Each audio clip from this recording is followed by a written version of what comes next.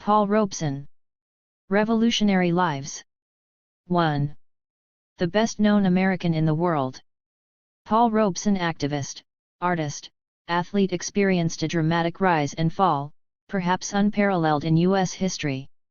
From consorting with the elite of London society and Hollywood in the 1930s, by the time he died in 1976, he was a virtual recluse in a plain abode in a working-class neighborhood of Philadelphia. What helps to explicate this tragic arc of his life is a fateful decision he made when fascism was rising. He threw in his lot with those battling for socialism and decided to sacrifice his thriving artistic career on behalf of the struggle against Jim Crow or U.S. apartheid. He was a forerunner of the likes of Malcolm X and Dr. Martin Luther King, Jr. In fact, one cannot begin to understand the lives and trajectories of those two men without considering Robeson. Like Malcolm, he was a militant.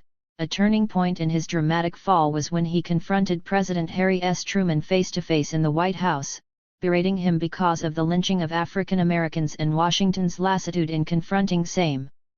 However, because Robeson was multilingual and lived abroad for years, he was able to develop a global appeal that dwarfed what the Muslim minister only sought to accomplish in the final months of his life. Like Dr. King, he had a mass appeal among African Americans. But, unlike this Nobel laureate, Robeson was not only an artist whose performances stirred emotions and fealty worldwide, he was also allied with the then rising socialist left and allied trade unions, both of which too had global ties, providing this performer with a reach that even Dr. King at his height found difficult to match. The argument of this book is that you cannot fully appreciate how the Jim Crow system came to an end without an understanding of the life of Paul Robeson. Robeson pioneered the struggle against Jim Crow throughout the 1930s and 1940s. It was only with Robeson's fall that King and Malcolm could emerge as they did. The undermining of Robeson created a vacuum that these two leaders filled. ******. It was early 1952 and legions from Nelson Mandela's African National Congress were on the march in Johannesburg.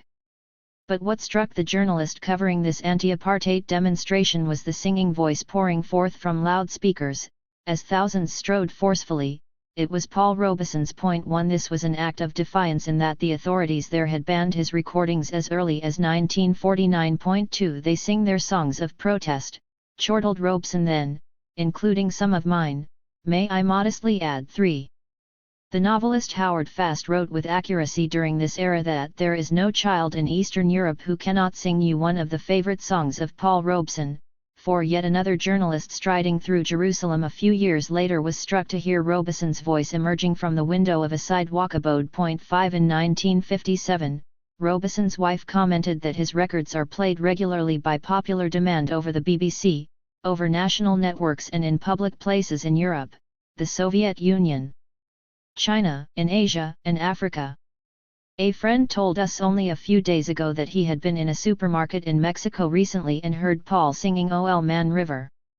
2 years later, Nobel laureate Pablo Neruda ecstatically told Robeson that the whole people of Chile love you, but his homeland was not alone, since Peru, Argentina, Bolivia, Brazil were of a like mind. Everywhere you are admired, he insisted. 7. Less than a decade later, in 1968, Robeson's birthday was celebrated widely in China and, it was said, deemed to be an event of major international significance, not simply because of his socialist beliefs but because his artistry ranked him alongside Caruso and Chaliapin as a singer. 8. Born in 1898, Paul Leroy Robeson, a descendant of enslaved Africans in the U.S., was globally renowned not just as a singer but as an actor and athlete and political activist. As a singer and actor, he was as celebrated as Michael Jackson and Denzel Washington would be. As an athlete, he was as illustrious as Mario Balotelli. As an activist, he carried the moral weight of Nelson Mandela. He was probably the most famous living Negro, said the Tribune of the U.S. elite. Time magazine in 1943. No, said an admiring reporter in 1964, upping the ante, as he termed him the best-known American in the world. 10 The more reserved Nobel laureate, Linus Pauling, called him simply one of the greatest men of the 20th century. 11 The more reserved New Statesman said in 1936, he is one of the most impressive actors alive. 12. Coretta Scott King, the widow of Dr. Martin Luther King Jr., was among those acclaiming him upon his death in 1976, calling him one of the finest artists, most brilliant minds and greatest champions of human rights that has lived in this century. 13. The Trinidadian intellectual, CLR.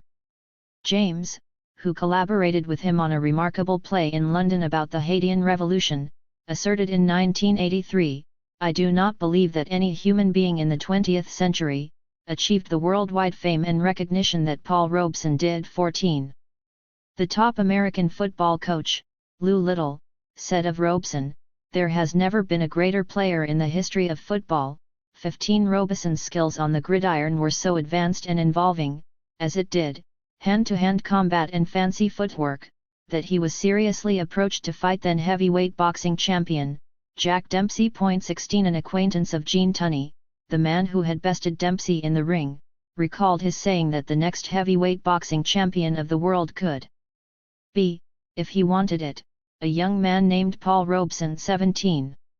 The razor-sharp reflexes of the burly 6 feet 3 INS Robeson, whose weight was well above 230 pounds, convinced boxing promoters that he would have acquitted himself well in the ring. Similar qualities he possessed, cat-like quickness combined with muscular brute force, also allowed Robeson to state credibly and modestly, "I was pretty good at basketball." 18. Yet, it was left to Robeson's comrade, the father of Pan-Africanism, W.E.B. Du Bois, who in the 1950s, called Robeson without doubt the best-known American on earth, in that his voice is known in Europe, Asia and Africa, in the West Indies and South America, and in the islands of the seas. Children on the streets of Peking and Moscow, Calcutta and Jakarta greet him and send him their love. Yet, with all this, there was a reigning anomaly: only in his native land is he without honor and rights. 19. The reason was simple: after U.S.-USSR relations plummeted post-1945, Robeson refused to join the consensus. His view was that just as the two powers collaborated against the ultra-right from 1941-45, this engagement should continue thereafter in pursuit of the apartheid backers at home and abroad, and the colonialists too, while Washington did not agree. But Robeson was part of a larger African-American consensus. His 19th-century African-American predecessor as a preeminent tragedian and interpreter of Shakespeare, Ira Aldridge, who fled the U.S. and became a British subject, 20, also felt more comfortable in Russia. It was his second homeland, says his biographer, probably because, like Eastern Europe generally, where he too spent a considerable amount of time, there they were not interested in perpetuating the vestiges of African slavery. 21. The normalized pattern in the U.S. The intersection of U.S. Jim Crow laws or apartheid with Robeson's globe-trotting, which introduced him to sharply diverging realities, also played a role in his persecution. Typical of American artists, he observed in 1963, "I had to go abroad to really make it on the big time," and it was abroad that he encountered a new world. "I found little color prejudice in Spain, in the Scandinavian countries, and none at all in the Soviet Union. Naturally, this freedom from color consciousness attracted me and still does, but this attraction infuriated many in his homeland, where finding anything positive to say about Moscow was seen as being not only improper and immoral but, perhaps, a sign of mental derangement." 22. Moreover, Robeson refused to cut his views to fit prevailing fashion. "I'm a Marxist," he told a New Zealand journalist in 1960. 23. "I'm a convinced socialist," he informed an Australian questioner during that same year. 24. "I am a radical," he said earlier, "and I am going to stay one until my people get free to walk the earth." 25. More to the point, his close comrade, William Patterson, 26, declared, "Paul Robeson was a revolutionary." 27. Determined to deploy his immense talent on behalf of constructing a socialist commonwealth not just in the U.S. but worldwide. The problem for Robeson was that his homeland was at the tip of the spear during the Cold War and felt compelled to repress vigorously those like Robeson who refused to accede. Nobel laureate and longtime Londoner Doris Lessing observed that even the worst time of the Cold War in Britain was mild compared to the United States, No British communist was ever treated with the harshness the American government used towards Paul Robeson and some other American communists. 28 Pete Seeger, the famed folk singer who too was persecuted in the U.S., told Robeson directly that "You have been the most blacklisted performer in America." 29. Like many African American artists before and since Robeson attained widespread popularity in Europe, then leveraged this Leoneizing back home, and then worldwide. Negro artists have always gained a fine and welcome and appreciation in Europe, said the Jamaican writer Claude McKay, and especially England rather than the United States. 30 What catapulted Robeson to prominence, first as an artist, then as a politico, was a lengthy sojourn in London, which began in the 1920s and may have lasted to his dying days but for the onset of war in 1939, though he visited frequently thereafter. It was in 1960 that he informed an inquiring New Zealander that "So, for any views I have, Britain must take the responsibility. Not America and not Russia." 31. Robeson was alluding to the fact that a turning point in his life occurred in London in 1928 when he met and was influenced by Shapurji Saklatvala, a Parsi born in Bombay, Mumbai, and one of the first communists to be elected to Parliament. 32 He learned about socialism not from Maxim Gorky, the famous Soviet writer, but George Bernard Shaw, the famous British writer.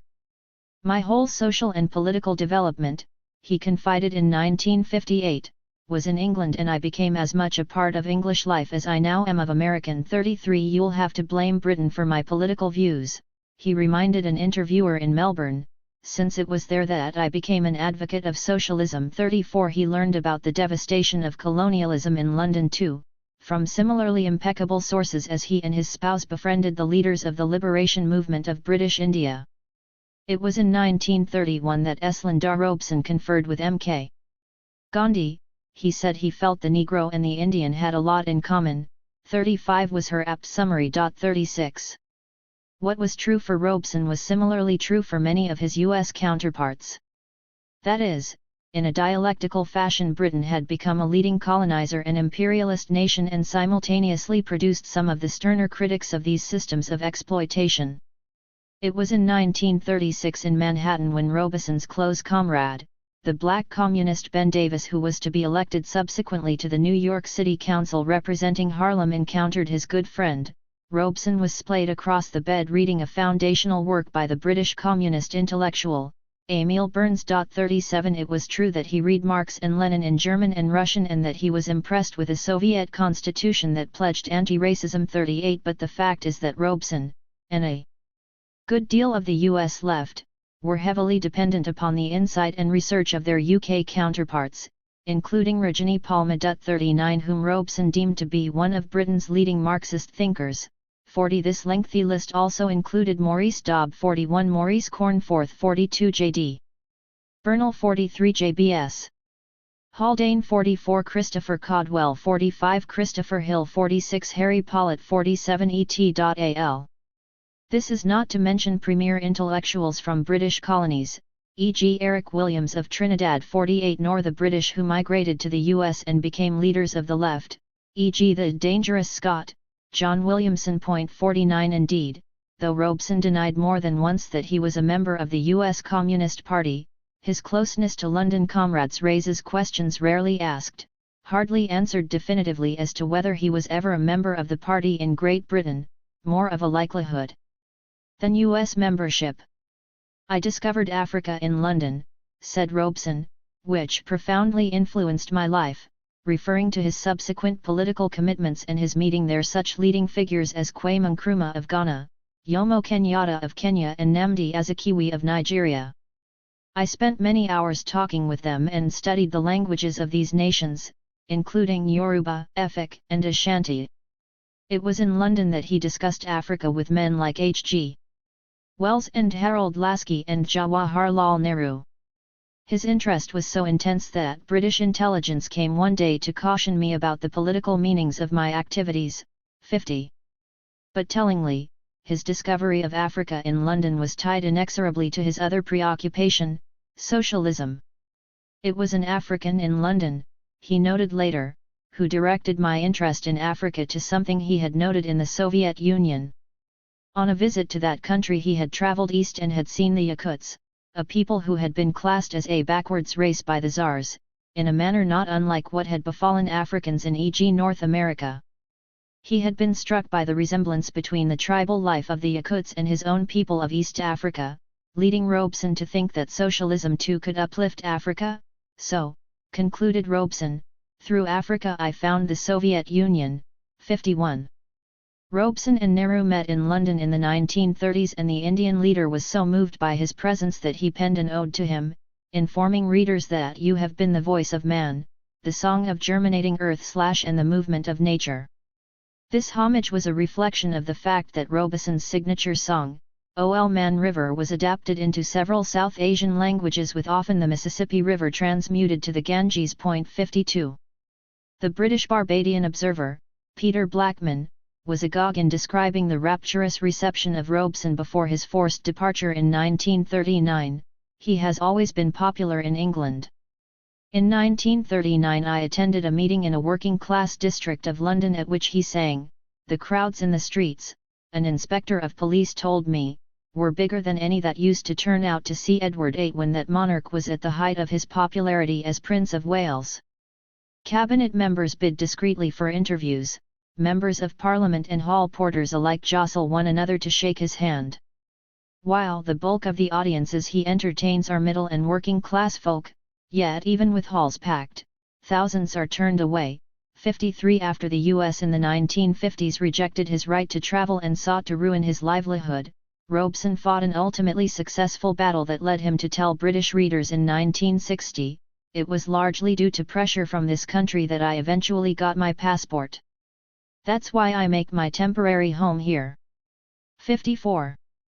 There was a mutual love affair between Robeson and Britain, to the point where at one juncture he considered relinquishing his U.S. citizenship and adopting British nationality instead. 55. A path chosen earlier by Ira Aldridge and numerous other African Americans in previous centuries and decades. As one analyst put it, Robeson was adored in Britain. No other country in the world did so much to keep Robeson in the public eye during his long containment by the U.S. authorities, and no other country did as much to protest his treatment. 56. In 1973, at a time when solidarity with Robeson was designed to bring a rebuke from Washington, Labour Party stalwarts who saluted him included Harold Wilson, Dennis Healey, Tony Benn, Jim Callaghan, and Roy Jenkins. 57. Robeson was popular in Britain, the springboard for his global acclaim, not least because he was deeply knowledgeable about British culture. Gaelic was among the many languages he studied. As early as 1938, the Scotsman reported that he had a working knowledge of Gaelic. 58. But what made Robeson unique was that he strived to connect national streams of culture to an all-encompassing global culture. "When I was in Scotland," said Robeson, "I was reminded of how near the Gaelic folk songs are close to our own. When I sing them I feel that they express the same soulful quality that I know in Negro music. Indeed, they contributed no small part to the development of our music, and the Gaelic-speaking Negro was not uncommon in the southern states 2 centuries ago." Likewise, Robeson found a close kinship between the Negro music and the music of Ireland. 59. Thus, when interviewed by the Glasgow Herald in 1960, he sought to discuss the affinity between Hebridean songs and the Chinese, African and Hungarian folk songs, all of which were part of the pentatonic mode. 60. Robeson found a great likeness of many of the African languages in monosyllabic base, in use of tone, to the Chinese Tibetan languages, the similarity in structure of many of the East African languages to the Hungarian Finnish Turkish Japanese family of languages, also the likenesses of philosophical concepts, of concrete ways of thought, and in many cases, similar art aesthetic between and among diverse language groups. He compared the curved form of the Ashanti with those of the Chinese and the basic aesthetic similarity. He had the pleasure and privilege to sing many of these lovely melodies in Scotland, in Glasgow, Edinburgh, Aberdeen, Dundee, Perth, etc., and was taken by the likeness of the Hebridean chants and folk songs to Afro-American music. Lovely Hebridean melodies such as Kish Mul's Galley, the Sky Boat Song, Brisket Love Lilt, all exemplary of the mutual influences of different musics upon the other. 61. Which demonstrated the essential unity of the human race. For Robeson, language was not just a tool of communication, but also a way to forge a deeper connection with social and political consequence. The U.S. Embassy in Paris took note when in 1958 he informed a communist journalist of the singer's belief that the different musical expressions of all countries are but so many inseparable links in the same chain, and he demonstrates this relationship vocally to El Humanites correspondent by comparing a Negro spiritual with a selection from Boris Godunov 62. The film I was most proud to make, he told the BBC in 1960, was Proud Valley, the story of a Welsh mining village. Much of it was made in the Rhondda Valley and the director was Penn Tennyson, a direct descendant of the great poet. 63 I was brought up on English ballads, not Negro spirituals as was thought, it was English ballads I used to sing. Initially, I knew dozens of them, they earned me my first recognition as a singer. 64.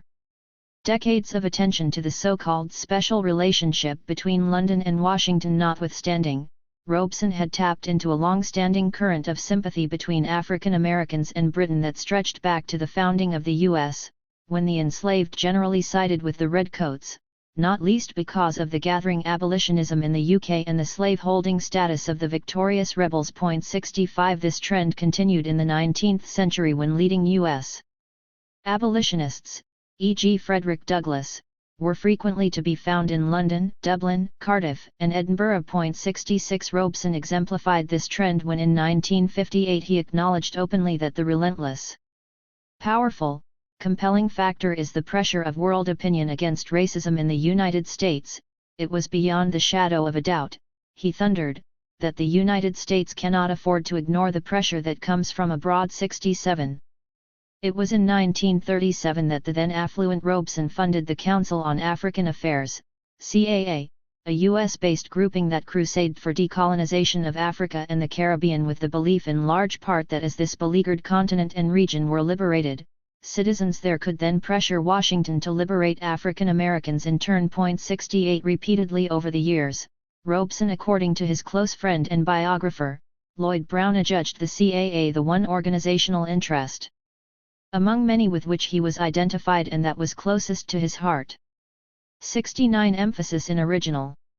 Robeson exemplified these bold words when in 1950 he collaborated with Patterson in filing a petition with the United Nations charging Washington with genocide against African Americans. 70. Part of what made Robeson a revolutionary was his rejection of narrow nationalism and his uplifting of a radical internationalism, and it was this as much as anything else that caused the tremendous persecution of him by the U.S. authorities, since he was effectively eroding Washington's sovereignty in pursuit of racial equality domestically and the socialist commonwealth globally that would guarantee it. Seamlessly, Robeson argued that as reflected in their art and culture and music particularly, humanity was one which undergirded why, he thought, humankind was destined for a unified socialist commonwealth. He paid a steep price as a result. His income dwindled from a hefty $104,000 in 1947 to $2,000 or so a year shortly thereafter. 71 As the Red Scare deepened. ******* Paul Robeson was born on April 9, 1898 in New Jersey. A mere 48 hours after his birth, the U.S. moved to declare war on Spain and Cuba. Puerto Rico and the Philippines were seized from Madrid, and the Hawaii Kingdom was overthrown during this same period. This evolution of U.S. imperialism, this bringing under U.S. rule so many described as colored, exacerbated the white supremacy whose slaying became a preoccupation of the mature Robeson. His father, the Reverend William D. Robeson, was born in North Carolina in 1845, but in 1860 escaped from enslavement and then attended Lincoln University in Pennsylvania. In 1878 he married Mary Louisa Bustill, whose family traced their ancestry as far back as 1608. Princeton, where the couple settled and where Paul was born, was spiritually located in Dixie. Robeson recalled later with the decaying smell of the plantation big house, it was a Jim Crow meaning apartheid town. The grade school that I attended was segregated and Negroes were not admitted in any high school. Of course they were barred from Princeton University. 72 Whose president, Woodrow Wilson, went on to occupy the same position in Washington where he heightened the apartheid practice. there and nationwide, over which he had presided in New Jersey as governor. Robeson was a feisty child, a trait displayed not long after he was born. Decades later, one visitor to his home back then recounted to him a rather vivid recollection of you as you were then. For while asleep on the couch in the living room, you marched up to it and yanked my hair to awake me. Your mother had placed me there because I had a headache, which hardly ceased after this abrupt end to her resting. 73. Robeson's parents produced 6 progeny, 5 sons and a daughter, but the turning point for young Paul came in 1904 when his mother, a near invalid, was fatally burned in a household accident, leaving an emotional void for this now motherless child. The Bissett family moved from Princeton in 1907 and wound up in neighboring Somerville. This change in environment accentuated his always close relationship with his surviving parent, whose example left a deep and lasting impression upon him. As with the son, Robeson described his father as having the greatest speaking voice I have ever heard, a deep sonorous basso, richly melodic and refined, vibrant with the love and compassion which filled him. 75. Another turning point for young Robeson came in 1908 when he disobeyed his father, who then chased him, fell and, as the still startled son described years later, knocked out one of his most needed teeth. I shall never forget my feeling, he recalled. It has remained ever present, never in all my life afterwards, did he have to admonish me again. This respect became a source of tremendous self-discipline which has lasted until this day, he said as he approached the age of 60. What would Pop think? This became his mantra, his command, his guiding light. 76. Robeson later told the vast BBC audience that the Christmas holidays in my childhood were not so happy because I usually spent them with neighbors or cousins while my father had to go to other towns to preach. I used to feel that I was an outsider, never quite one of a family. My mother died when I was 6. But I remember one Christmas morning going into church and a certain song made a deep impression on me and cheered me up quite a bit. The song was Get on Board Little Children. 77. This positive paternal influence proved to be exceedingly helpful, for as he stated bluntly, I grew up in extreme poverty. At the tender age of 12 he was working in Rhode Island, in posh, racially segregated hotels. He was scrubbing floors. 78. Nevertheless, such drudgery was not the trademark of his youth. I was brought up, he stressed, in a vocal household, in that my father was the finest public speaker I have ever heard. Thus, in my home, all through childhood, we orated, recited, debated, or just spoke for fun. With the single exception of my sister, we all belonged to debating teams in grade school, high school, and college. As Robeson saw it, Negroes have what I call melodic speech. This is particularly true of Negro preachers. They chant, intone, orate, sing, talk, moving naturally and freely from one plane to another, just as Robeson did from singing to declaiming to acting, and this upbringing shaped his talent. Some playwrights have been interested in melodic speech, particularly Shakespeare and Eugene O'Neill. If you change around the words of their lines, you will often lose the music, the rhythm, the color and the impact of the line. Robeson, who began appearing before audiences at the age of 8 in Sunday school, in my father's church, on debating teams and in glee clubs, had multiple opportunities to exercise his supple vocal cords. 79. It was in 1914 as a student that he first performed the lead role in Othello, the first of many triumphs in this tragedy. 80. Still, at the age of 17, in his final year of high school, he had no vocation in mind. But then in 1915 he won a statewide oratorical contest, adumbrating his future by speaking eloquently of the great founding father of Haiti, Toussaint Louverture. Citing the immortal words of the abolitionist, Wendell Phillips, Robeson declaimed in words that were to define his future: "When I want to find the vanguard of the people, I look to the uneasy dreams of an aristocracy and find what they dread most." 81. Apparently, studying held no dread for Robeson, for he was admitted as a scholarship student to Rutgers University in New Brunswick, New Jersey, a leading institution. Until 1915 only 2 African Americans had ever attended this school, even though it was supported by taxpayer dollars, a good deal of which were contributed by African Americans. As it turned out, he was the only Negro there during his 1915-19 tenure. 82. The resonant speaking voice he had developed, which became his hallmark as a singer and actor, developed further at Rutgers. Subsequently, he described to the BBC that during his time there he would bicycle to Somerville, about 15 miles away, where his father had a pastorate. At times the Reverend Robeson would invite a so-called revivalist minister to address the congregation, who was known for his impassioned declamation. "One Sunday," said Robeson, "I was in the church talking about the relative positions of science and religion. I prided myself on being pretty level-headed," he confided, "but a revivalist minister who was in the church looked at me and came and stood over me menacingly. Before you knew it," continued the budding materialist, "I'm on my knees praying, and within half an hour I'm walking down the aisle, just as you've seen them at Billy Graham's meetings," speaking of the notorious evangelist. But that is not all he took away from his close contact with religionists, for, he said, "As the son of a minister, I heard a great deal of Bach's music in my youth, and as I grew up I learned to love his music." 83.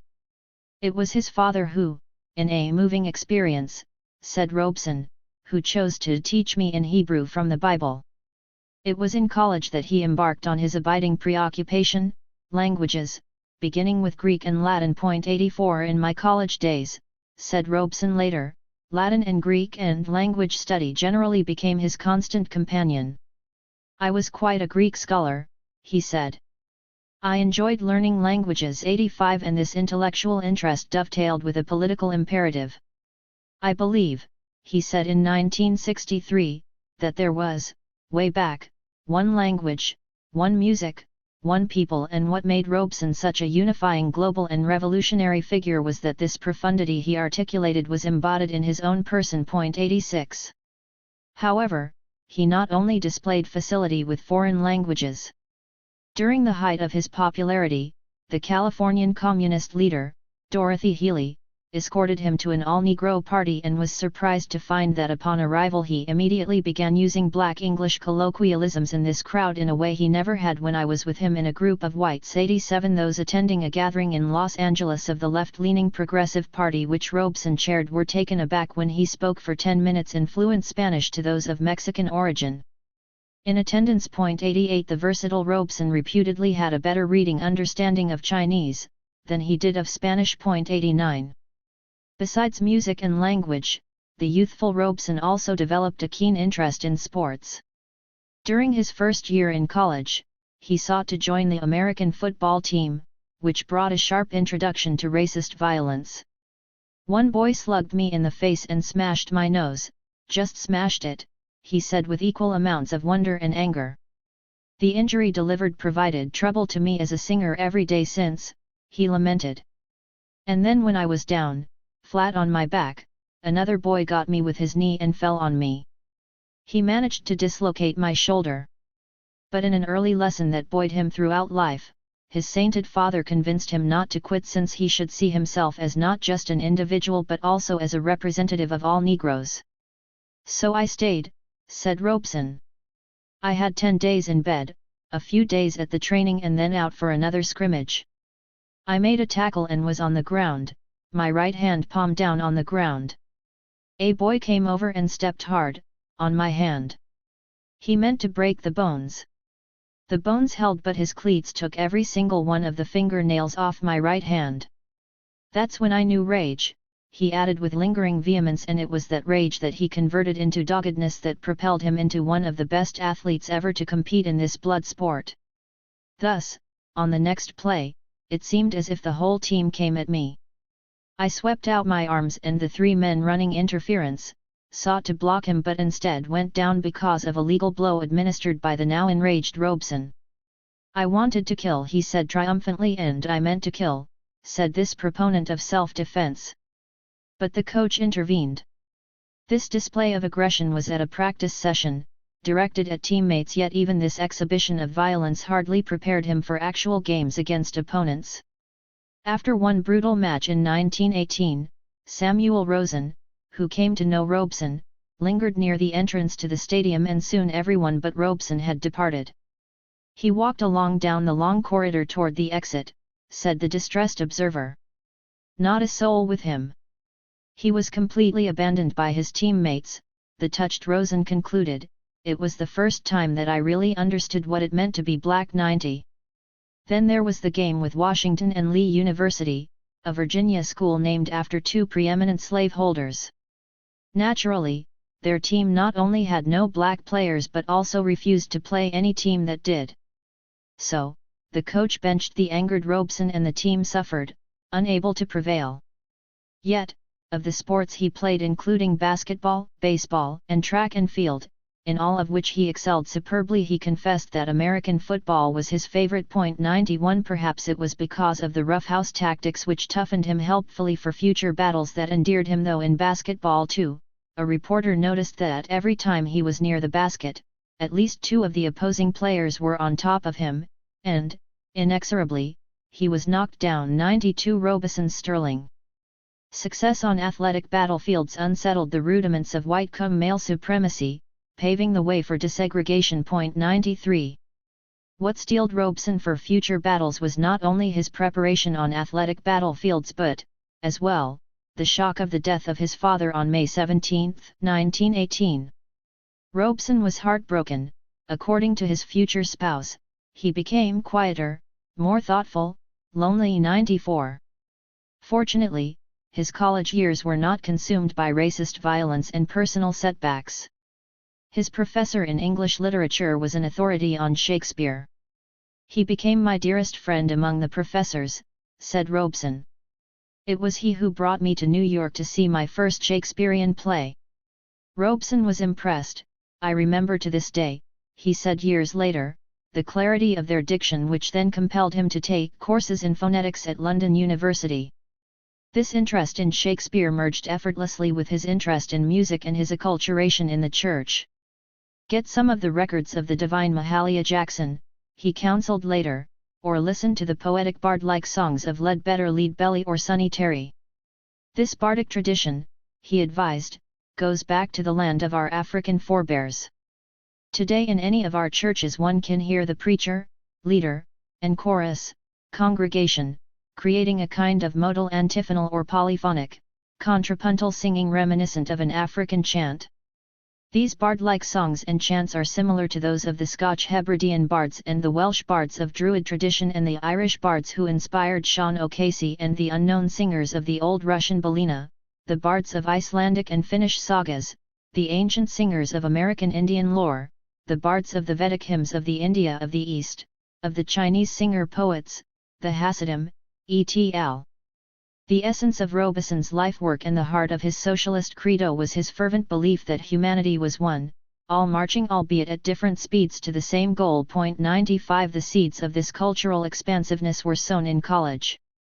His intellectualism was reflected in his grades, receiving an A or excellent in public speaking and the history of art. 96 He graduated from Rutgers with honors, inducted into the prestigious Phi Beta Kappa, a fraternity of the academic elite, and signaling his future course, gave an address in Brooklyn on the New Idealism. 97 His senior thesis, an adroit examination of U.S. constitutional law calling for equal protection under the law, prefigured his subsequent admission to the law school at Manhattan's Columbia University. 98 Where his tuition was paid in no small measure by his laboring part-time as a professional American football player.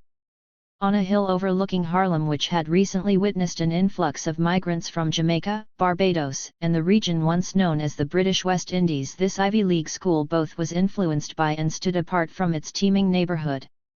For decades to come, Robeson would be shaped by the urban nodes that were London and New York, and it was the latter that first left a deep impression upon him. Harlem has been the scene both of wonderful moments of happiness and achievement and some of the bitterest experiences of my life, he later recounted. I can remember walking along 7th Avenue in an old army overcoat, wondering if I would ever be able to afford to clothe myself respectably. I have been broke in Harlem, gone without food in Harlem, and looked for work in Harlem. It was at the Polo Grounds that I played my first football games, and each time I pass 155 St. Reed and Edgecombe Avenue where it had been cited, a lump comes in my throat. It was in Harlem in the early hours of the morning I listened awestruck to the deep laughter and wit of Bert Williams, the comic actor of Bahamian origin. It was that great master, when Robeson was still toying with becoming an attorney, who gave him a pat on the shoulder and words of encouragement, steering a bewildered young actor to fame and fortune. Figure 1 Robeson with Rutgers University football teammates. In addition to being an outstanding artist, Robeson was also a star athlete.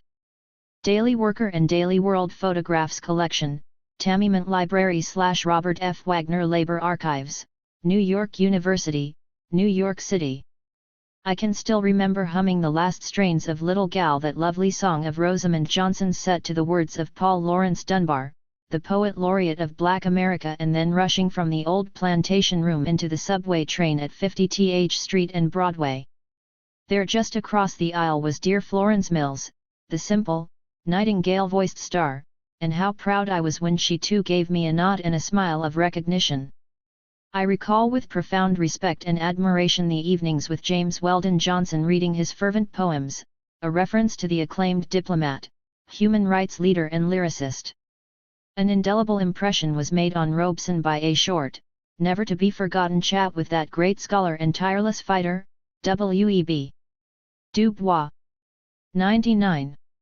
While a student at Columbia, Robeson would stroll northward to Louison Stadium during hot summer nights. There he could hear the New York Philharmonic at reasonable prices and be influenced by their superb musicianship. 100 Harlem was to remain dear to Robeson to his dying days. It was where his funeral was held in 1976. But the kind of encouragement he received from other stellar figures there served to ensure that he would reciprocate, befriending other up-and-coming artists, when he too reached this elevated stage, which was to occur rather shortly. 2. Rising Star. As Paul Robeson was leaving Rutgers in 1919, African Americans were being subjected to ghastly pogroms, as soldiers having risked their lives in Europe during the Great War were at times slain in their uniforms, a reminder that they should not think that their blood sacrifice would bring rights. 1 There was fear that the relative equality experienced by these young men in Europe, particularly France, would embolden them upon their return, and they must be compelled to abandon this course. Such burdensome thoughts hung ominously in the air as Robeson entered Columbia Law School, a prestigious institution that sat uneasily adjacent to Harlem, an iconic community that had attracted in recent years a large black population, particularly from Jamaica, Barbados, and Trinidad. Also to be found in this vicinity was Eslinda Good, a young woman of African and Spanish Jewish background who had become attracted to him. Part of this circle was Raymond Pace Alexander, who later became one of the leading jurists in Black Philadelphia. He and Robeson met as early as 1918, at a track meet in Pennsylvania, and the skilled attorney said they became fast friends.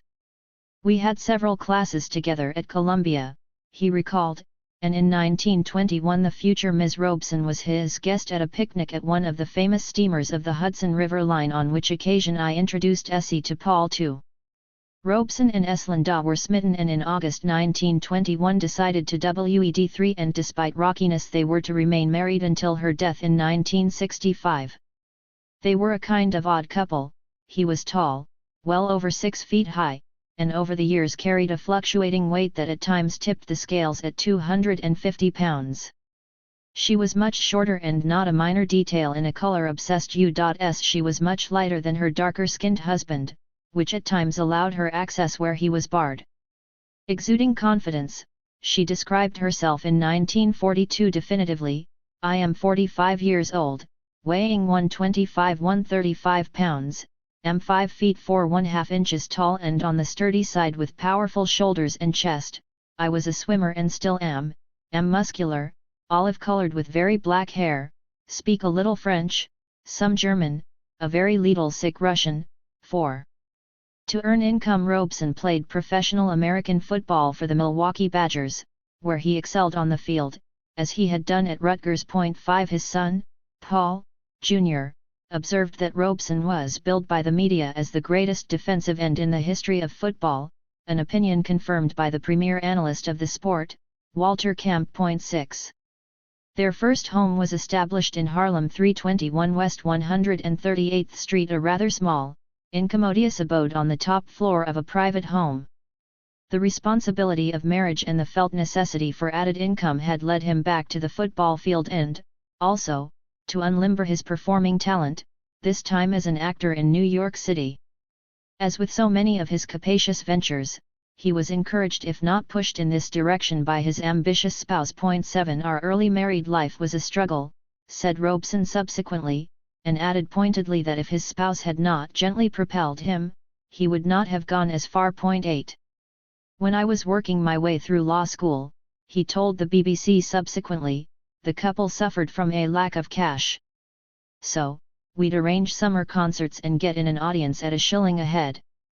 That helped to pay the rent and the grocery bills. 9 At this juncture, Robeson hardly realized that he could make a decent living as a full-time performer. By his own admission, he was mighty worried about paying my way. I've done a couple of amateur plays but I know nothing about acting. Then a guy comes along and tells me that Mary Hoyt Wiborg has written a play called Taboo and they're looking for a Negro actor. He was to play opposite the famous English actress, Margaret Wycherley. Well, I happened to know her dresser and I got the part. It was this play, he informed the BBC, renamed Voodoo, which brought me to England, for when he began the rehearsals in New York I knew nothing of the stage, but an elderly Negro coached me in every line and in every movement. Without him by my side, he revealed, I would never have made the grade, and his name was Alex Rogers, who also happened to be a talented lyricist. 10 This may have been a case of false modesty, a trait for which Robeson could be accused, since a Manhattan newspaper echoed the sentiments of many when it asserted that Robeson dominates the play 11. But as so often happened for Robeson and other African American artists, it was when this play debuted in London that his career accelerated. 12 For as with academia and singing and sports, Robeson also excelled in acting to the point that he attracted the increased attention of London impresarios, and by 1922 he was sailing eastward from New York. I shall never forget, said Robeson, arriving in Southampton. I thought I had never seen any land as beautiful, green and companionable. I longed to fling myself flat upon my face and hug the cool earth. I've always felt that way, he confessed, about the south of England. This was his first welcome to the land where I was to spend so many happy years, and it did not disappoint, as the people were so kind. I sensed none of the prejudice I had left. 13 It was during this sojourn that Robeson developed a taste for football, soccer in the U.S. Subsequently he was asked in Edinburgh, "Do you ever go to football matches in Britain?" He responded with eagerness, "As often as possible. The first big game I ever saw over here was Celtic v. Hibs at Glasgow in 1922. Britain made a lasting impression on him and vice versa, as his acting attracted favourable notice. This visit sharpened his understanding of Jim Crow apartheid in the U.S., as it deepened his appreciation of Britain. Later, while visiting Edinburgh, he was asked, "Have you ever been refused rooms in hotels in the USA because of your colour?" His answer was unequivocal, "Often." Then he was asked, "Have you ever been refused rooms in British hotels because of your colour?"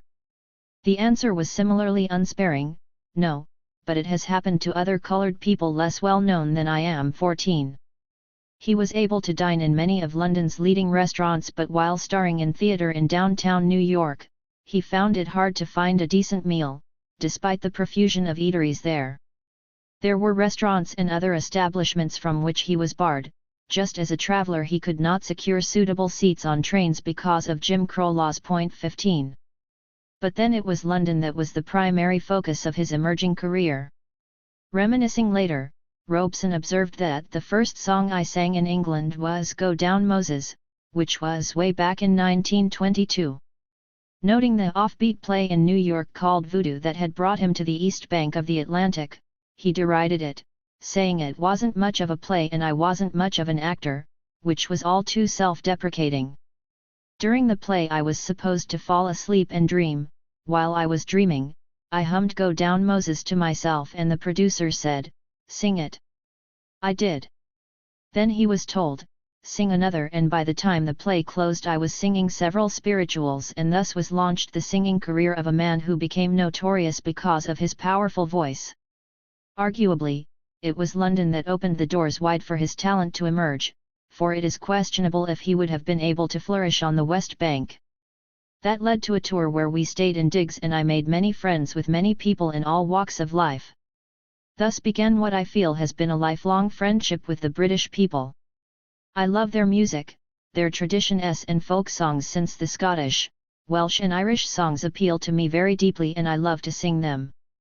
That this mutual attraction emerged almost accidentally was serendipitous for all sides. 16 Later on, Robeson added more texture to how his singing career began.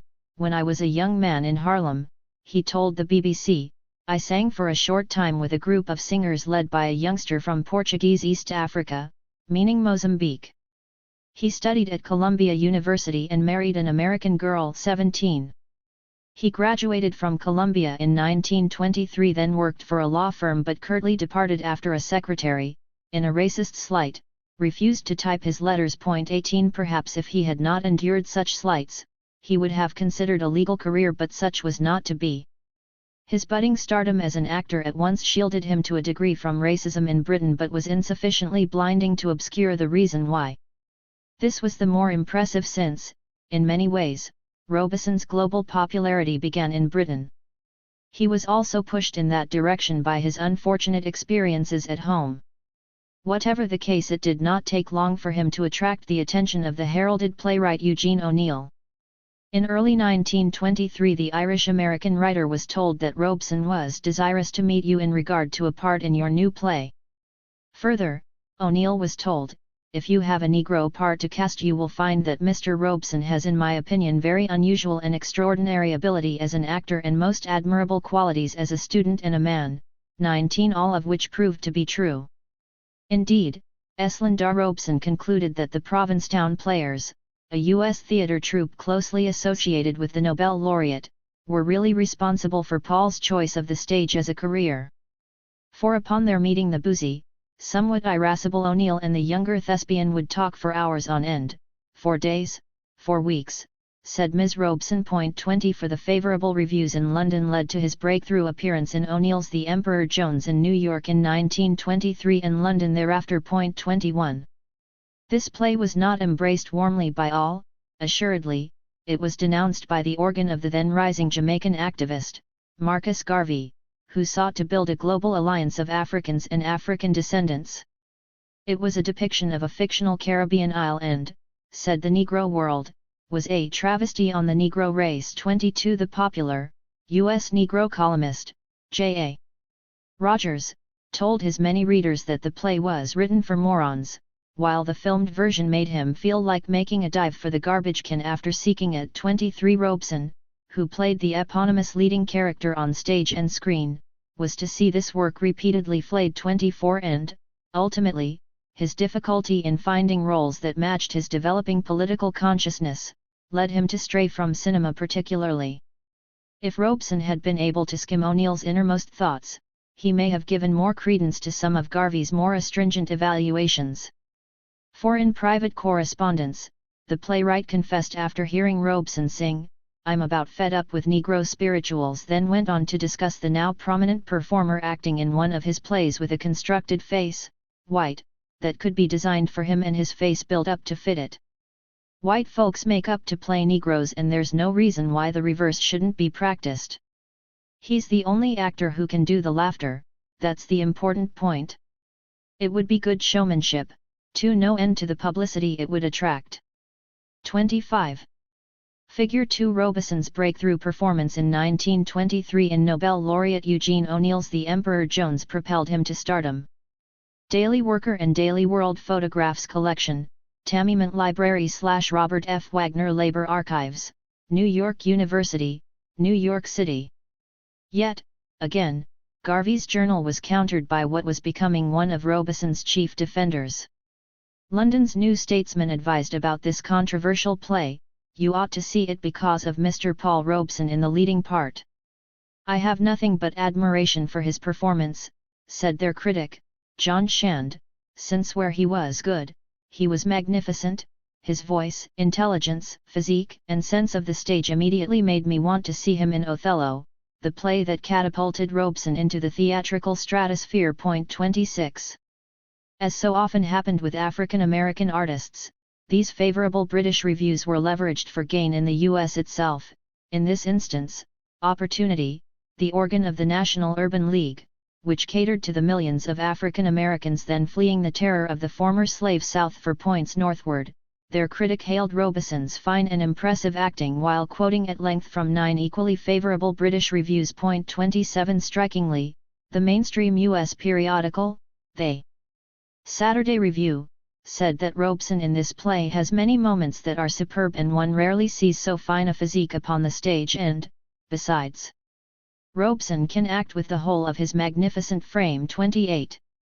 The play was made into a movie, though interestingly the positive reviews of his performance applied mostly to the former rather than the latter. For at least cinematically, the critique of the Emperor Jones was understandable. Robeson's character is depicted as cunning, intelligent, and resourceful. As a Pullman porter, a segregated post generally reserved for Negro men, he is exposed to stock market tips and other inside information which he exploits for personal gain. The denouement occurs in the jungle, where the Robeson character perishes after a rebellion of his black subjects. The work was seen as powerful and plausible and the box office concurred, as the film did well in Harlem and elsewhere, though contemporary audiences might wonder what the fuss was about, given the stodginess of the acting and plotting. 29. Robeson, too, was unhappy with the cinematic version of O'Neill's play. It was a failure on many levels, he opined. Why? Partly because scenes in it were changed around from the proper psychological order of the play. Moreover, the director had some fool notion that Negroes had moods and could only play when they were in the proper mood. Such sour experiences were to drive Robeson away from cinema. But he left reluctantly for at least 2 reasons. Film, along with recordings, allowed him to reach into every nook and cranny globally and, besides, it was quite lucrative, a factor which was to grow in importance as he began to subsidize various political causes. 30. Robeson's spouse lauded the theatrical version of this work, confiding to her diary after the Manhattan opening that Paul was superb. Applause and stomping and whistling was deafening after final curtain. Paul got 5 curtain calls. The leading Negro actor, Charles Gilpin, was among the celebrities present, poised to welcome Robeson to their ranks. Gilpin and O'Neill quartered down in the dressing room after the play, doubtlessly dissecting Robeson's performance and his bright future prospects. O'Neill and Mrs. O'Neill both seemed thrilled with Paul's performance, as did others who were poised to propel him to stardom. 31. But working with O'Neill inadvertently opened another door for Robeson, through which he strode boldly.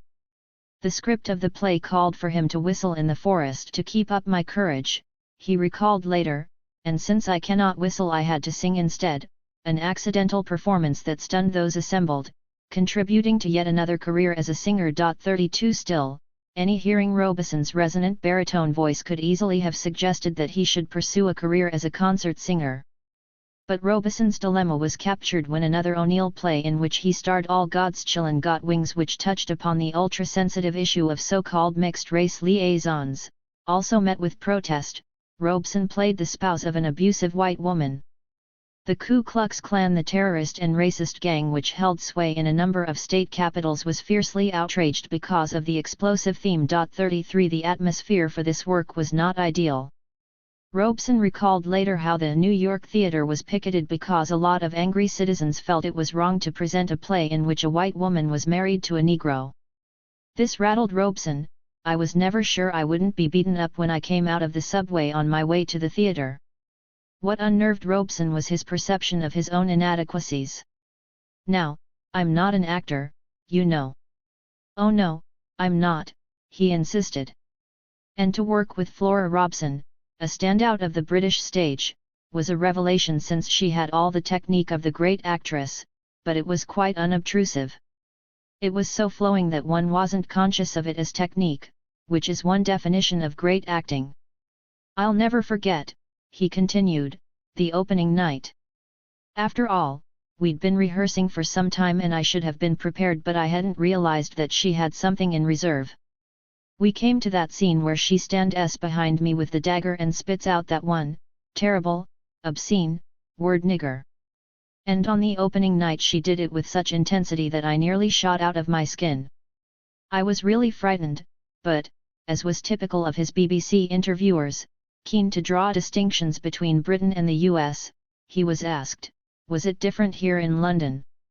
"Yes," responded Robeson, "it was very different, in terms of a dearth of tension and a lesser amount of unease about miscegenation, not to mention an absence of picketing. 34. Soon the young actor was huddling with other bright lights from the theatre, as recounted by his spouse. Paul had a most interesting visit with Koyrynksy, the Russian critic and collaborator with the famous Stanislavski. He is to give Paul a lesson regularly in the art of acting. Says he thinks Paul is a great artist and just needs a little technique, and, thus, they will go over Othello together, soon to be Robeson's stellar stage role. We are stunned by the good fortune," she said. 35. Their fortune improved even more dramatically when the couple she was effectively his manager concluded arrangements with Oscar Michaud, the prolific African-American auteur and producer, for Paul's film. Made satisfactory contract for 3% gross after the first $40,000 the picture brings in.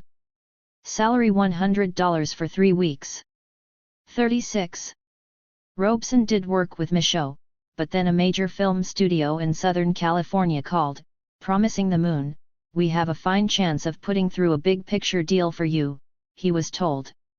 "Paul, this new film will give you a tremendous opening if your first picture makes a hit, so do try to see that your first picture is sound commercially. An artistic failure may be all right on the stage, but it helps no one in pictures." 37.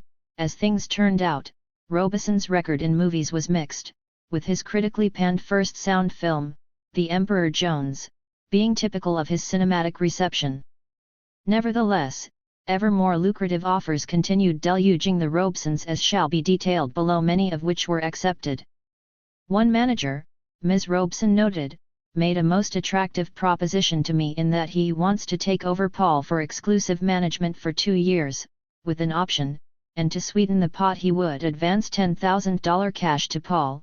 She was bedazzled by this offer, terming it a huge attraction. 38. With such laudatory reviews and collaborations, Robeson and his wife quickly became virtual commuters from New York to London, and in the latter city, most notably and strikingly, they were quickly ensnared by a glittering array of luminaries. Still in New York they met George Gershwin, the famed composer, "quite young and nice," said Ms. Robeson. "He played his Rhapsody in Blue, providing a wonderful time." 39. The now heralded couple attended the farewell concert of the esteemed Fefer Shalyapin, who Ms. Robeson pointed out proudly remembered Paul and recognized him, shook his hands very cordially and, it could have been added, passed the torch of politically committed singing to him. 40. Another command performance was provided by the mystical Negro writer, Jean Toomer, whom she found fascinating. "I had enjoyed reading his cane so much. Is very tall and fine looking, and you literally see his mind work, since he was so clear and logical," she stressed, with the drama in writing that rivaled her spouse's work on the stage. 41. It was unclear if Ms. Robeson reflected the view of her husband when she said of the writer, Zora Neale Hurston, "I like her less and less the more I see of her." 42. Communing with the literati and glitterati, the Robesons were increasingly to be found in the swankest of soirees. On January 17, 1925, Robeson, at the behest of the tastemaker Carl van Vechten, sang at the latter's Manhattan home before a crowd of 150 that included the influential publisher, Alfred Knopf. It created a sensation. 43. Then, on April 19, 1925, even the typically effervescent Ms. Robeson was floridly ecstatic. "Today is one of the most significant times in our lives," she began. The all-Negro concert by Paul and his accompanist Larry Brown took place at the Greenwich Village Theatre tonight. The house was sold out yesterday, and at 8:15 p.m. when the theatre doors opened, the lobby, sidewalk and vicinity was sick-packed and hundreds were turned away. The audience was very high class. When the boys appeared, there was thunderous applause, lasting 3 minutes, and they were both very nervous, yet, after each number, the applause was deafening with curtain call after curtain call. 44. What drove the overwhelmingly positive reception to this concert was the startling fact that he was, as Robeson put it, the first Negro to give an all-Negro presentation of music on the formal concert stage. 45. One U.S. Negro periodical saluted the versatile performance by Robeson in his command of Negro spirituals and secular songs elevated by the gorgeous beauty of Robeson's voice.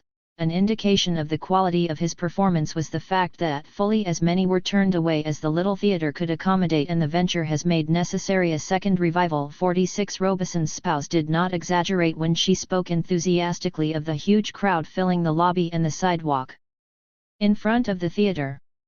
Nor did she engage in puffery when she wrote that all the seats and all the standing room had been sold, and that at the end of the program the entire audience remained seated, clamoring for more, and their enthusiasm was rewarded with many encores. 47. The April 1925 concert also marked the intensifying warmth of Robeson's tie to Walter White of the National Association for the Advancement of Colored People, NAACP, the premier organization battling for equality. White, a talented writer in his own right, was as fair-skinned as Robeson's spouse and used this phenotype to investigate lynchings of African Americans undetected. "I have known Robeson for nearly 10 years, said White in 1927, a man he found to be one of the most talented individuals I have ever met in this or any other country. 48 You can always count on me to the limit, said White with enthusiasm in April 1925. 49 Robeson was impressed with his novel about this barbarous practice. It was in August 1925 that Ms. Robeson came home from breakfast and found Paul crying and cursing over Walter's book. This is a supreme compliment, for Paul never cries except when deeply moved. It was suggested that the book be converted for the stage, that it would make a marvelous play and Paul would be the ideal man to cast as the hero. Things look interesting. 50 She concluded beamingly. Ms. Robeson recalled fondly how White in turn worked untiringly for the success of the concert. He was one of those rare beings, she exulted, who was a loyal and consistent friend. It was through Walter that Paul met Carl van Vechten, Haywood Broun, Conrad Berkowitz, the Spingarns Joel and Arthur, and a number of others who could make, and break, careers. In fact, after the onset of the Red Scare, when Robeson became the leading target, White and Arthur Spingarn turned against him vociferously. 51. Robeson went to Philadelphia and had a nice visit with Roland Hayes, his peer as a singer, she said. 52 Buoyed by the applause still ringing in their ears, the now affluent couple headed eastward once more for England, and at sea they were importuned by Senator Joseph Frelinghuysen of New Jersey, a member of the U.S. elite, who, Ms. Robeson commented pointedly, came and sat down and had a long talk with Paul and gave him a personal letter to deliver to the U.S. ambassador in London, and further, sought to arrange for Paul to sing for President Calvin Coolidge on our return. He was perfectly lovely, she cooed, a reflection of the rising popularity of Robeson. 53. By the early summer of 1925 he and his spouse were residing in London and enjoying every moment. He loved England, she said.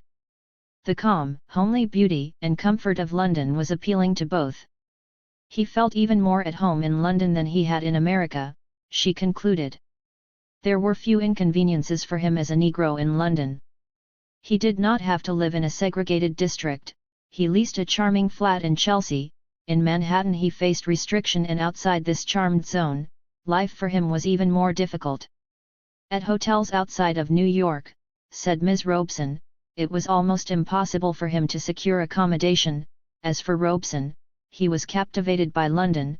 I think I'd like to live here, he said. Someday I will. 54 He proclaimed, confidently and accurately. By late August 1925 the peripatetic couple were ensconced in London, residing at 18 Milton Chambers, 128 Cheney Road, a decided upgrade from their first residence in Harlem. Our front rooms overlook the Thames, chortled Ms. Robeson. We are between Albert and Battersea Bridges, near Whistler Bend in the heart of Chelsea. 55. Though the Robesons were lodged in one of the more affluent sections of town, when house hunting they were appalled to find lovely places with a toilet in the backyard, and so many lovely places have no baths at all. The site they doted on in Chelsea was beautiful, with such amenities as bath, electricity, phone, etc., all for 4 guineas. 56 Not far away in Hampstead it was beautiful, said Ms. Robeson. They encountered Emma Goldman, who had made her mark as an anarchist in the U.S., this activist admired the man she called Dear Paul and pledged to come behind the stage after the performance, adding, "I wish with all my heart that Paul's interpretation of the Emperor Jones should make the cold-blooded Englishman realize his greatness." 57 She shared intelligence about the Irish writer, James Joyce, and provided Robeson with contacts in Germany. 58 Ms. Robeson was taken with Goldman, a middle-aged Jewess with a fine mind but starved for love who she enjoyed thoroughly. 59 Still, it was with Goldman, who was becoming a militant opponent of the recently proclaimed Soviet Union, with whom Robeson discussed this controversial nation, as his experience with Jim Crow and the welcome he received in London by way of contrast, was forcing him to clearer political realizations. In October 1925 the Robesons headed for the French Riviera. They chose Villefranche-sur-Mer, a tiny French town, midway between Nice and Monte Carlo, a lovely quiet village nestling at the foot of the Southern Alps. There the couple sat in the nude. There they bumped into Claude McKay, the radical Jamaican writer who had spent time in Moscow, who introduced them to the similarly radical Max Eastman. Paul listened eagerly to the talk about Russia and socialism, said his spouse. He also dined with Rex Ingram, an African-American actor, who was able to brief him about opportunities opening in Hollywood. 60 Carl Van Vechten was a godfather of the then ongoing Harlem Renaissance, a spicy potpourri of arts, centered in the uptown community that Robeson had called home but with tentacles reaching deeper into the African diaspora and the continent itself. It has been insufficiently recognized to what extent Robeson was not only an exemplar of this heralded Renaissance but, it is likely, also its most public and popular personality. This was known to Van Vechten, who seized the occasion of the April 1925 concert to praise Robeson's natural basic voice, which possessed an exceptionally pleasing quality and was of considerable range besides. Before his appearance in O'Neill's plays he had for a period substituted for the bass singer with the Four Harmony Kings in Shuffle Along, the well-attended musical. Like others, Van Vechten too thought that Robeson in the poignant simplicity of his art resembled Chalyapin. 61 In 1925, the stormy applause in New York was mirrored by a similar outburst in London. Paul and Larry gave a concert at the Drury Lane, said Ms. Robeson, and managed to pack that vast theatre. The audience stomps and cheers approval and the press is enthusiastic.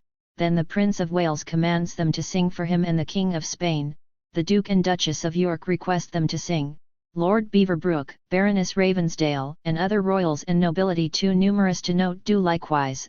62 On behalf of the Prince of Wales, Brigadier General G.F. Trotter, writing from St. James's Palace, instructed Robeson that a party was being given here and all would be pleased if you could come and sing to his guests, one of many such invitations Robeson was to receive in coming years. 63 With this, Robeson's career took off like a gyrating Roman candle. He had vindicated the weighty words of Czech musician, Antonin Dvorak, who as early as 1893 had become convinced that the future music of the U.S. must be built on the foundations of the songs which are called Negro melodies. They must become the basis of a serious and original school of composition which should be established in the U.S.A. 64 Robeson's adaptation of Dvorak may not have been accidental in that he admitted that during my younger days it was my privilege to study with Harvey Loomis, who was a student of Dvorak's and, most importantly, the actor's dear friend was Harry T. Burleigh, a leading figure in his own right, and often Burleigh too spoke of Dvorak. 65 Robeson, with a twist, took this insight and applied it worldwide, as he sang initially a range of spiritual and secular songs grounded in the Negro experience before record audiences, twice in King Albert Hall in London, and for the British royal family, the Prince of Wales, Winston Churchill, etc. He toured Ireland, Scotland, Wales, and Scandinavia. 66 What had become a part-time preoccupation performing became his occupation, a decision made all the easier since it could be pursued beyond the narrow confines of North America, particularly in Britain and Ireland, which had become two of his favorite nations. Later, speaking to the BBC, he recollected about visiting Ireland many times. "I've kissed the blarney," was his insider conclusion, and known many great Irishmen. The great playwright Eugene O'Neill was a friend of mine. I knew James Stephens and James Joyce. A lot of his material makes sense to me, he said in a preemptive move, deflecting points about the latter's alleged elliptical writing style. But whenever I used to go to Ireland, he continued, I was always carried away by a sense of fantasy. Indeed, he continued, one day I found myself on a train not far from Cork. Looking out of the window I saw mists covering the tops of the hills. They looked mysterious and inviting, and quite suddenly, I had a mad urge to stop the train. I wanted to get out and walk up to the top of those hills, right up there into the clouds. I actually had to stop myself, and in that moment I realized that it is the Irish countryside itself that opens the doors of the mind to the strange and compelling world of fantasy which is so much a part of the tradition of Ireland. 67. His notoriety was not limited to Ireland. He recounted to the BBC his early performances in Wales, singing Negro spirituals. He managed to sing in Welsh with a wonderful Welsh choir that made the spiritual sound very near to heavenly music, in that, irrespective of language, Robeson's overarching theme, the message was transmitted. He Negro's easy approach to death was an attitude adopted creatively given the atrocious conditions faced. In other words, death was something which comes even as a comfort, a reward, not something to be afraid of. The rapturous reception he received in Wales contributed to his being tapped to star in Showboat, a musical featuring what became his signature song, O Man River, whose lyrics he adapted creatively over the years, as his own consciousness deepened, converting it from a baleful lament into his trademark, a song of struggle. Ultimately, Robeson was to perform this song countless times, including a memorable performance in Harlem in 1947 when he was under siege. This was, said Robeson then, a song which has for me a meaning that is both sentimental and social. I changed some of the words. Instead of the words, I gets weary and sick of trying, am tired of livin' and scared of dyin', I sang, I keep login', instead of crying. I must keep fighting until I'm dyin'. It was this transmutation that symbolized how Robeson the artist became a revolutionary force. 68. Showboat ushered onto the global stage a new age for the musical in which songs became integral to the narrative and character development, rather than gratuitous routines. 69. However, like The Emperor Jones, it was not greeted with equanimity by all critics. J.A. Rogers, the prominent U.S. Negro columnist, declared that this work was a deliberate attempt on the part of the white American to carry his anti-Negro propaganda into Europe. 70. In assessing Robeson's early theatrical career, it is neither easy nor simple to find examples of work that stand the test of time or even of the era in which it was produced.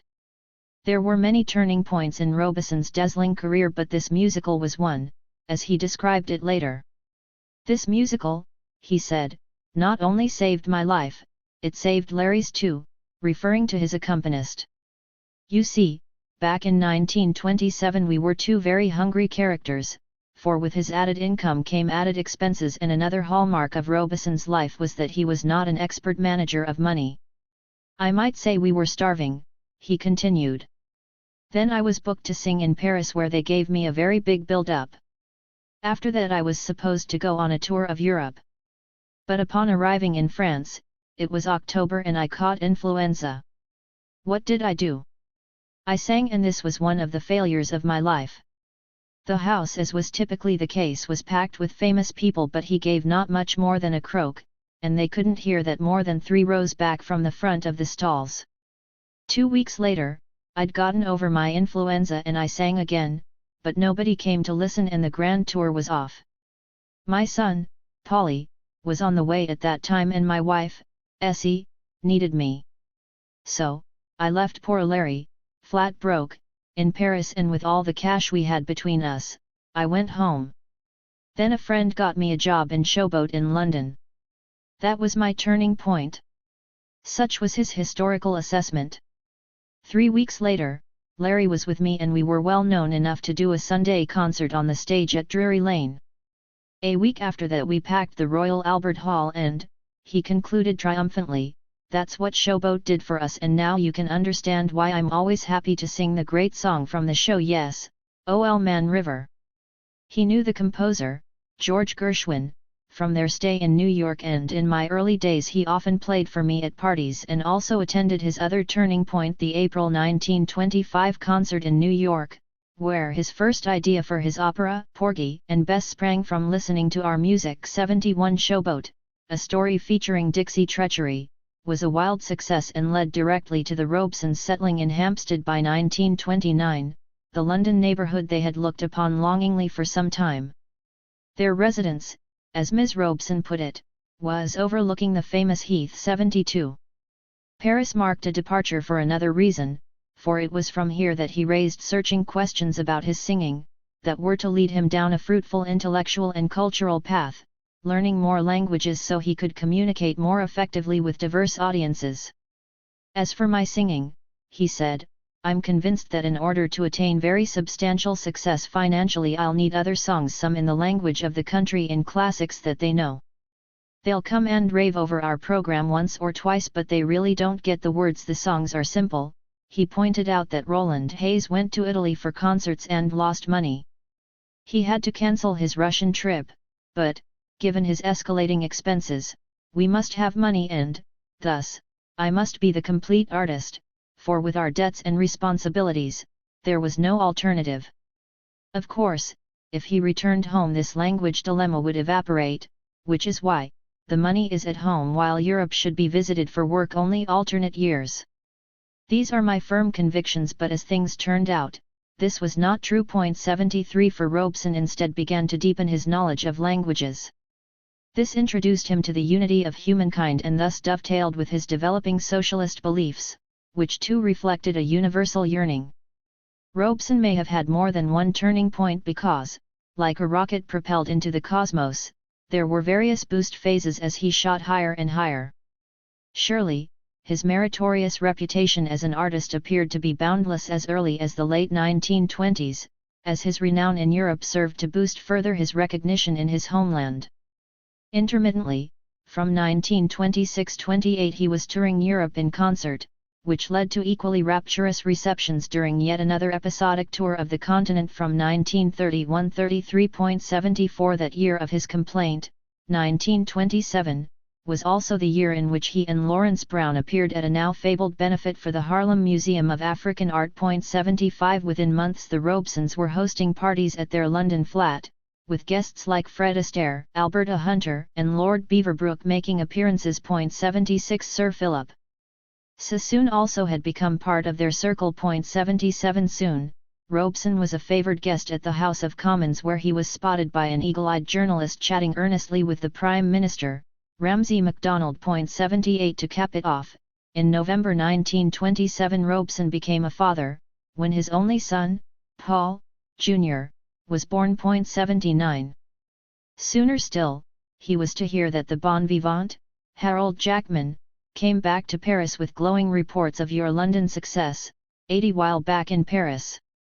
The alumni magazine of Rutgers was now proud to claim their most talented alumnus, telling one and all that Robeson was the present reigning favourite of the Parisian amusement world, as many notable Parisians and a host of celebrities were to be seen at his oversubscribed concerts. 81. Robeson was flying high, indulging the luxury of philosophical musings. Art is creation, or rather recreation of beauty. Artists see what others omit. He brings it to others. 82 Yet, he was sufficiently grounded to be capable of filling Manhattan's Carnegie Hall, the mecca of musical artists, named after a fabulously wealthy Scottish-American steel baron. Had no trouble at all in filling it with my voice, he said in 1929, over 1,000 people were turned away. The attendants at the hall said that no one had ever filled the hall twice in 5 days, which he accomplished easily. 83. Robeson remained bicontinental, for by 1928, along with his spouse, their newly born son, Paul Jr., or Polly, and his mother-in-law were all occupying a large, late Victorian abode in St. John's Wood in London, replete in Van Vechten's words with servants with Cockney accents and, in the fashion of the day, a dining room, featuring large oil paintings of Turks. Elsewhere whatnots, porcelain glass and various knick-knacks. Van Vechten had arrived there for a party, which was lovely. There was a great deal of food and much champagne. All the distinguished Negroes in London were there.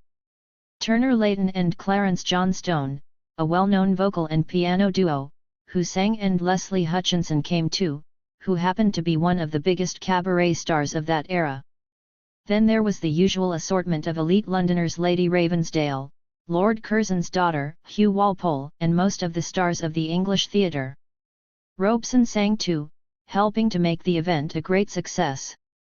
Van Vechten told Gertrude Stein, "I think you should come to London to go to a party at Paul's, and I'm sure he would give one for you." 84 Robeson was the toast of London, with the wittily droll novelist Evelyn Waugh penning a portrait of him in one of his best-known novels, Decline and Fall. 85. Before adoring audiences in crowded venues, he was singing in Vienna, Prague, and Budapest, with the enraptured assembled, often including U.S. ambassadors and potentates. It was not deemed unusual when they came backstage to congratulate him or offered to entertain him at their residences, something they would be loath to do back home. 86 The press had gotten hold of accounts of his income.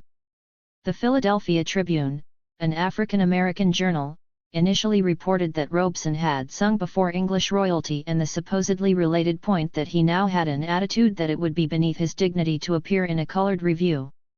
But then it added that he had signed for the princely sum of $500 up front, which would also be his weekly salary, plus 5% of the gross in amounts ranging up to $20,000 and 10% for sums thereafter, to sign to appear on stage. 87, in inflation-adjusted terms, $500 in 1928 would amount to roughly $6,500 today, and $20,000 about $260,000. It was during this period that he made the acquaintance of His Royal Highness, the future King George VI. He recalled Down the Lover's Lane, written by Will Marion Cook with words by Paul Laurence Dunbar, both acclaimed African-American artists. "This work," said Robeson, "was a great favorite of George VI from the moment when we first had the privilege of playing it to him when he was Duke of York. Way back in 1929. 88. Yet with all the hosannas of praise that greeted his most quotidian of utterances, Robeson remained dissatisfied. Just before his Carnegie Hall triumph, he had ventured to the theatre and left, as he observed, upset about American audiences as they were so terribly crude, present only for entertainment, not because of love of theatre, and certainly not for enlightenment. Very strange feeling for me to be sitting in balcony, since though he was financially capable, I am almost afraid to purchase orchestra seats for fear of insult, and, by way of sharp contrast, when in England my being in theatre is almost an event, certainly not a cause for insult.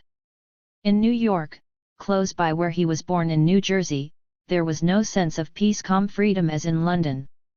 I feel so oppressed and weighted down," he wailed. Then there was the standing offer to take the lead role in the play that was to define his legacy. "I am very alarmed about the chances of Othello," he moaned, thinking of the interracial love scenes. "Don't see how American audience will accept play. Of course the liberal group would, but the mass of theatre goers never." 89. During this era, U.S. producers often steered clear of this tragedy, or made sure the lead actors were all white, with the Moor played in blackface, i.e. with their face covered in ebony dye of some sort. Robeson was twisting in agony, able to escape the normalized ravages that had beset so many Africans in North America, but knowing full well that a sorry plight continued to bedevil too many others. And even in London, which he had constructed as an idol, there were serpents in the garden. For near the same time he was unleashing his torment in his diary about the U.S., an executive at London's Swank Savoy Hotel was apologizing. After consulting with the manager of the grill room there, Philip Cox informed Dear Paul and Essie that those in charge there, so far as he is aware, did not know of any who referred to a color bar or to any restriction whatever that had been raised in order to exclude the couple. Their policy is to attract people of all nations, even those who at first glance seemed to hail from the slums of the British Empire, colonized Africa. They say that the very fact that you went there so often in the past proves what their policy has been, and it is still the same, he assured. Attached was a night cable detailing that the question of the color bar against the Negroes in England is being raised for the first time in acute form by the Robesons, and several public bodies have protested. Figure 3. Robeson, who lived in London for a good deal of the 1920s and 1930s, not only moved decisively to the left during his residence there, but as a result of his association with African and Caribbean students and intellectuals such as Jomo Kenyatta of Kenya and CLR. James of Trinidad, also developed an astute Pan-African awareness. Daily Worker and Daily World Photographs Collection, Tamiment Library / Robert F. Wagner Labor Archives, New York University, New York City. Robeson would not have been surprised by the designation of the true culprit. The annual invasion of American tourists is blamed by many persons for the exclusion of Negroes from some restaurants and hotels recently, for, as was their wont, these interlopers insisted on the global export of their peculiar folkways. 90 Cox admitted that a sensation was caused by the receipt of a letter from the celebrated American Negro singer and actor, Paul Robeson, stating that he and his wife had recently been refused admittance to the dining hall and grill room of a leading London hotel. 91. At this juncture, Robeson was better known as an artist, but since he was already well on his way to becoming the best-known U.S. Negro, i.e. a member of a dispossessed group in a potent nation, he was beginning to be looked towards as a tribune by others similarly situated. This included Herbert Murray of Victoria, Australia, of the Australia Aboriginal Progressive League, who informed Robeson that "we are having a hard time fighting with the white folk," referring to we people who are a despised race, a race who has been denied really the right to live. Imploringly, he beseeched Robeson, "You should visit Australia, since we have met a lot of your people who have performed on different stages here." 92 Robeson was not able to comply for decades. Though the Robesons had climbed the slippery pole of success, they had chosen not to shroud their objections to a color bar that they might have been able to personally evade, but which would entangle others not as well situated. Ultimately, Robeson was to conclude that intermittent objections to noxiousness were not enough. There had to be a root and branch overhaul of society, a process that involved construction of a socialist commonwealth. 3. Rising Revolutionary. When Robeson played the lead role in Othello in London in 1930, box office records were set and the tragedy ran for 6 weeks. 1 Reportedly, it garnered a hefty £22,000 in the first few weeks of production. 2 It was not unusual for early performances to be greeted by 20 or more curtain calls. 3 His already skyrocketing reputation ascended further, for this production struck a chord in the populace. This was not unlike what had happened in the 19th century, when Robeson's predecessor as premier tragedian, Ira Aldridge, was also catapulted into further prominence when performing this same role in Europe. 4 This suggested that the plot involving a Moor, in a contradictory relationship with the state, tapped into unresolved dilemmas about racism and the colour bar, which Robeson had confronted only recently in London in a blaze of publicity. The interracial scenes in this play also resonated, for just as Robeson was entering the stage in London, a worldwide cause célèbre was erupting in Scottsboro, Alabama 5, when 9 black youths were falsely accused of sexual molestation of 2 white women. They were headed for execution, like so many African Americans previously, but, then, the International Labor Defense ILD, initiated by the Communist Party, launched a global campaign in league with Moscow. This campaign saved the lives of the accused and led to significant reforms of the criminal justice system in the U.S. This effort, which led to raucous demonstrations at U.S. legations across the globe, converted Jim Crow into an international concern not unlike that which befell South African apartheid a few decades later. The ILD was led by Robeson's good friend from Harlem, William Patterson 6, also an attorney who had strayed from the path of wealth accumulation and had become a leading U.S. communist. It was their conversations in Europe that compelled Robeson to make a more decisive turn to the left and socialism. The concatenation of Othello, combined with Scottsboro, was a catalyst for Robeson's transformation. And the glowing reviews he received in London redounded to his advantage in his homeland, for the NAACP, National Association for the Advancement of Colored People, which had within its leadership one of his biggest fans, Walter White, began to beat the drum of publicity on his behalf, flooding the news media with press releases about his triumphs. 7 But it was not just White. According to one source, the preeminent intellectuals Rebecca West and Aldous Huxley argued that they never saw better Shakespearean acting in all their lives. 8. Robeson was not so moved by his handiwork, for as he subsequently told the New Statesman, for the first 2 weeks in every scene I played with Desdemona, the love interest of Robeson's Othello, that girl couldn't get near me. I was backing away from her all the time like a plantation hand in the parlor. 9. In other words, Robeson knew that a major taboo of U.S. life, the violation of which could lead to lynching, was heterosexual mixing across the color line, and even when engaged in a fiction on stage, this taboo haunted his performance, giving it added resonance.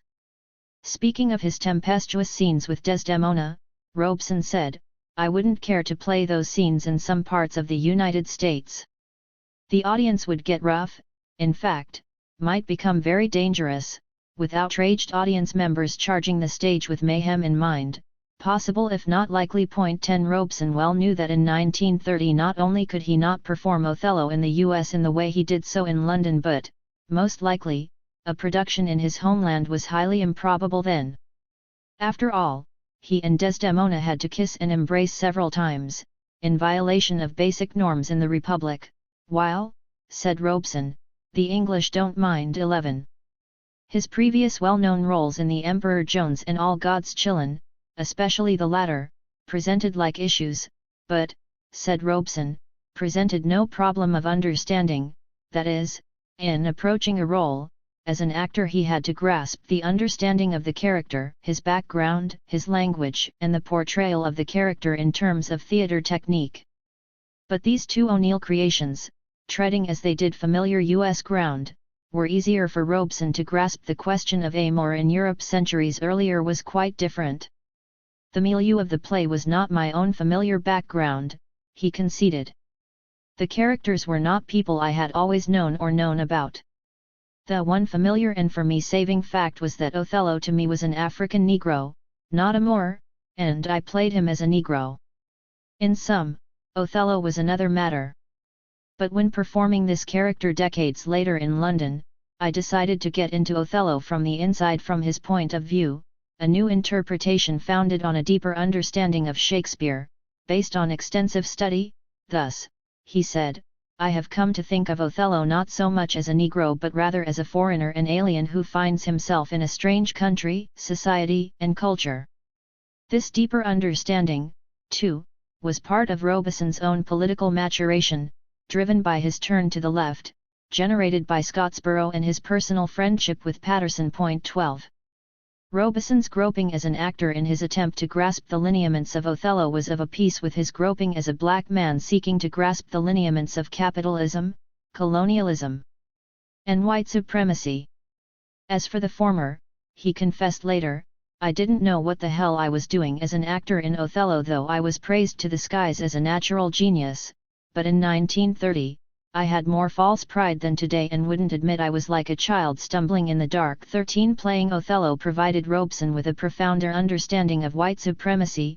To that extent, it was art that helped to drive him to revolutionary understanding. Performing this role, he said, has taken away from me all kinds of fears, all sense of limitation. Quite simply, it has made me free. 14. Seemingly, the confidence he gained from the generous praise heaped on his stage depictions reverberated to the benefit of his concert appearances. His acting heightened his public profile, making many more willing to pay to hear him sing. Paul's tour is going splendidly, said his spouse with brio in 1930, everywhere he has phenomenal houses in these days of unsuccessful concerts. 15 The sterner critic might also have described Robeson's relationship with his spouse similarly as unsuccessful. Robeson was constantly in the public eye and was praised lavishly for his handsome good looks and, according to Estlin Daw, was not opposed to taking advantage of this sensitive situation. Another U.S. national, Anita Reynolds, was in London during this time and, she tittered, stories of the Robeson's fraught relationship were making the rounds there. He was rumoured to be having an affair with a woman who was very close to the royal family. His Rolls-Royce could be seen parked within walking distance of her home. Mrs. Robeson chased all over London looking for the car and trying to catch him. 16. As with so many other couples, these stories would have remained safely tucked away in the vapor of rumours, except they were confirmed by Ms. Robeson in her revealing book about her husband. In these remarkable pages, she unveiled the shakiness of their relationship, confirming the stories about what many saw as Robeson's wandering eye for other women, leaving her with bruised feelings. Needless to say, Robeson was displeased with this part of her otherwise arresting biography.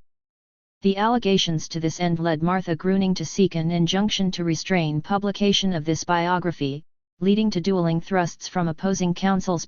17 Clever move to have your book appear on the day after Paul's opening night in Othello, mused Emma Goldman. She went on to note that Paul is doing strenuous work, singing so often and travelling about the provinces. It is fortunate that he has such splendid physique, adding, he will be the most handsome Othello I have ever seen. 18.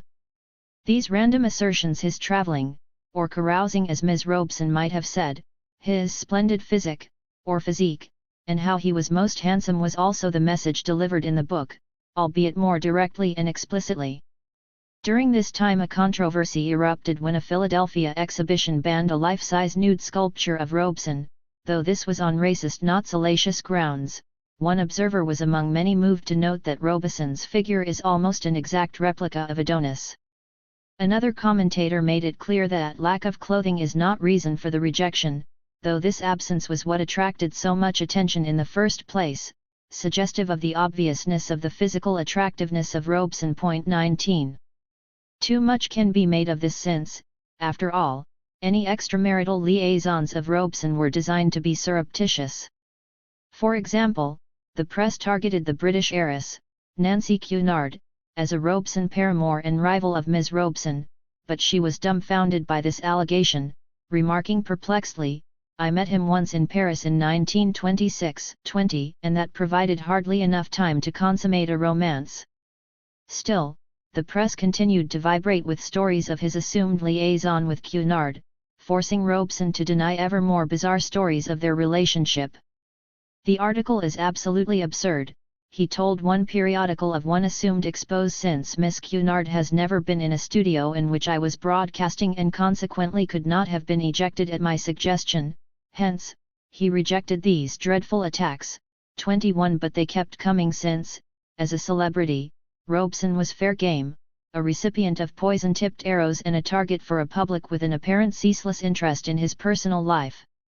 Moreover, and strikingly, the presumed object of Robeson's romantic attention in coming years, according to his spouse, was Nina Mae McKinney, an actor of note who happened to be African American. Don't start listening to Harlem gossip, she warned her mother, except to be amused by it, since I am not influenced by any of it, in the slightest, for I graduated from that years ago. I'm much too busy doing things which interest and satisfy me to stop for that junk.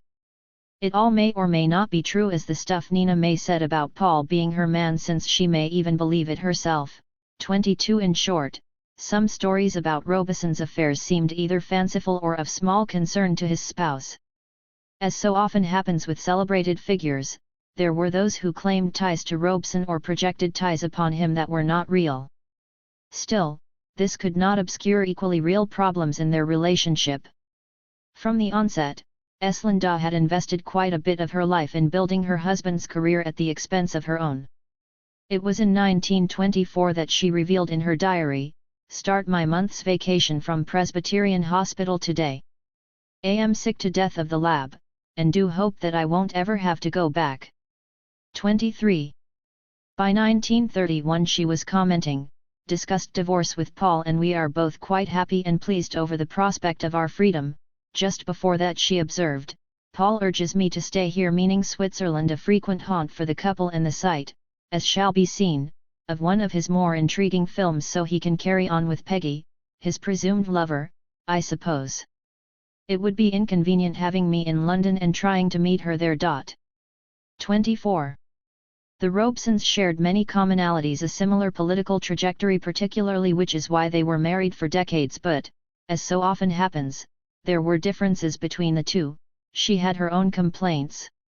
Their permanent break was inevitable since we have never had the same tastes in people, places, things. His education was literary, classical, mine was entirely scientific. As a chemist, his temperament was artistic, mine strictly practical. He is vague, I am definite. He likes late hours, I am an early bird. He is not ambitious, although once having undertaken a thing, e.g. language study, he is never content until he accomplishes it as perfectly as possible. I am essentially and aggressively ambitious in contrast. Point 25. She could have added that while he had found his métier as an artist, she was still stumbling and would not find her footing for some time as a journalist. Then there was her ambition for him, which drove him to ever greater heights and in which she reveled. I am a member of one of the socially elect Negro families in Washington, D.C., she said of her elite status in the U.S., which was true. I have met and in many cases become friends with many world-class celebrities, and I have learned to find my way about in Paris, Berlin, Prague, Vienna, Budapest, and Bucharest. All true too. I know personally nearly every Negro of interest and importance both at home and abroad. Equally accurate. I have acted as guide in Harlem to many people, from Count Hermann Kaiserling, the eminent German philosopher, to Mr. Noel Coward, 26, the noted British playwright. The problem was that her spouse was not as impressed with such accomplishments as she was. In informing the singer and actress, Etta Moten, about financial arrangements, Ms. Robeson said with pride that our own agents are the finest in the business but are straight musical agents and handle, she added proudly, only the world-known musicians, such as Rachmaninoff and Horowitz and Robeson. Point 27. In other words, Robeson was in the ionosphere of artists, a perch that did not include Moten, and such heights were pleasingly important to Ms. Robeson, not as much to her spouse. Though she was directing his career, she was not a good manager of money either, leaving the couple to borrow thousands of pounds to liquidate debts at a time when his income was climbing steadily. Point 28. Financially, of course, I'm still struggling, said Robeson, at a time when he had attained a measure of fame and the income that goes along with it. Point 29. Robeson, who was loath to write, this was of a piece with the reclusiveness that gripped the last years of his life and his preference for reading, studying and learning, let alone write of his social conquests. Unlike Eslinda, was then evolving to the point where learning languages, a preeminent solitary pursuit, was his defining habit, and, thus, was growing apart from his spouse. From all appearances, he was not as concerned with the world of celebrity fame, which seemed to captivate Ms. Robeson. As so often happens, financial pressures were exacerbating the everyday pressures of marriage. Resolving this tension, which is what the couple did, was to save their marriage. I don't make enough money here to warrant all the fuss, Robeson warned his wife. Really, when straight tax and super tax is added, I make nothing. And living expenses are terrible. He was pondering seeking a tax haven, in Kitzbühel, Austria, also a skiing haven in the Alps. If not there, perhaps Salzburg, or maybe outside Paris. It will be much cheaper and I can come over to England to fulfill engagements, a site of his most lucrative opportunities. I certainly need different audiences for my work, he counseled, a necessity driven by his growing interest in performing in different languages, a path initially driven by commerce but which was to lead, ironically, to socialism. People who are interested in us, he advised, will have to see us mainly on the continent. 30. Your letter upset us very much indeed, was the response of Van Vechten to their impending split. We cannot quite imagine you and Paul apart. 31. But that was precisely what was on the cards, in the wake of Robeson's triumph as Othello. The couple came to see that wife and manager involved different roles that could easily conflict, inducing rifts. Of course, these roles could be mutually reinforcing. Noel Coward has been marvelous to me, she enthused, and had come often to the flat to talk with me, dine with me, and I had been out with him. 32. I am so glad we are friends, said the British writer, and thank you for being so sweet to me. 33. Will be delighted to have dinner, he added as her marital problems reached a new crescendo, looking forward to seeing you then. 34. It did not hurt the career of Robeson, the actor, for his spouse and manager to be friendly with a leading playwright. The marital tension exacted a toll. 35 Paul is ill again, wrote Esland. A very bad cold, perhaps a mild attack of influenza. 36 I hear on all sides that he is very depressed, she informed Van Vechten, so unsettled mentally. Besides, he doesn't know his own mind. When he gets his divorce, he may get himself together, she added with a scoff. I hate the idea of him being unhappy and disorganized, his present state. 37 Terribly ill with nerves, reported Ms. Robeson, of herself in late 1930, a nervous breakdown that went into paralysis and lost the use of the whole left side of my face. I was a sight, and though I'd hide I would be permanently paralyzed. Thus, she moaned, I'm not coming to America with him this time, mainly because he doesn't want me. He's fallen in love with another girl and, thus, his life is rather complicated, i.e. he has not only strayed but gone on a hike. 38 Her husband, she said, needed a good rest, but an objective observer could have made the same prescription for her. 39 Marital conflicts led to others. The London press reported that whereas Robeson was sympathetic to Marcus Garvey, the Jamaican organizer, his spouse was not. 40 She was enthusiastic, for example, about the play by Wallace Thurman, entitled Jeremiah the Magnificent, which she described as detailing the life of Garvey, the famous West Indian rascal. 41 Yet, and as often happens with couples, they overcame this rough patch, and once again it seemed that the question of racism was a factor, in that his presumed paramour was not black, and there was concern how an interracial couple would fare in the U.S. The same question was a factor when Robeson's comrade, William Patterson, left his Russian spouse behind in the Soviet Union when he returned to the U.S. 42 The personal was merging with the political, all of which was driving him toward deeper political understandings. Robeson's extramarital liaisons were disproportionately with white women, but it was this kind of relationship that would not be easy to eventuate in marriage. This difficulty helped to lead him back to his black wife. Moreover, though the record is not clear, it is probably not coincidental that his reconciliation with his spouse coincided with his deeper political engagement, in that a white wife would have complicated his ability to become a leader of African Americans, and also coincided with his increasingly close relationship to Patterson, who was impelled to make a similar racial choice. With a kind of martial stability emerging after months of rockiness, Robeson was able to turn his attention more fully to his art and what was becoming its close complement, the study of languages. The world had not stood still as the Robesons bickered. The Scottsboro case, a racist frame-up of 9 black youths in Alabama based on a spuriously explosive charge of interracial rape, was delivering a dose of adrenaline to America's bloodstream, as millions marched worldwide, serving to augment membership in the communist parties that had arisen concomitant with the Russian Revolution of 1917. At the same time, in direct reaction, fascism was increasing too, first in Italy, then in Germany. Now resident in continental Europe, the Robesons had a ringside seat as this tumult unfolded. We are here en route to Bucharest from Vienna, said Ms. Robeson, speaking of Budapest, then into Yugoslavia. 43 They were traveling regularly to Berlin, where Paul will do 3 special performances of The Emperor Jones in English. 44 Then in the midst of their marital woes they managed to star in Borderline, filmed in Switzerland. Paul and I had great fun making a film in Switzerland a few weeks ago, Ms. Robeson asserted, and on the way there they enjoyed Berlin enormously. 45 Which was not their opinion most decidedly when they visited the German capital a few years later, after Hitler's rise. It was an experimental movie, she said correctly about a film that was a cinematic breakthrough and, as well, helped to solder a marriage that seemed on the point of disintegration.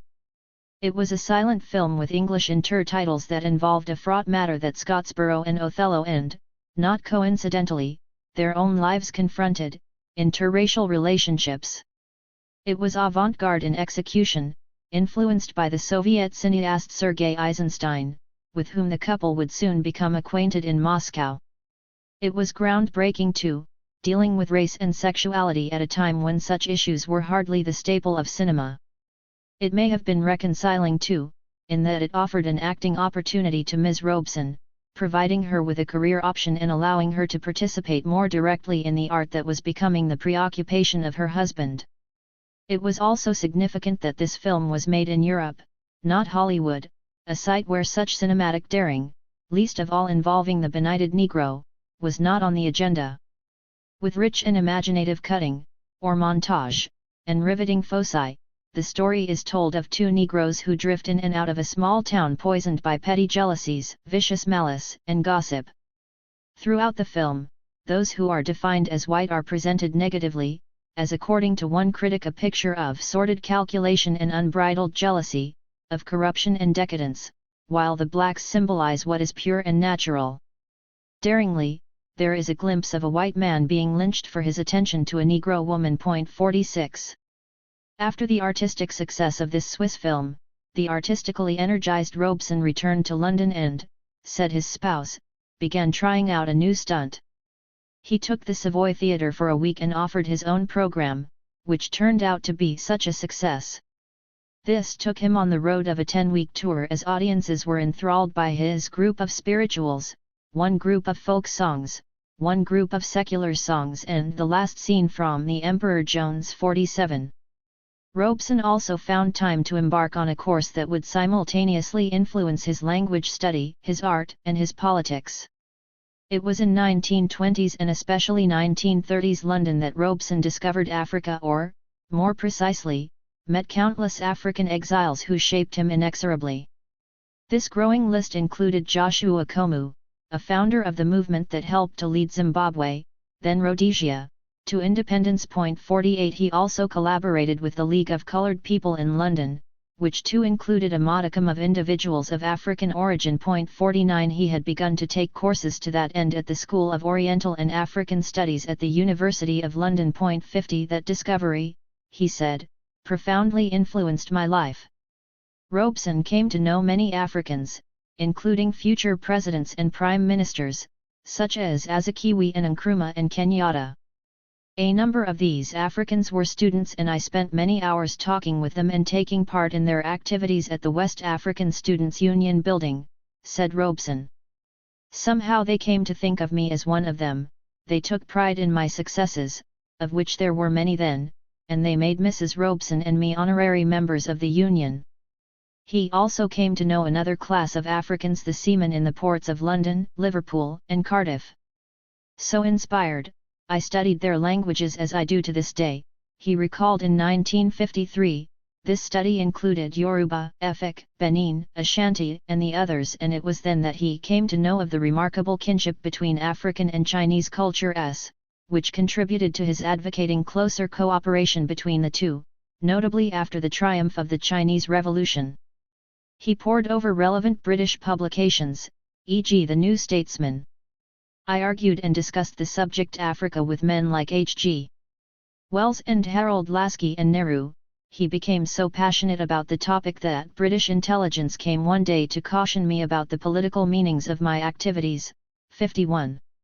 Whitehall and British intelligence services too may have known that he subsidized the budget of the West African Student Union, which included numerous presumed radicals. When he spoke to them, auditoriums were jammed routinely.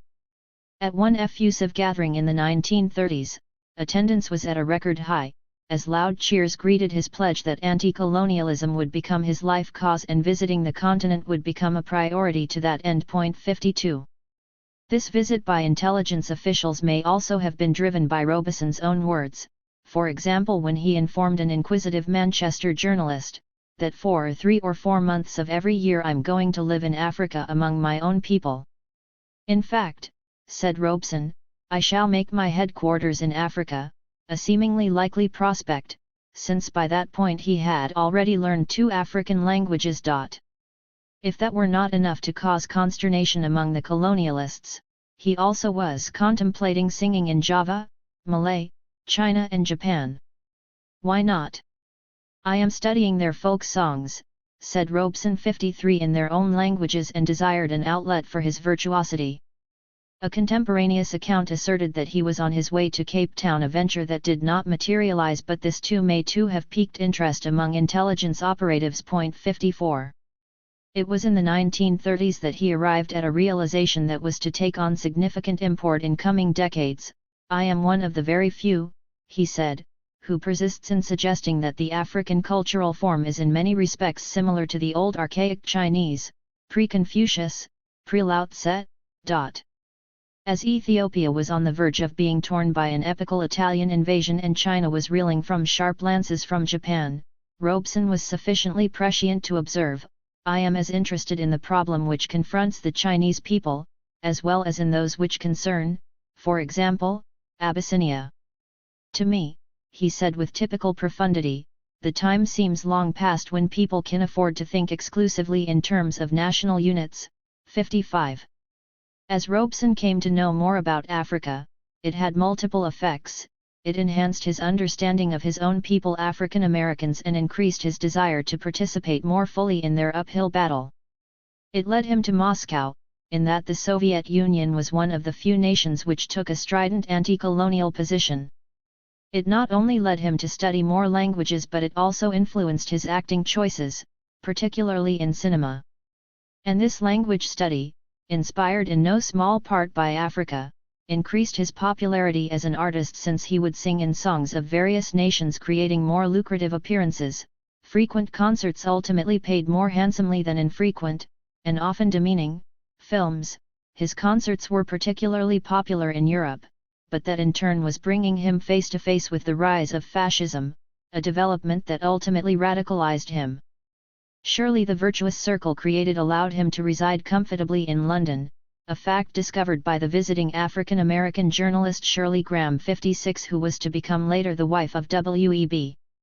Du Bois. 57. Robeson's friend and comrade during numerous Red Scare battles in the U.S., Graham was struck by the vine-covered brick house in Hampstead, one of the most beautiful and exclusive suburbs of London, she informed her mostly black and no doubt impressed audience, facing the famous Heath, with grounds sloping down from the back to a lovely park and swept by cool breezes from the Channel.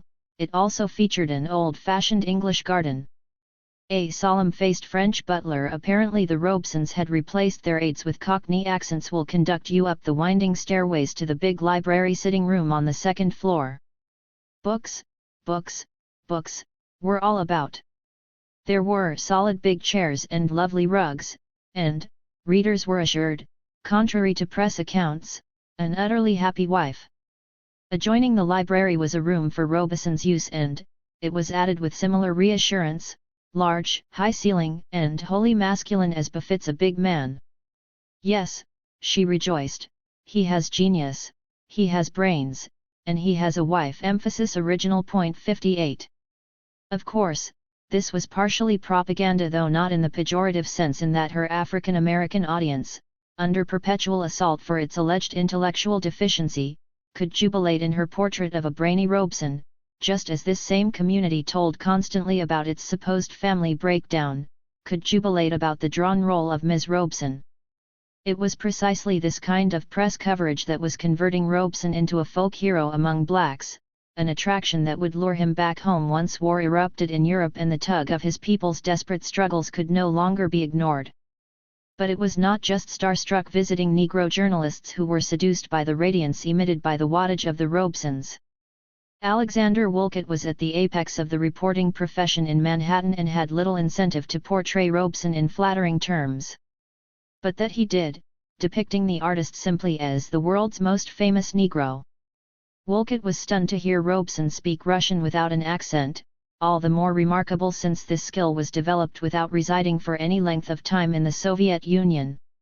"Robeson," said the impressed journalist, "has such extraordinary powers of concentration that he can sit wrapped at linguaphone language tapes 12 hours a day, leaving it only long enough to go to the icebox for an occasional glass of milk, but never leaving it at all to answer the persistent telephone." As Wolcott saw Robeson, he strayed from language study only when word comes from Mrs. Robeson that the rent is due, and only then does the man emerge and sing or act for a week or two, then back he goes into the luxurious seclusion of the work. 59. Once he was asked about his study of languages, asking how many could he speak, a simple query for mere mortals. But Robeson found it hard to answer in a few words. The learning of languages was not only fun, but a game with rich rewards. "I have learned French, German, Spanish, Chinese, Efik, an African language, and Yiddish," I can read the literature in these languages, can sing songs in them with such impeccable pronunciation, accent, and even inflection and color that people to whom these languages are native will not believe that I am not fluent and, he added, I would probably be able to do a play in any of these languages with a little help.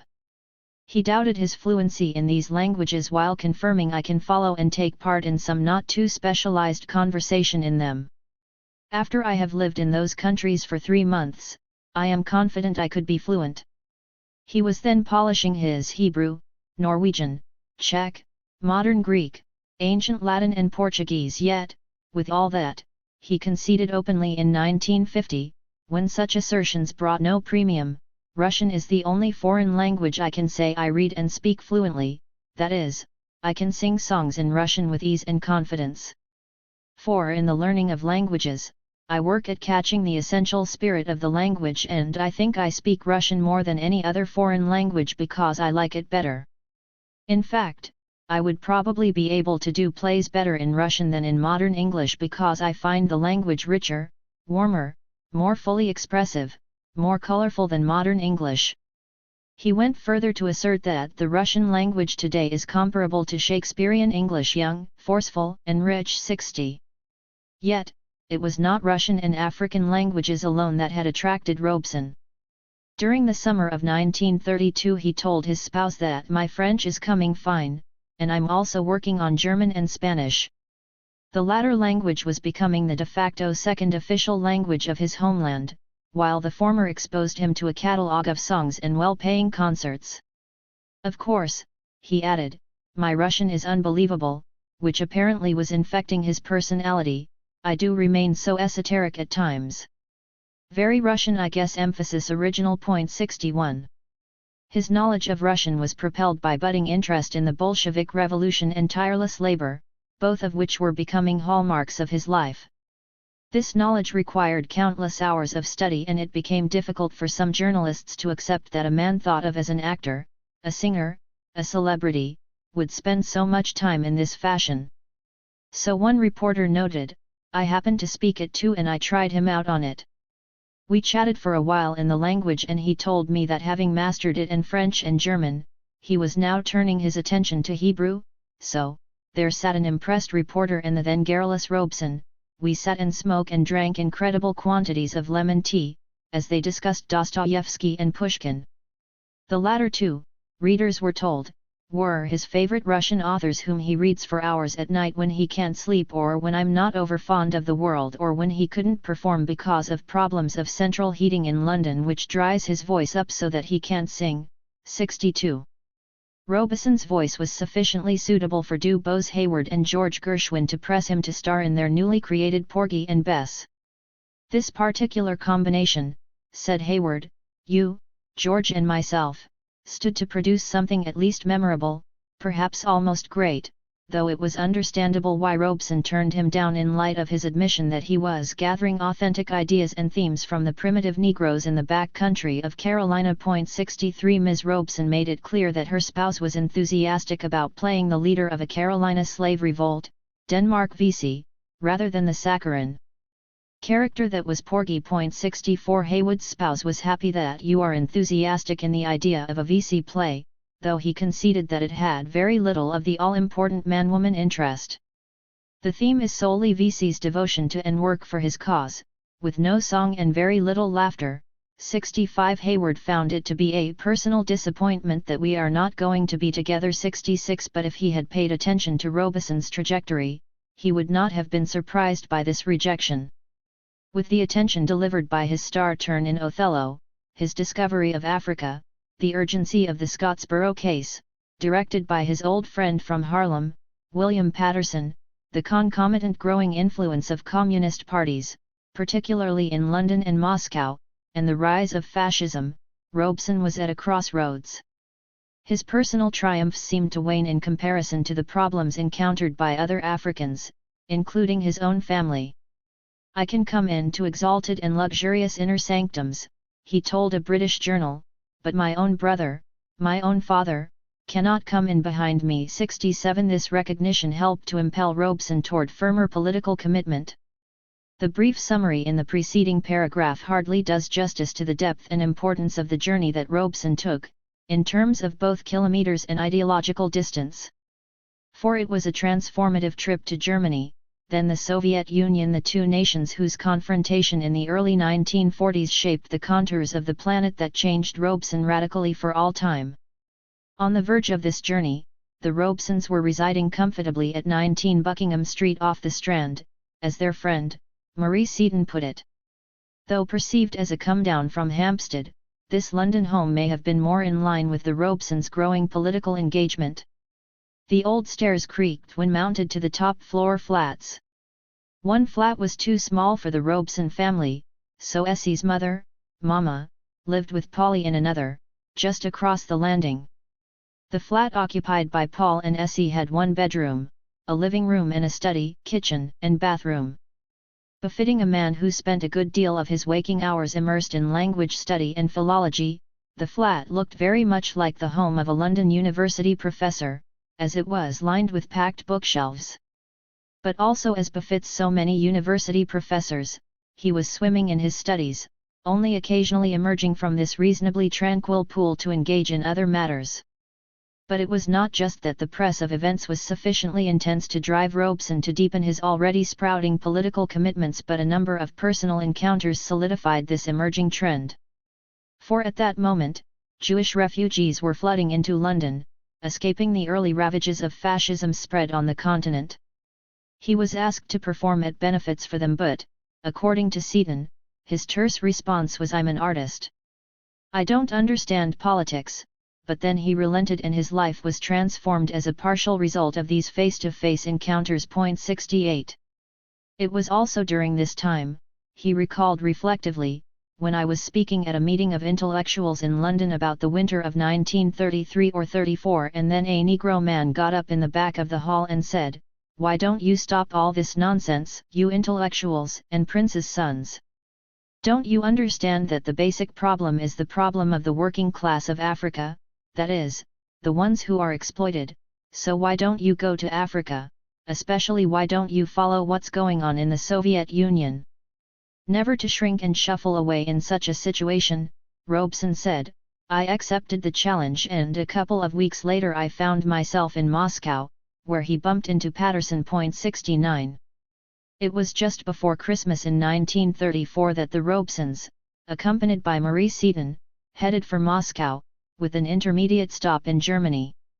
His German was fluent, which came in handy when he was menaced by stormtroopers at a train station. 70. This German fluency evidently influenced his 4-year-old son, who, according to his proud mother, often rattled along in beautiful German.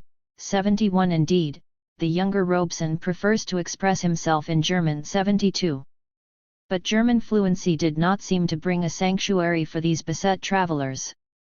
Robeson and his companions were standing on the platform when the authorities accosted him in particular. This run-in, he proclaimed, certainly would have meant my life if he had been unable to retain his composure.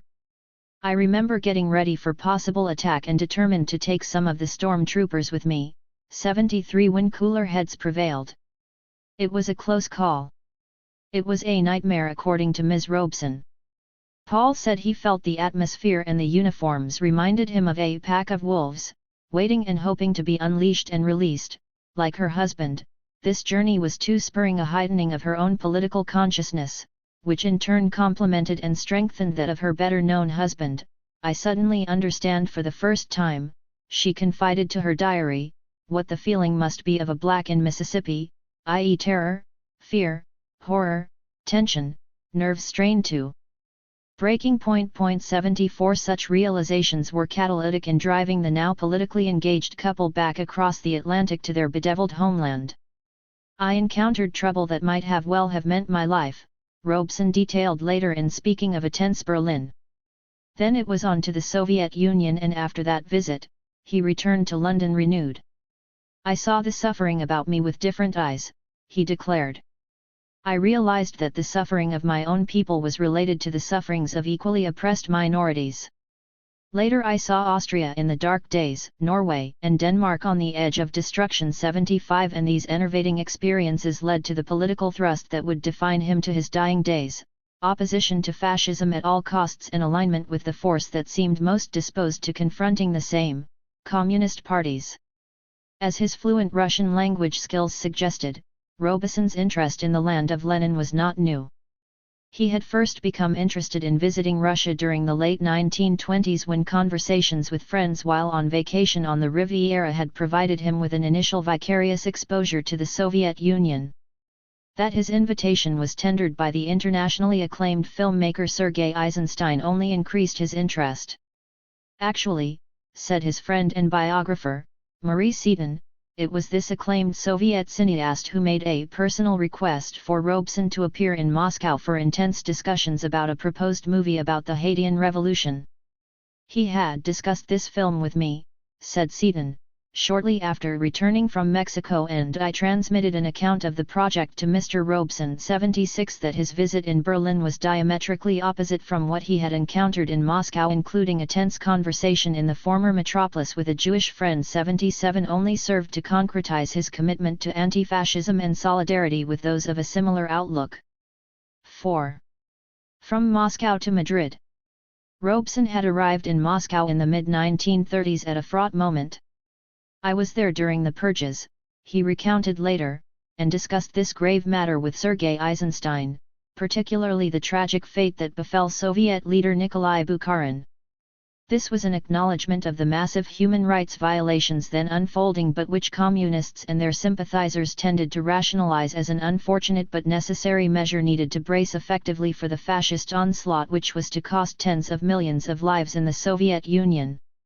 Some on the left, alternatively, blamed these violations on provocations engineered by these very same fascists designed to ignite a bloodily massive overreaction in Moscow. Generally, Robeson leaned toward both viewpoints, and this opinion became part of the bill of indictment laid at his doorstep. He provided these critics with more ammunition when, on a subsequent visit to Moscow, he attended the Bolshoi Ballet with his young son. Also there was Stalin. Upon spotting him, the audience, with Robeson included, began to applaud spontaneously. He was moved to speak of this leader's wonderful sense of kindliness. Here was one who was wise and good, he exulted. I lifted high my boy, Polly, to wave to this world leader. 1. Being able to speak Russian and practice this language on a mass basis for the first time seemed to strengthen Robeson's accelerating fondness for Moscow. His dedicated focus was noticed by his spouse. It will be thrilling to see how his Russian turns out, she said. He's so keen. He feels that he can become an official and important interpreter of Russian music and literature. He feels he understands it, and is close to it, and he loves the language.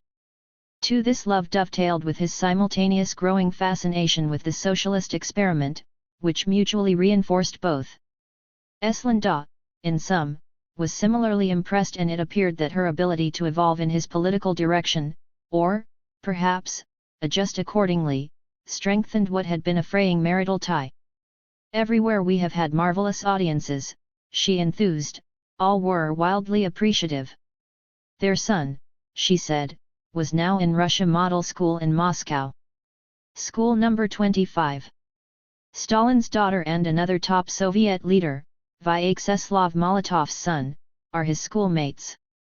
Both she and her husband expressed astonishment at the complete lack of color consciousness they witnessed and encountered, which drove them to educate their son in the Soviet Union. Since both were born in a color-obsessed U.S., this perceived dearth of color consciousness was bound to have maximum impact on the two, seeming to be otherworldly and ratifying the idea that socialism meant a new deal for Africans and African Americans. It was this perception that had driven numerous Negroes, including Patterson and Robeson's other good friend, Ben Davis, into the ranks of the U.S. Communist Party. There was a New Year's reunion in Moscow in early January 1935 with members of her family. A high old time was had by all, she said with satisfaction. I am still full of vodka, caviar, champagne and Russian cigarette smoke. The USSR is marvelous now, she rhapsodized, with thousands of well-stocked shops everywhere and everyone well-fed and warmly dressed. Books everywhere, said the budding writer, marvelous, cheap, everyone reads.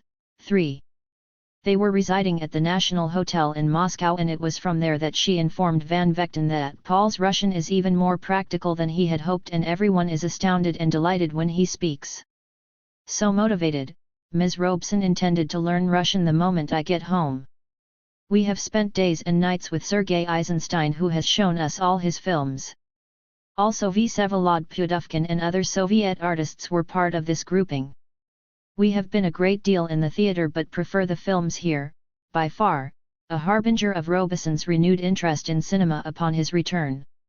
We both love it here and profoundly interested in what they are doing, though it was 33 below zero and even the Russians hold their noses in the streets. They were hoping to leave for Leningrad soon, just in time for Marian Anderson's first concert there. She will be surprised, for chuckled Eslinda, but she and Robeson were to be even more surprised when this noted contralto chose not to follow the politicized couple to the left, which had been the chosen path for so many Negro artists and intellectuals to that point. Ms. Robeson was as ecstatic as her husband about this trip, which served to drive them closer together. Sergei Eisenstein introduced Paul to the packed audience and they applauded for a full 2 minutes, creating a real storm. Paul spoke about how at home he felt there. They were astonished with his Russian, his accent, and adored him. He gave the whole, short speech in Russian, she said, apparently as dumbstruck as those assembled. Then he sang quite a lot of songs, which they loved in Russian, of course. 5. In terms of his artistry, in the long run, Robeson's renewed dedication to movie-making may have been the most important aspect of this visit. Films are the medium of the future, said Eslinda, more so in Russia than in any other place. To that end, we spent a lot of time with Sergei Eisenstein, who was now thinking over a project for Paul. The seriousness of this effort was signaled when the three talked for days and days on end about it.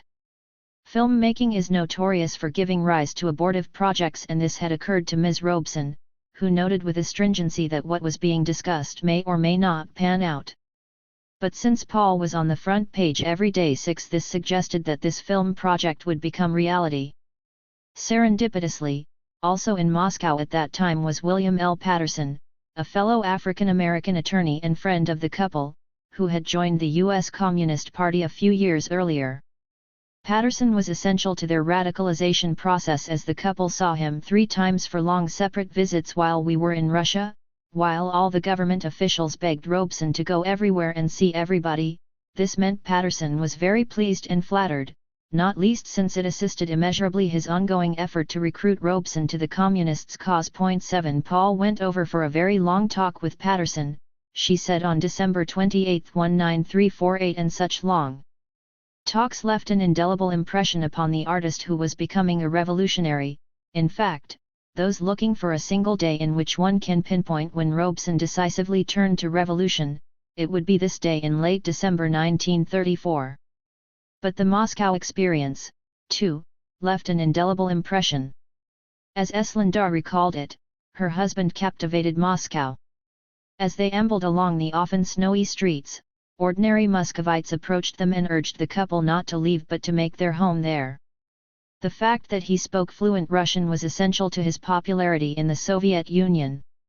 This popularity led the couple to consider abandoning both Britain and the US for permanent exile in the Soviet Union. He was an instant success, said a delighted Ms. Robeson. He has conquered them with his Russian, his pure accent and fluency, and of course, they simply pass out when they hear him sing, a tendency she thought will sweep the country. It will settle us once and for all, with the place, and we will always have entree here. Living is cheap and I mean to always have a flat here. 9. Eslinda was not exaggerating. For Robeson's friend, Herbert Marshall, also encountered him in Moscow during this journey and left with a similar impression. The universality of socialism began to dovetail with Robeson's attempt to universalize his repertoire, to the point that Marshall, who greeted Paul and his wife Essie as they first set foot in Moscow, found that his songs in concert became more international than any other singers in history. Then he sought to extend this trend to the stage, as he wanted to play Othello in Russian with a Russian company and to sing Boris Godunov. 10. With his Russian language aptitude burnished, Robeson and his accompanists departed Moscow on January 6, 1935, after intensive conferences with Eisenstein and Patterson. It was then that Patterson pressed him to return to the U.S. to join the struggle against Jim Crow, a request that led to an initial demurral but an ultimate acceptance. But at that juncture, Robeson was unconvinced. "I found in London," he said later, "a congenial and stimulating intellectual atmosphere in which I felt at home to the point where I thought that I was settled for life." 11. Upon returning to London, he was to be found more frequently at sites such as the Royal Institute of International Affairs and Chatham House, speaking about the problems of Africa, alongside the Prince of Wales, the foremost Tory politician, Stanley Baldwin, and other leaders from Australia, Canada, South Africa, and New Zealand. 12 In early 1935 he was visiting Ireland for a second time and drawing parallels between the music there and that of his homeland. 13 And reflecting upon the history and reality of the land that had been denoted as London's first colony. Such comparisons were nothing new for Robeson, who now seemed to be more enmeshed in studying than performing. "The Negro spiritual and the Hebrew chant have the same plaintive note," was the message delivered to a Jewish publication. "Both of our peoples have known oppression and I feel at home singing in Hebrew," a language he had heard at the knee of his late father. "Perhaps," he continued, "that's why I feel so close to the Jews and the fact that in London and New York, both my best friends are Russian Jews." 14. From Dundee, Scotland, he waxed at length about his affinity with the Hebrides. "I am convinced," said this bona fide linguist, "I shall be able to learn Gaelic, much more easily than French or German. I learned to speak Russia in 6 months and thought this feat could be duplicated in learning Gaelic." 15 Slowly but surely, Robeson was developing a theory of music that would then merge with his theory of politics. That is, music showed that humanity was one and the diverse struggles of humanity likewise demonstrated that the socialist commonwealth was the one common goal to which all were advancing and, indeed, that this was the universal resolution of these struggles. Countries as far apart as Scotland and China had music that used the universal pentatonic scale, he said, and it could also be found in the music of African Americans and the songs of India and the ancient Hebraic chants. 16. The Moscow visit had not crushed his intense interest in languages but, instead, had accelerated this trend, for his growing fascination with the philosophical universalism of socialism underscored his strengthening belief of the unity of all humankind. Eslinda thought in due time that Robeson would take a Ph.D. in philology. He adores languages and is now doing comparative work in African languages. 17. His study of languages often took place in the comfortable Robeson flat on Buckingham Street, near the Strand, close to the Thames, convenient transportation nodes, theatres, and so on. Nonetheless, despite their increasing global profile, the couple seemed to face a perpetual household deficit. Days after returning from Moscow, Ms. Robeson was groaning about how it would be hard going for the next few months, as I have all these bills to settle, rattling off Harrods and Jaeger, 2 stores popular with fashion devotees. Being in the public eye, in the crosshairs of gossip columnists, and being part of an industry that placed a premium on glamour. 18 The Robesons had to be fashionably attired, which came at a steep cost. But as their politics evolved, a process compelled by the rise of fascism and its antipode, anti-fascism, the Robesons' view of consumption evolved accordingly. The conversations with Patterson taking place in a Moscow convulsed with change, left a deep imprint upon Robeson particularly. Robeson began to rail against crass materialism upon his return from Moscow, the sort that places the acquisition of property above all else, that makes possession of material comforts an end in itself. 19. Hence, despite these financial pressures, upon his return to London a renewed Robeson turned his attention to what may have been the least lucrative of his artistic pursuits, the stage. By April he was starring in a play about an African chief trying valiantly to keep rapacious Europeans away from the gold embedded in his nation. 20 Peter Garland penned a part specifically for him with an African-related theme. 21 By May 1935, he was receiving rave reviews for his performance as a stevedore. 22 An emblem of his developing socialist ideology, which saw such proletarians as being in the vanguard of a revolutionary upsurge. The theme of this work was that the persistence of racism was due not least to its deliberate incitement by bosses in order to make for a more pliable Negro workforce. As millions marched globally for the Scottsboro defendants, this play provided a withering indictment of Jim Crow. 23 His friend and biographer, Maurice Seaton, was effusive, proclaiming that with this production for the first time in the theater Negroes were shown fighting for their rights and lives, with white workers joining them in their resistance to a racist mob. 24 A few years later he took this portrayal of working-class militancy on the stage to a new level with his role in Plant in the Sun, which centered on a sit-down strike in a U.S. candy factory. 25 This play made a strongly dramatic appeal, a call to arms, to organize unions, a signature theme for Robeson in the coming years. The moral for workers was simple: stick together or the boss will beat you all down. 26 Reflecting his growing egalitarianism, instead of occupying the star's dressing room at the Theatre Royal, Drury Lane, he shared one room with the whole company. Possibly, the atmosphere of ease thereby created among the cast contributed to the play becoming a sensation, drawing the likes of Jawaharlal Nehru and Krishna Menon, creating a lifelong bond with Indian stalwarts. 27 Refusing to exercise class privilege, Robeson even insisted on sweeping the theatre. 28 It was then that Robeson began to donate heavily to the cause of Indian independence.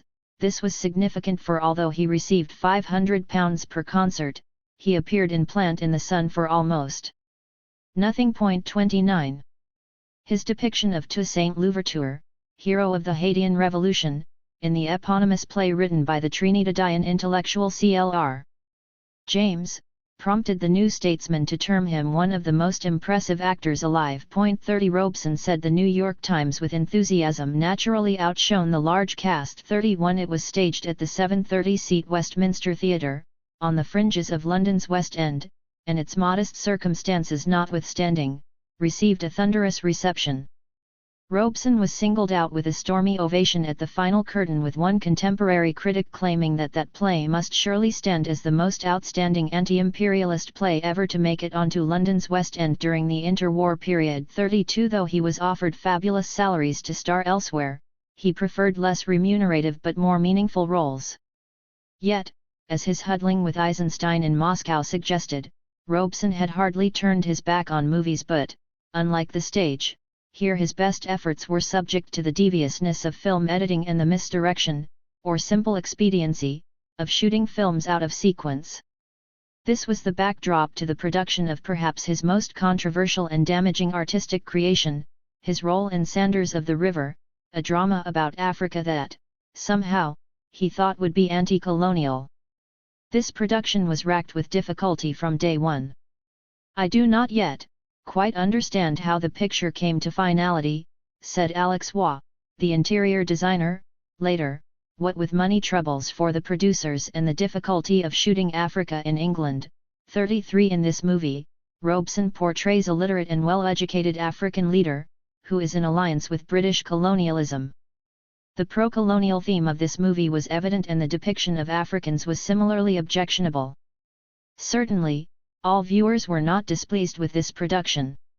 One correspondent in Los Angeles breathlessly told the Robesons that audiences ate it up, for not once but at least 5 times in the 8 showings of Sanders I witnessed the audience burst into applause. 34 In Jerusalem, where, Robeson was told, the building up of a Jewish national home seems to be going forward at a very lively pace, Mayor Richard Harris was equally elated. He saw it in Tel Aviv, the 100% Jewish city, and it made an outstanding success, being held over for an entire week. The Hebrew papers had the highest praise for the picture, and I personally, he stressed, thought you were excellent. 35 As late as 1960, Kathleen Ross felt compelled to inform Robeson that, like many other white children, I was always threatened with, "If you don't be good, the black man will take you away," and I was really scared. But then she saw Sanders and started reading everything I could about Africa, and I thought how stupid I had been to be scared. 36 There was a similarly enthusiastic response to his star turn in the filmed version of Showboat, with one Hollywood executive claiming that it was a sensational success. "You knocked 'em cold." James Whale of Universal Pictures claimed rarely at any preview or showing of any picture, had he witnessed such overwhelming enthusiasm. After the singing of "O Man River," he bellowed, "The house went just crazy, the spine-chilling effect of that one song I shall never forget." 37 Such adulation paved the way for Robeson's journey to Egypt, where he starred in Jericho. 38 The British ambassador came along, he told the BBC later, doubtlessly attracted by the opportunity to rub shoulders with stardom. 39 They were in North Africa for 2 months, said Ms. Robeson. It was most interesting though certainly strenuous. 40 The former reference may have been a veiled allusion to allegations spread by the U.S. authorities that it was in North Africa that Robeson and Lady Mountbatten were enmeshed in a love affair. 41 Unfortunately, fervent endorsement of Robeson's cinematic handiwork was not the opinion of his comrades or progressives generally. All told, Robeson acted in about a dozen films, and other than Proud Valley, which was filmed in Wales among coal miners, he was generally dissatisfied with his cinematic efforts. This dissatisfaction led him to abandon movies as early as the 1940s, though his concert and theatre performances continued unabated. The years in which Robeson appeared on screen, roughly from the 1920s to the early 1940s, also marked a period when all but the most comic and jesting Negro figures were driven from Hollywood. This formidable barrier helped to drive him to London, but, as Sanders of the River suggested, this European capital of cinema proved to be hardly different. One critic concluded that British film differs from American pictures in that it depicts the Negro in a heroic light. 42 But Robeson's career did not altogether confirm this thesis. Perhaps being overly generous, Robeson argued that it was sly editing that sabotaged this film from his viewpoint. Evidently Robeson was unduly impressed with the African dancing, on which the producers expended thousands of feet of celluloid and which too moved many audiences. 43 A chastened Robeson admitted that the film resolved itself into a piece of flag-waving in which I wasn't interested, amounting to a total loss. But I didn't realize how seriously people might take the film until I went back to New York and was confronted by angry critics, such as his friend and comrade, Ben Davis. There I was met by a deputation who wanted to know how the hell I had come to play in a film which stood for everything they rightly thought I opposed. That deputation, he noted tellingly, began to make me see things more clearly. 44 A gross understatement in that this experience both drove him away from filmdom and toward deeper political engagement. At the film's premiere, Robeson seethed. By one account, he stormed out. 45 Another report asserted that he refused to rise and either speak or sing for the audience. Instead, he departed angrily with his FURY-46 matching the vehemence of his sturdiest critics. 47 His ire was not assuaged by the fact that the premiere in London raised a hefty £20,000, a record for all time for the Newspaper Press Fund, he was told. Nor was the pain eased by a London film executive informing his spouse that her husband's perfect figure, probably the finest of all contemporary males, was shown to good effect on the screen, i.e. that his being practically nude is not nearly so noticeable as it would be if he had a bad figure. He was hardly comforted by the allegation that the picture, as you know, is a tremendous success. 48 When Sanders of the River premiered, the London press reported that in Leicester Square there were police cordons and appearances by the Queen of Spain, the U.S. ambassador and assorted peerages, while Robeson himself was mobbed by excited women. 49 This was followed by Robeson in concert, according to another bewitched reporter, holding 6,000 spellbound at the Royal Albert Hall. 50 Robeson's good friend, Ben Davis, like Patterson, an African-American attorney who turned his back on potential wealth for the uncertainty of becoming a professional revolutionary. A full-time communist, denounced Sanders of the River as a slanderous attack on Africans, a declaration with which Robeson asserted his agreement. 51 Another friend, the heiress, Nancy Cunard, was irate, calling the movie nothing else than one more intense effort at a justification of imperialistic exploitation. 52 The Journal of Marcus Garvey, though admitting that Robeson was a Negro of genius, reprimanded him for the movie roles he felt compelled to perform. 53 Nigerians studying at Cambridge University were irate, in this they were simply following the lead of anti-colonial leader, and Robeson friend, Nnamdi Azikiwe. 54 In Palestine, one Robeson correspondent thought the story was weak and propaganda for British imperialism. You really deserve more worthy vehicles in which to express yourself, a thought that had occurred to Robeson too. How are you getting on with your Hebrew? He asked, as if a vehicle in that language might be next and more suitable. 55. It was not easy to reject filmdom since the pay was quite gainful and, unlike concerts or plays, allowed him to extend his influence into the four corners of the globe. As early as 1932, Universal Pictures in Hollywood offered him $100,000 to appear in 4 films, all to be completed within a year. With the appeal delivered by film, Maxwell House Coffee then offered him $60,000 for a year's contract. 30 minutes of his time once a week for a year would be his commitment. 56. Writing to the Robesons in 1938 at their residence on Highgate Road in London, the family having moved, John Corfield of British National Films was considering a cash payment of £5,000 for one film appearance, plus a percentage, a generous one, he added enticingly. Though perhaps seen as generous in retrospect, Corfield was apologetic, scraping and bowing because he was not able to offer more. The present state of the industry, he observed, with steadily falling receipts and with the majority of film production companies in this country either idle through lack of funds or actually in the hands of a receiver, made it difficult to offer more. 57. Robeson had options beyond London and Hollywood, for it was then that Sergei Eisenstein in the Soviet Union wrote Dear Essie and Paul, with evident excitement. I am extremely pleased, he said, to inform you that all my troubles are over, a vague reference to the political instability in Moscow that had led to purges and executions. New people are running the film business, everything is changed, and I'm working full speed on one of the most important pictures to be made this year. He was referring to Alexander Nevsky, a cinematic landmark, which, said the filmmaker, deals with the great victory we Russians had in the XIX century over the German invasion, an obvious harbinger of what was to come. How modern the theme is, he added, and how close to everything happening in Spain and Austria, noting the final defeat of the Germans in 1242. I hope to become prophetic. 58, which was bloodily prescient. Robeson's friendship with Eisenstein and Moscow proved to be beneficial. It was in 1937 that an executive from Universal Pictures contacted Robeson from Moscow, reporting that he was finding a favorable reception as he screened the print of Our Showboat, which the Soviet authorities have just been looking at with the view of purchasing same for this country, since the main interest centers around you and your popularity in Russia.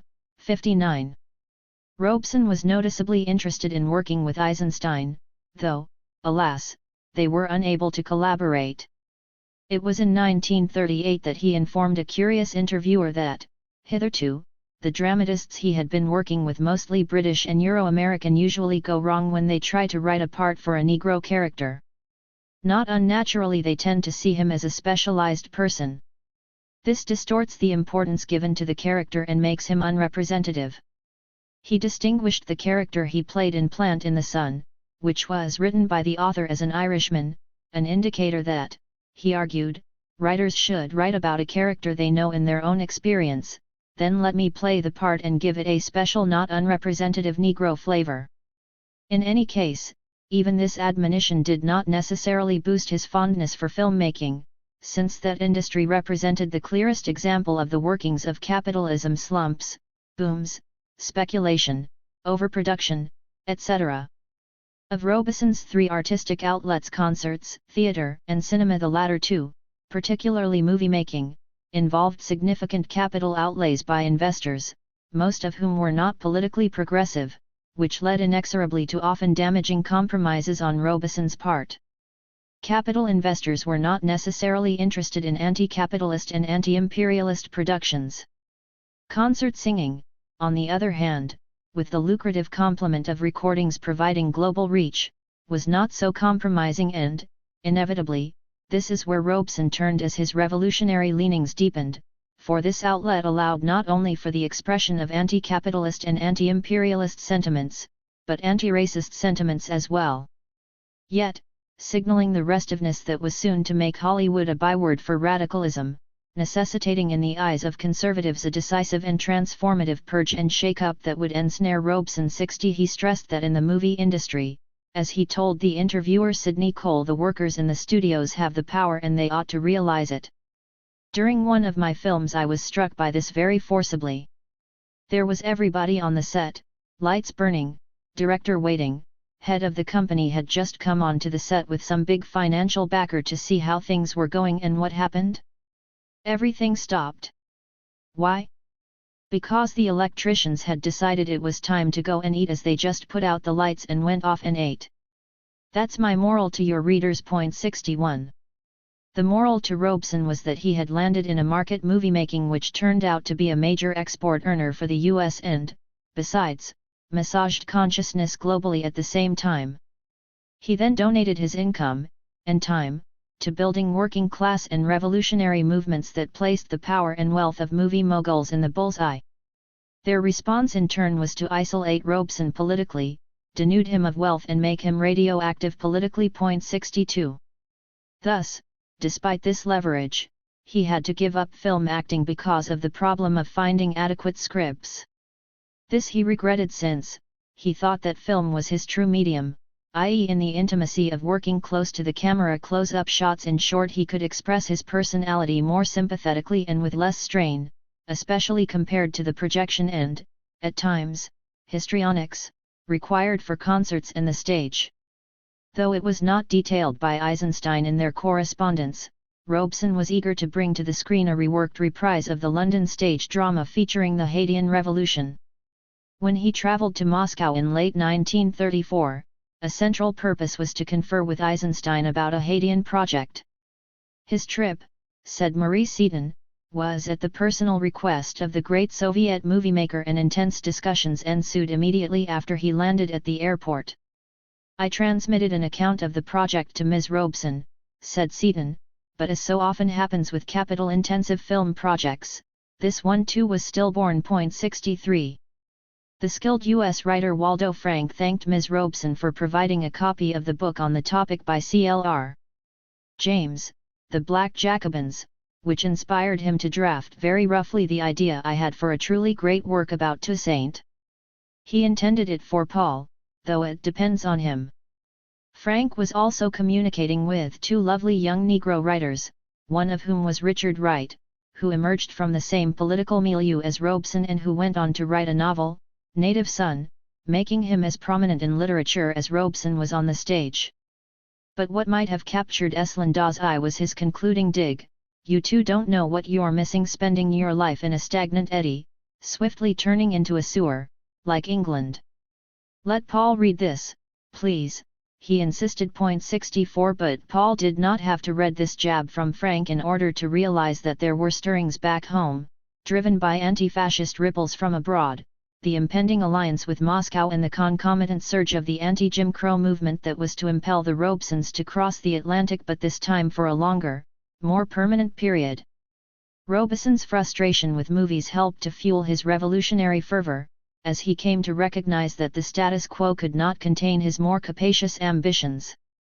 "I want to make a film about Samuel Coleridge Taylor," he said in the 1930s, referring to the turn-of-the-century British composer, routinely referred to as the African Mahler, and Joe Louis too, the heavyweight boxing champion otherwise known as the Brown Bomber, a contemporary of Robeson. "But the Hollywood companies would not let me do the latter, nor was the former actionable either. They say it would never do for a colored man to be shown knocking out a white boxer." 65. These reluctant executives may have noticed interviews he was now giving to the U.S. Communist Party daily newspaper. In one he was open about his affection for the Soviet Union. "I intend to live there," he declared. "It's the only country in the world where I feel at home." When asked the question that would bedevil him for years to come, he said that he wasn't a member of the Communist Party. "I'm a member of the Friends of the Soviet Union," he confessed. Point 66. Robeson did not rest supine while Hollywood moguls blocked his best efforts. To the contrary, his response was to escalate his growing activism. His disappointment with Sanders of the River was countered by his growing ties with the West African Students' Union in London. For example, there was a notably festive dinner dance at 62 Camden Road with Robeson, American Samoa the special guest, but also featuring a star-studded lineup of future anti-colonial leaders including Jomo Kenyatta of Kenya and Z.K. Matthews of South Africa. For the occasion, the Robesons were attired in Yoruba or Nigerian dress 67, a symbolic statement of where their interests were headed and an implicit refutation of a recent era when they felt compelled to expend their income on the latest fashion from Harrods. Attendance at these students' event broke all previous records and Robeson's presence may have been a factor. There he informed the assembled that from this point forward he would devote his life to the cause of a liberated Africa and, thus, intended to tour the continent soon. Loud cheers greeted his declaration that he was funding the group and intended to continue doing so. 68. This ovation was more than complemented by surging opinion on the continent itself. The future Nobel laureate and United Nations leader Ralph Bunche was traveling in East Africa during this era and noticed echoes of home. "Paul," he wrote, "you surely are an idol of the Bantu sick." In other words, when one mentions American Negroes they all chorus Paul Robeson and Joe Louis. The rumor still persists that you are coming down to the Union of South Africa soon. If you do, the black folk will mob you with enthusiasm. 69. A signal of Robeson's growing commitment to the liberation of Africa from colonialism, which endeared him to so many Africans, was indicated in 1937 when he provided a then hefty $1,500 to launch what became the most important U.S. grouping in this contested realm, the Council on African Affairs. This subsidy was considered splendid by one of the group's early leaders, Max Yergin, who was to turn on Robeson viciously as the Cold War heated up. It made ironic his final comment, "I hope Essie and you are rather securely cut off from the great horde of people who are always trying to get at you." 70. The funding of various causes had become Robeson's trademark and, said a U.S. Negro journal, meant that he was to London what Bill Robinson is to Harlem, a reference to Bojangles, a famed dancer, performer, and Hollywood star, also known for handing out money. Paul is made a regular sucker by all the touch artists of America and Africa who work with him in pictures and in plays, including the tea room leftists who hold him up as a sort of god. 71. In any event, this increasing Robeson identification with Africa and the left apparently did not damage a similarly growing affection for Britain, for it was then that he was importuned to stand for election for the Lord Rectorship of Edinburgh University. 72. To that end, he was regarded by a local periodical as Aberdeen's favourite singer. 73. Robeson's soaring popularity was inseparable from his ascending role as a prominent anti-fascist. A visiting journalist reached this conclusion after interviewing him in 1937. "The artist and social thinker in Paul Robeson have fought their last battle for mastery," said Louise Morgan not without cause, "and the social thinker has won." She was sitting in his London flat and it was there he informed her why the present commercial theatre and films no longer interest him. As he was to insist to his dying days, personal success is not enough. For what was animating Robeson as they spoke were events in Abyssinia and China, which had led him beyond the racial problem to the world problem of which it is a part. Robeson was at a crossroads once more, toying with the idea of becoming a writer, which would have surprised many of the correspondents who often despaired of ever receiving a letter from him. "At the moment," said Morgan, "he is reading 3 novels by American Negro writers with a view to making dramatic versions of them. The theatre he feels is at this time his most important medium." Robeson's muse was also rising.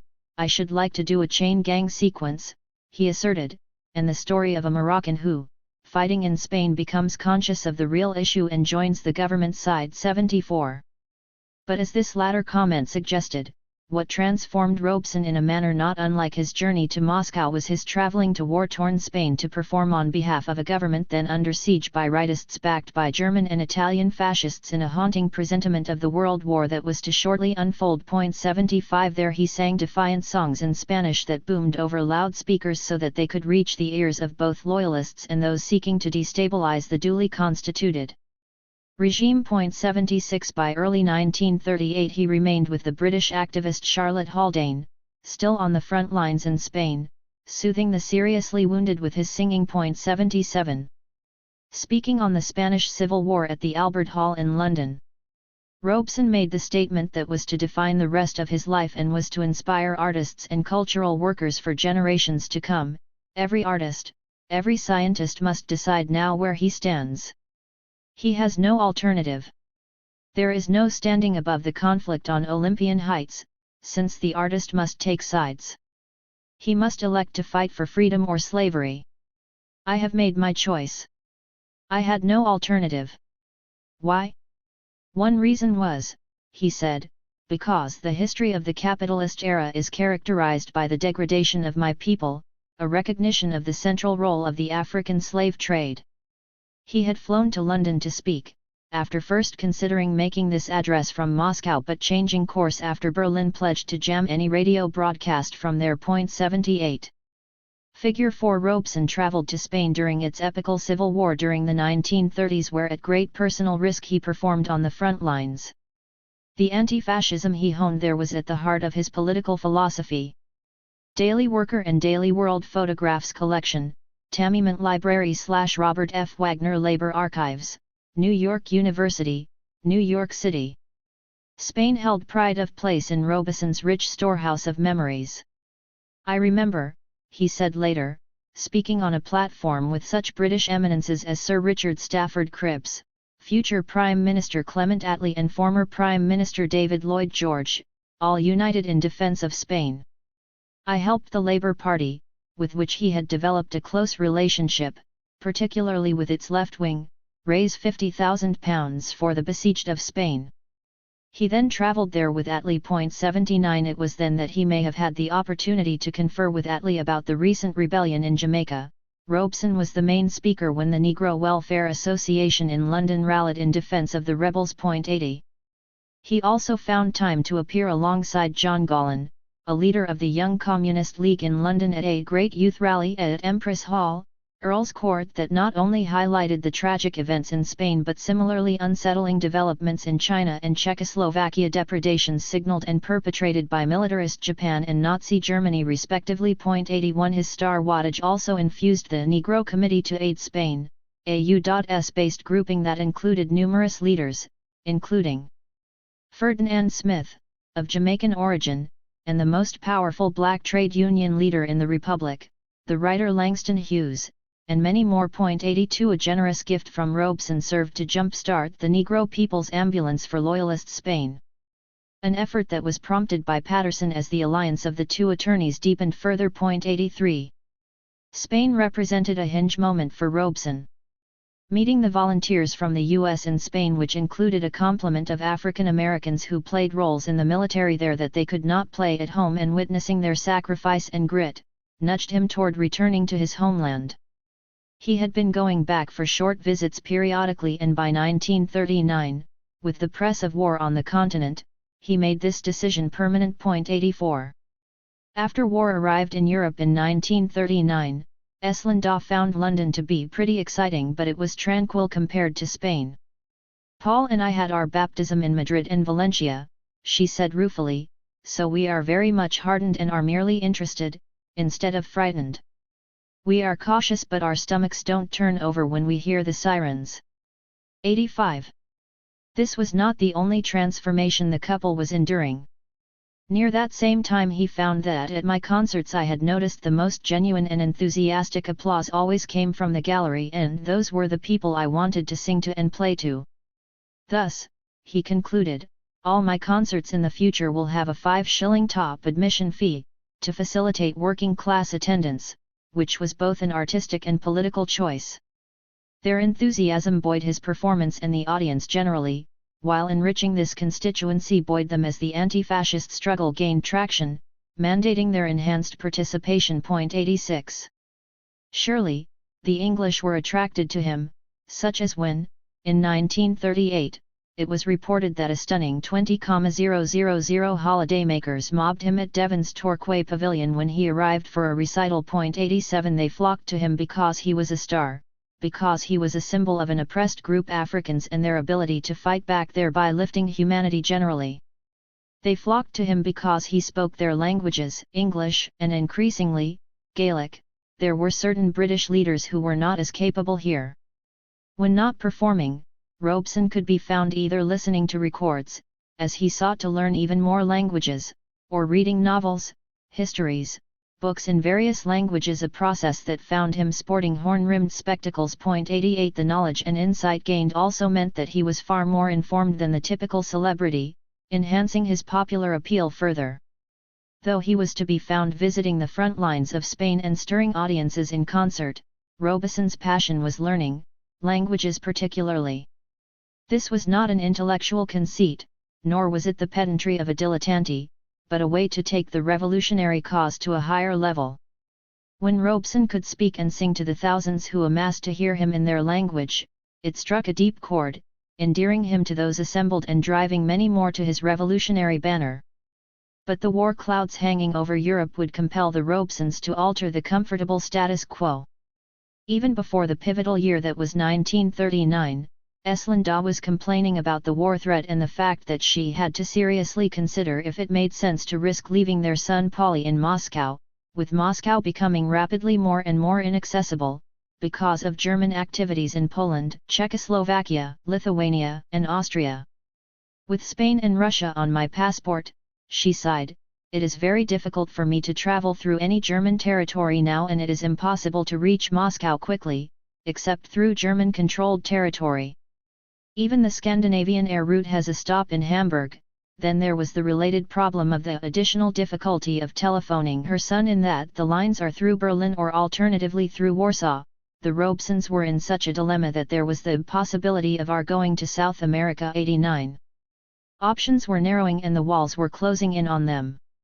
As early as the fall of 1938, Ms. Robeson was told bluntly that it looks as if it is going to be very unsafe in London, so you and your family had better get out quickly. 90. It was September 6, 1939, and Ms. Robeson was at her garrulous best in London, chatting about her spouse, filming hard as ever, making 8 o'clock time in the mornings, which is much more revolutionary than war for the notorious night owl. Their present abode, St. Albans Villas, Highgate Road in the Dartmouth Park area of Highgate, was chosen by her with an eye for safety at the time. We have a grand shelter of our very own, right here in the house, with heavy thick walls all about. 91. The onset of war in Europe led to the Robesons' decision to abandon the continent, though neither he nor she could envision that this was a fatefully momentous decision. Though they were to visit London thereafter, including a lengthy stay in the late 1950s after his passport was returned, this sad and hasty adieu to London, where they thought they would reside indefinitely, delivered Robeson into the hands of his tormentors. A reality that became clear after the war that had forced them to leave in the first place came to a screeching halt in 1945. 5. The tallest tree in our forest. Paul Robeson considered Proud Valley, filmed in the coalfields of Wales, just before his fateful return to the US, his proudest accomplishment in cinema. A production of Ealing Studios, it tells an affecting story of an African-American miner and singer and his relationship to the harsh reality of coal mining in Wales. The story mirrored Robeson's life in that, like his character in the movie, he too won the hearts of the working class in Wales, and England, Ireland, and Scotland besides. Viewed from the perspective of Hollywood, even today it is hard to find a film that better captures the life of a black working class man. Providing the movie with the heft of verisimilitude was the fact that local Welsh from the impoverished Rhondda Valley performed admirably alongside Robeson. 1 There have been many films dealing with Scotland, Ireland, and England, said one critic in 1940, but never, with the possible exception of The Citadel, has Wales been put on the screen. This film was Robeson's parting gift to the nation that he had come to admire. 2. This cinematic triumph gave added sustenance to Robeson's heartfelt words to Britain's communist newspaper on their anniversary, informing these radicals, "I have never been met with more warmth than here in Britain. I came here unshaped. Great parts of my working class roots are here," an indicator of his heartwarming experience in Wales. "The reception that I have had here," he insisted, "has passed all bounds." 3 My whole social and political development was in England. He proclaimed in 1944, as he became as much a part of English life as I am now of American. For Robeson conceded freely, "I had planned to leave the United States for good and I was living in London, shuttling over to Russia every summer to see my boy. I thought I saw more tolerance for Negroes abroad than I did here, speaking of the US, which was an accurate perception. 5. This decision to leave the continent was taken reluctantly, given the niche he had carved in London and Europe, a decision made all the more wrenching in light of his positive experience in Wales. I would go down to Cardiff in Wales, he recalled fondly in 1965. They have a wonderful opera in London, he reflected, but the Welsh, they have their own language too, they felt that they wanted their own theatre. So somewhere among the miners, before you knew it, there was an opera house in Wales. The same way in Scotland, he said. 6. Given his experience with Sanders of the River, Robeson was understandably wary about movies, even though the script for the film shot in Wales was appealing. It was a good story, said Eslinda, although heaven knows what it will be like when we get through shooting. You know what films are. 7. This admonition reached a crescendo when shortly after returning to the US Robeson had a small role in Tales of Manhattan, which he saw as offensive as Sanders of the River. A distraught Robeson admitted to the New York Times that, I thought I could change the picture as we went along and I did make some headway, but his handsome paycheck could not compensate for the ugliness he witnessed on the silver screen. It turned out to the same old thing, he said angrily, the Negro solving his problem by singing his way to glory. This is very offensive to my people, he insisted. It makes the Negro childlike and innocent and is in the old plantation tradition. But Hollywood says you can't make the Negro in any other role because it won't be box office profitable in the South. The South wants its Negroes in the old style.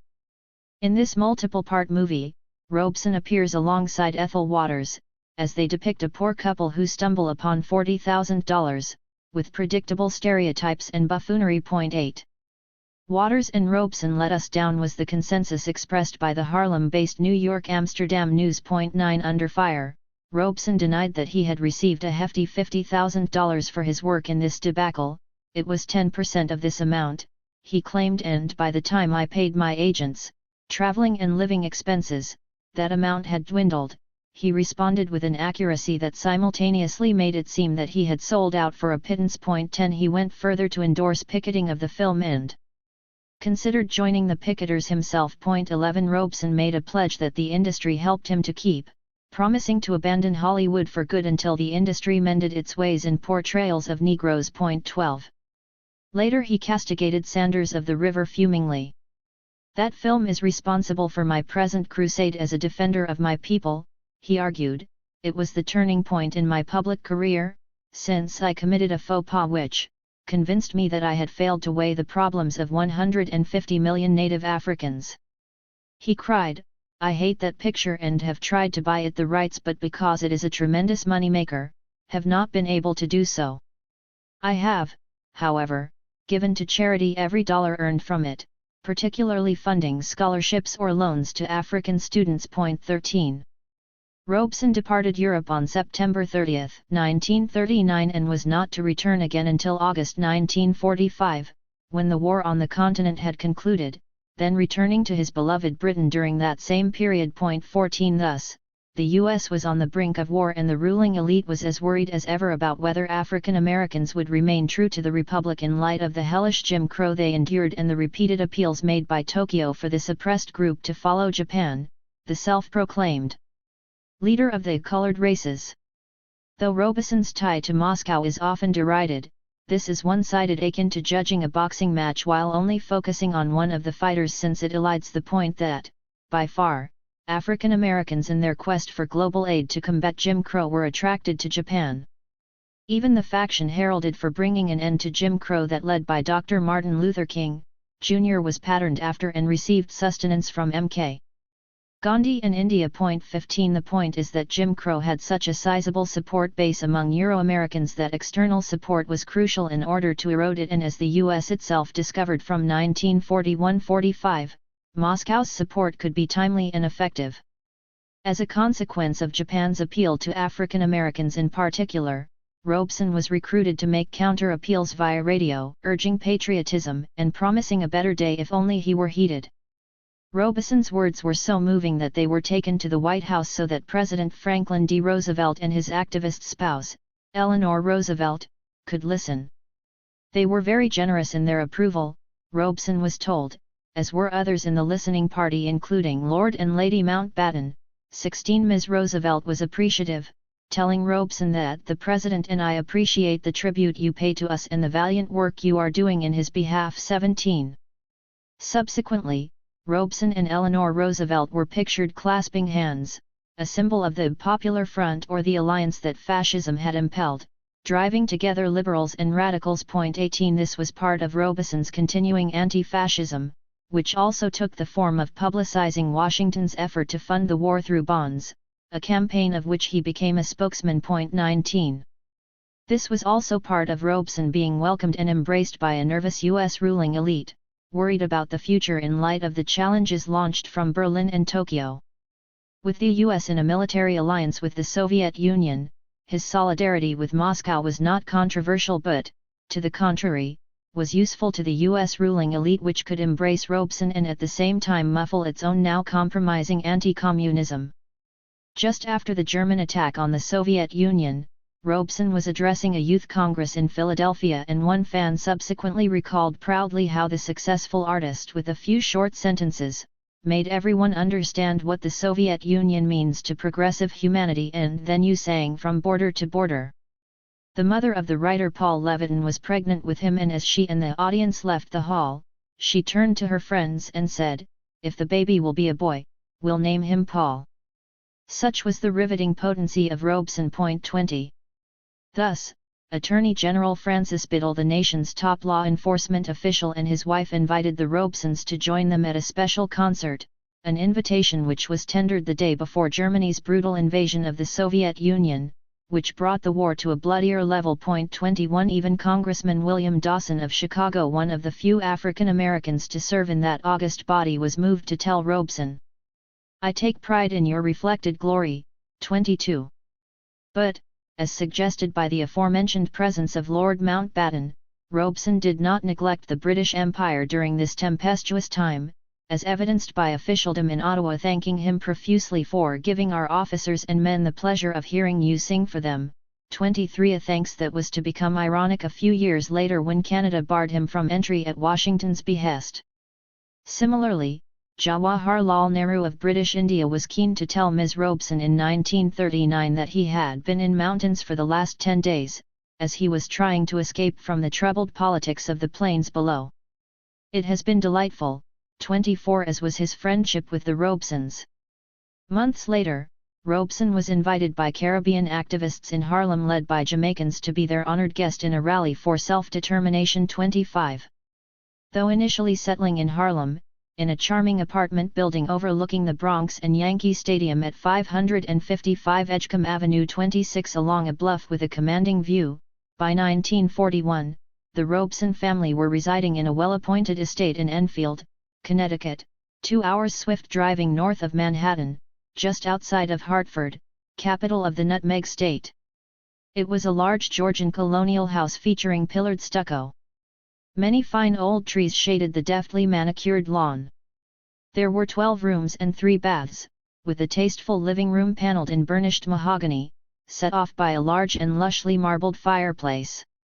There was a tennis court, a swimming pool, a bowling alley, a billiard room and a hall suitable for both concerts and dances. It was baronial splendor well befitting a singer and actor deemed to be at the height of his artistic powers. 27. We are all simply crazy about the country rural area and have settled down permanently to country life. The house is divine, said Eslinda Robeson, and exactly suits us, and it is all much too good to be true. It was very lovely, with the low Berkshire hills at the back and a modest 2½ acres. Her husband loves the quiet and low gear of the place and flies home for every moment he can spare when on tour. 28 It was really a lovely house, she said rhapsodically, and its only fault is that it looks a bit more impressive than it is. It is very simple, very sturdy, and absolutely livable. 29 Which was all true but simultaneously a downplaying of the exceedingly comfortable lifestyle to which the couple had grown accustomed.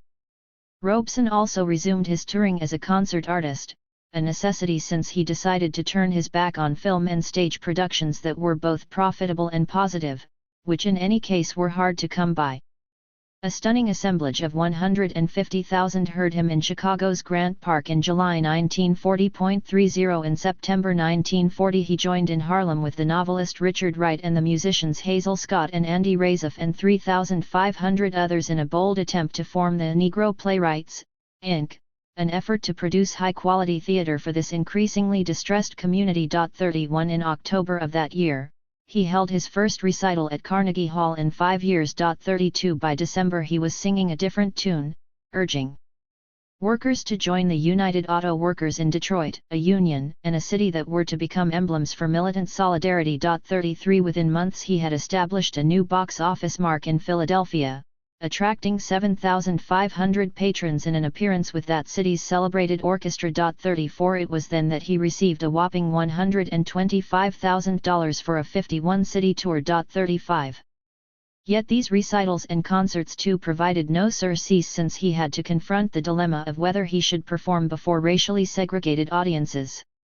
In the midst of galvanizing African Americans for a war that some viewed with skepticism, he was compelled in early 1942 to make a speech at his packed concert in Kansas City remonstrating angrily about Jim Crow seating. The agent that booked him there apologized almost tearfully, asserting that the uproar caused me a great deal of distress while pledging to redouble my efforts to avoid situations of this sort for next season. 36 The editor of the local Negro newspaper congratulated Robeson for the stand you took against segregation, since it has spurred the Negro citizens here to wage a campaign against discrimination in our tax-supported buildings. You have given us a good start. 37 Robeson was a kind of Pied Piper of anti-Jim Crow, journeying from city to city inspiring fellow crusaders, for it was thought if one as affluent as Robeson could protest and sacrifice, then surely others less endowed could. Subsequently, Robeson reflected on this jarring episode.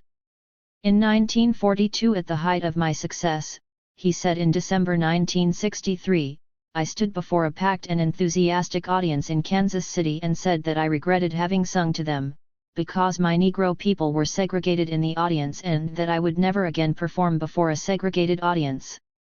And, he stressed, I never have. 38. Nonetheless, this was an uphill climb. Months later in Baltimore, Robeson was refused permission to sing at the Lyric Theatre because of his insistence that the audience should be desegregated. 39 For despite the best efforts of this and other agents, the terrible spectacle of apartheid seating at his concerts was to bedevil Robeson for years to come, causing him unimaginable grief while causing him to redouble his own efforts to extirpate this pestilence.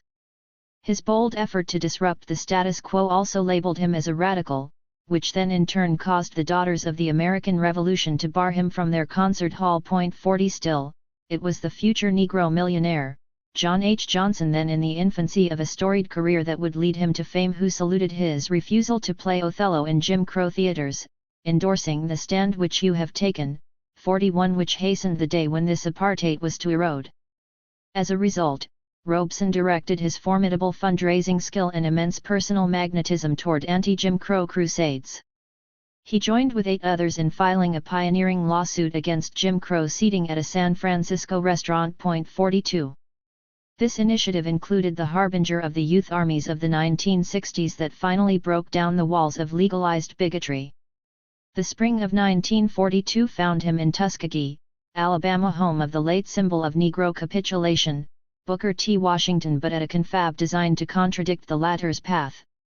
The Southern Negro Youth Congress was to be scorned after the war as just another communist front, a reflection of the unavoidable point that the Young Communist League played a pivotal role in bringing together a broad front task to tackle Jim Crow. But those who came to Robeson's concert for SNYC, including the NAACP's William Pickens and the preeminent U.S. military man, Benjamin O. Davis, and the head of the university Washington himself founded, Frederick Douglass Patterson, were then less concerned about the specter of red credentials as they were moved by the reality of anti-black bias. 43. Yet at the same time Robeson was being wined and dined by the powerful and working tirelessly to ensure that the U.S. government survived a challenge from fascism, he was being monitored relentlessly by that very same government, nervous about his socialist beliefs. Somehow a functionary of the Federal Bureau of Investigation, FBI, office in Los Angeles got hold of a Robeson notebook with scribbling in Chinese, and although the US ostensibly was on the same side as the bulk of China's population then fighting Japanese militarism and imperialism, this discovery was viewed initially with grave suspicion, perhaps because of the rising Chinese Communist Party under the leadership of Mao Zedong. But then the bulldog of a director of the FBI, J. Edgar Hoover, had this document translated and found to his satisfaction that it was clearly of no significance to anyone other than its owner. 44. Figure 5. Robeson was a staunch defender of working-class activism and raised large sums of money for unions on both sides of the Atlantic.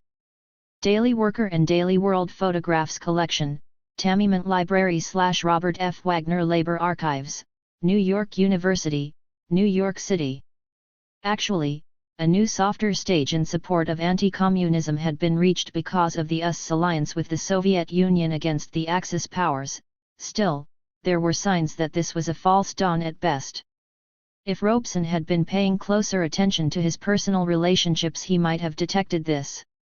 Thus, Walter White and Carl Van Vechten had been instrumental in the remarkable rise of Robeson as an artist, but by the time he was about to depart London, there were indicators that both had become disillusioned with him. "I see Paul has come out in favor of Russia against Finland," said Van Vechten, adding, "This is very bad business indeed." 45. Though Robeson had propelled Van Vechten up the social ladder, introducing him to Lord Beaverbrook, for example. 46. This New Yorker's friendship with the artist was now crumbling. Even as Robeson was standing shoulder to shoulder with the US in its death match with fascism, the U.S. authorities, specifically, the FBI, were eyeing him suspiciously. The same year that the FBI exonerated him for daring to scribble in Chinese, this same agency found that he is a member of a number of Communist Front organizations, seen as a demerit or worse. It was found questionable that at a fundraiser in Manhattan for Spanish loyalists, he complained of the imprisoning of Earl Browder, the leader of the U.S. Communist Party. It was deemed troublesome that Robeson collaborated with communist filmmakers on a documentary film that purportedly includes scenes that portray violations of civil liberties in the United States, along with the struggle of the American pioneers with fascism, the struggle of labor unions against company spies, and the gallant fight against Hitler. Though Moscow was then an ally, the FBI blanched when Robeson in concert sang songs in Russian. 47. It was found alarming when a confidential informant asserted that Robeson was a Communist Party member and that he had joined the party after a professional tour in England. It was then that he met Henry Pollitt, a possible reference to British Communist leader Harry Pollitt, who was believed to have converted Robeson to the party. Supposedly, Robeson donated $300,000.00 to this organization. 48. Apparently, the FBI was unaware but would have been keenly interested to know that Robeson provided a subsidy of $100 per month for the respected U.S. Negro Communist leader, Harry Haywood, to finish a major study of Negro liberation. 49. The FBI seemed particularly intrigued by the ties of Robeson that implicated global trends, particularly those involving Moscow, and this was the case even when the USSR was allied with the U.S. and those involving the colonized. It was in 1943 that their agent reported anxiously that Ms. Robeson was a personal friend of Nehru and that she had entertained his nieces at her Connecticut estate. 50. Similarly, the FBI found it hard to ignore when Eslinda contacted Moscow's emissaries in Washington, inviting them also to her cozy though far from abstemious abode. It may have been indiscreet on her part to note that this residence was near extremely important cities now in the defense industries. Still, she urged Maxim Litvinov and his wife, telling them affectionately, "We would love to have you stay with us," and making the two feel special by adding, "We ourselves never entertain," while adding our very secret telephone number. 51. The FBI would have been worried further if they had been able to read the correspondence between Ben Davis, Harlem's communist chief, and Eslinda Robeson. "The Harlem section of the Communist Party is beginning to break records," he exulted. "We have doubled our membership, securing 400 new members in 3 months, and we've just begun." 52. Robeson and Davis were present at the creation of this tremendous upsurge in radicalism. Ben and I first met here in Harlem some 35 years ago, said Robeson at Davis' funeral in 1964.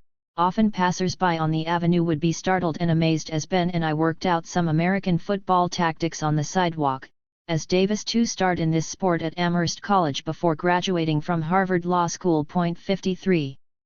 Still, it was easy for Robeson to ignore the ominous clouds that were gathering, for he was still being feted, still being courted by up-and-coming artists, a list that included the poet Count T. Cullen, a leader in the field. 54. I have a play which I wish you would consent to read, he told Ms. Robeson, since it might interest Paul.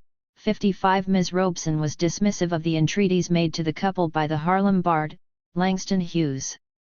Robeson had no such compunction about collaborating with Richard Wright and the musician Count Basie in working on a song hailing boxer Joe Louis. 56. I know Joe, he said of the pulverizing pugilist and reigning hero of Black America, a warm, likable fellow. 57.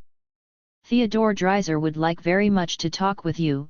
58 was another missive Robeson received then, a reference to the premier U.S. novelist and journalist of the naturalist school.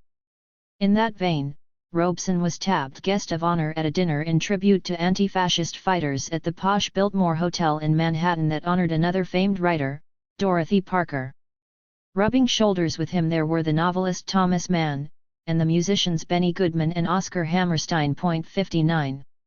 Like one hand washing the other, a status cemented in London helped to enhance Robeson's stature at home. It was a pleasure to see you in Lombard Toledano last Wednesday. 60 was the message passed to Robeson by Nobel laureate Pearl Buck, in her reference to one of Mexico's most influential labor chiefs.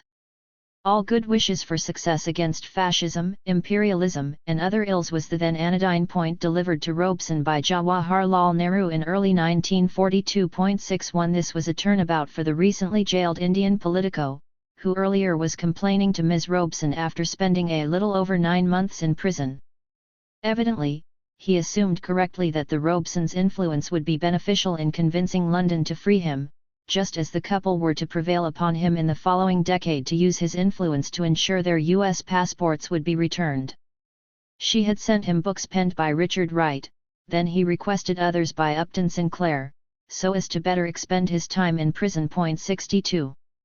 This mutuality of literary interests stemmed from the time that Robeson and Nehru spent together in London, when to the Indian's astonishment, his interlocutor began to spontaneously recite poetry in Hindi in order to demonstrate the commonalities and speech patterns between those who spoke this language and those who spoke a language colloquially referred to in the U.S. as Black English. 63.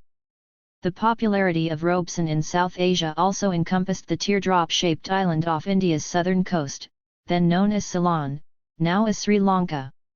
East African soldiers stationed there celebrated Robeson's 47th birthday during the war. 64 Though organized by Icelanders, Robeson described locally as a legend in his own time was fated, fittingly, in a concert that featured music from both the Sinhalese and Swahili traditions. 65 This may shed light on why Eslanda Robeson was told subsequently that she might be surprised to know to what extent the public here in Ceylon follow the career of both you and your famous husband. 66 Unsurprisingly, it was then that the formerly jailed leader, Nehru, asked Robeson plaintively, "Is there any chance of coming to India?" 67. Robeson's prominence was being taken for granted. When a distinguished U.S. Negro journalist, P.L. Prattis, wrote in 1944 that Robeson had been adjudged to be one of the 12 great intellects in the world today, this hardly caused a raised eyebrow or a ruffle of dissent. 68 Perhaps this encomium was bestowed because of his linguistic ability, coupled with what was then seen positively as his friendship with Moscow, the latter being suggestive of political insight, both of which were indicative of intellectual capability. As such, the alma mater of Dr. Martin Luther King, Jr. Morehouse College in Atlanta strained to extend an invitation to Robeson, requesting that he honor them by accepting their offer of an honorary degree. 69 This event in the late spring of 1943 was a festive occasion in this otherwise grim citadel of Jim Crow. Benjamin Mays, who was to serve as Dr. King's mentor, was effusive, terming Robeson's appearance a great occasion. People were standing in large numbers and we erected a loudspeaker and put chairs on the campus for the people who could not get in. There were many outside.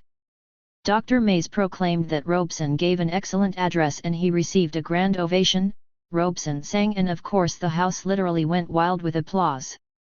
Yes, he concluded with satisfaction, those who have seen Morehouse commencements over a period of 40 or 50 years declare this to be the best the college has had, 70 scrambling to keep up. Howard University in Washington, D.C. The self-proclaimed capstone of Negro higher education then unanimously voted to confer upon Robeson an honorary degree. 71. What Howard and Morehouse were recognizing was that Robeson's star continued to ascend, bringing eminence to these campuses when he arrived. This was particularly the case when he revived his signature role depicting Othello first in his hometown of Princeton then to the apex of theater that was Broadway, Manhattan. He had traveled a long way from his home on the corner of Green and Witherspoon Streets in this university town. Bursting with pride, the town that once shunned him now boasted of his triumphs, particularly in London. He twice filled the Albert Hall to its 10,000 capacity and gave a command performance at St. James Palace before the Prince of Wales, while this past summer, it was said in August 1942, he broke attendance records in Philadelphia and at Louis' Stadium in Manhattan. 72. One critic was disarmed by Robeson's appearance at the latter venue since few concert stars theretofore had been able to pack Louis' Stadium and you could count on one hand the number of Negroes attending and still have 3 fingers left. But not so now, for things have really changed with the arrival of Robeson. 73 For he was able to attract diverse audiences, particularly African Americans, introducing them to languages and cultures with which many were unfamiliar, internationalizing their consciousness and making it easier for them to join with less hesitancy and reluctance an anti-fascist crusade. There had been expressions of anti-Jewish fervor in Harlem, as an outgrowth of fascist influence, but Robeson helped to undermine it, asserting no Negro would dare be anti-Semitic in front of me. 74. Hebrew music moves me very deeply, he confided to the BBC. One day I was mistaken for an Orthodox Jew or one of the Falashas of Africa. I grew a beard for Othello, and as he hopped onto a subway train a chap with a beard began talking to me in Hebrew and Robeson replied accordingly. Then suddenly his face breaks into a big grin and he says, "You're not one of us, you're not one of the Falashas, you're Paul Robeson." 75. Still, it was acting on Broadway in Othello that propelled Robeson to ever greater heights of popularity, making it less likely that he would be found on subways. Time magazine, the arbiter of mainstream opinion, proclaimed in 1943 that Robeson was probably the most famous living Negro. He went to London, conquered it, he conquered half the cities of Europe, probably an underestimate. As for Moscow, which this journal was to bludgeon repeatedly after the war ended, Robeson was cited as saying, "I felt I might have functioned there better than any place else in the world." He now received a handsome $1,500 per week performing in Othello, which was a fraction of what he can earn singing at $2,000 or $2,500 a night. For Othello he lost 35 pounds and now weighs a svelte 230, 76. Before departing London, it had occurred to Eslinda Robeson that reviving this role in the U.S. would catapult her spouse to the commanding heights of his craft. She eagerly made casting suggestions, observing that a lot depends on the selection of the Desdemona character in determining the play's success. 77. Ms. Robeson proved to be prescient. The official premiere was held in Philadelphia, with Robeson in brilliantly colored robes gliding across the stage. The future renowned jurist, Raymond Pace Alexander, was among those in attendance, and he too, like the audience as a whole, leapt to his feet when the curtain descended, as all assembled erupted in a wild display of applause. The next day, an impressed Leopold Stokowski, the well-known conductor, met with Robeson, signing him to a quite substantial contract, making him the first black person to appear as a concert artist before this eminent orchestra. 78.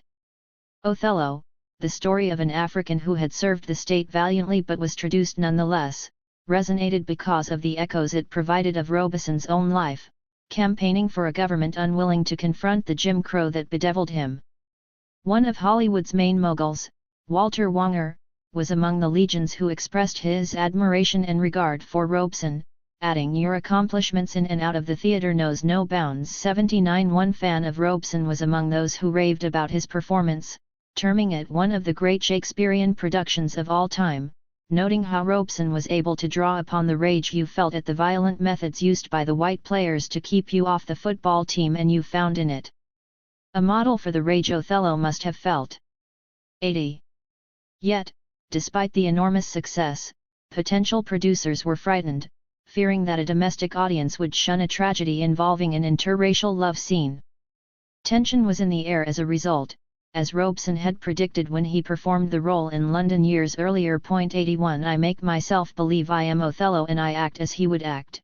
82 was Robeson's simple explanation for the play's groundbreaking success and an indication of a style of method acting that would sweep through Hollywood in coming years. 83.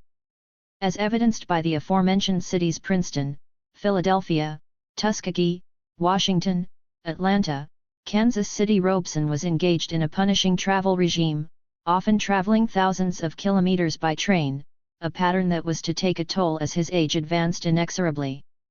By the time the U.S. entered the war, he was 43 years old.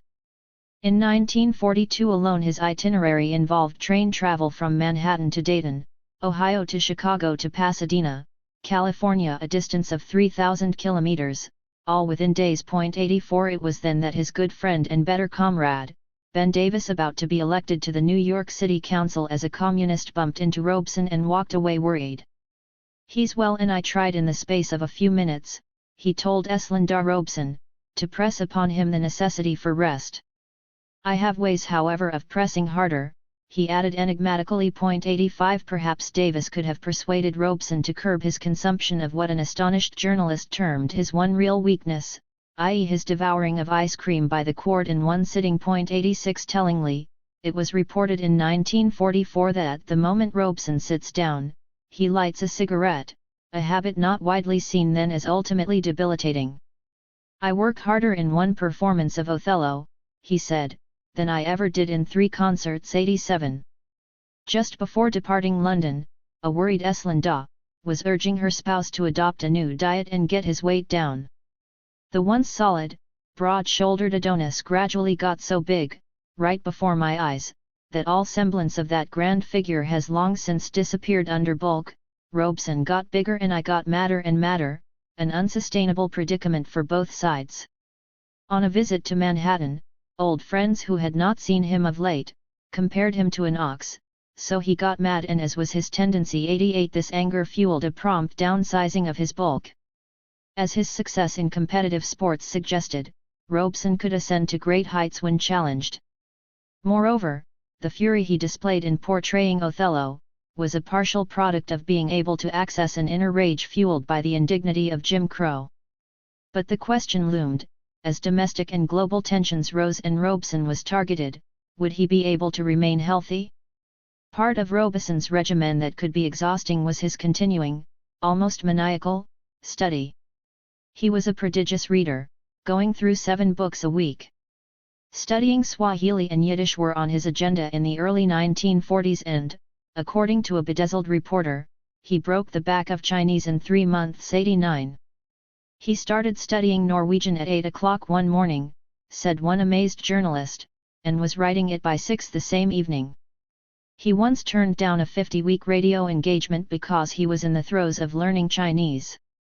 He had embarked, it was announced in 1943, on the formidable task of learning at least one example of every language group in the world, with groups still to be tackled including Turkish, Mexican Indian, Hindustani and Georgian.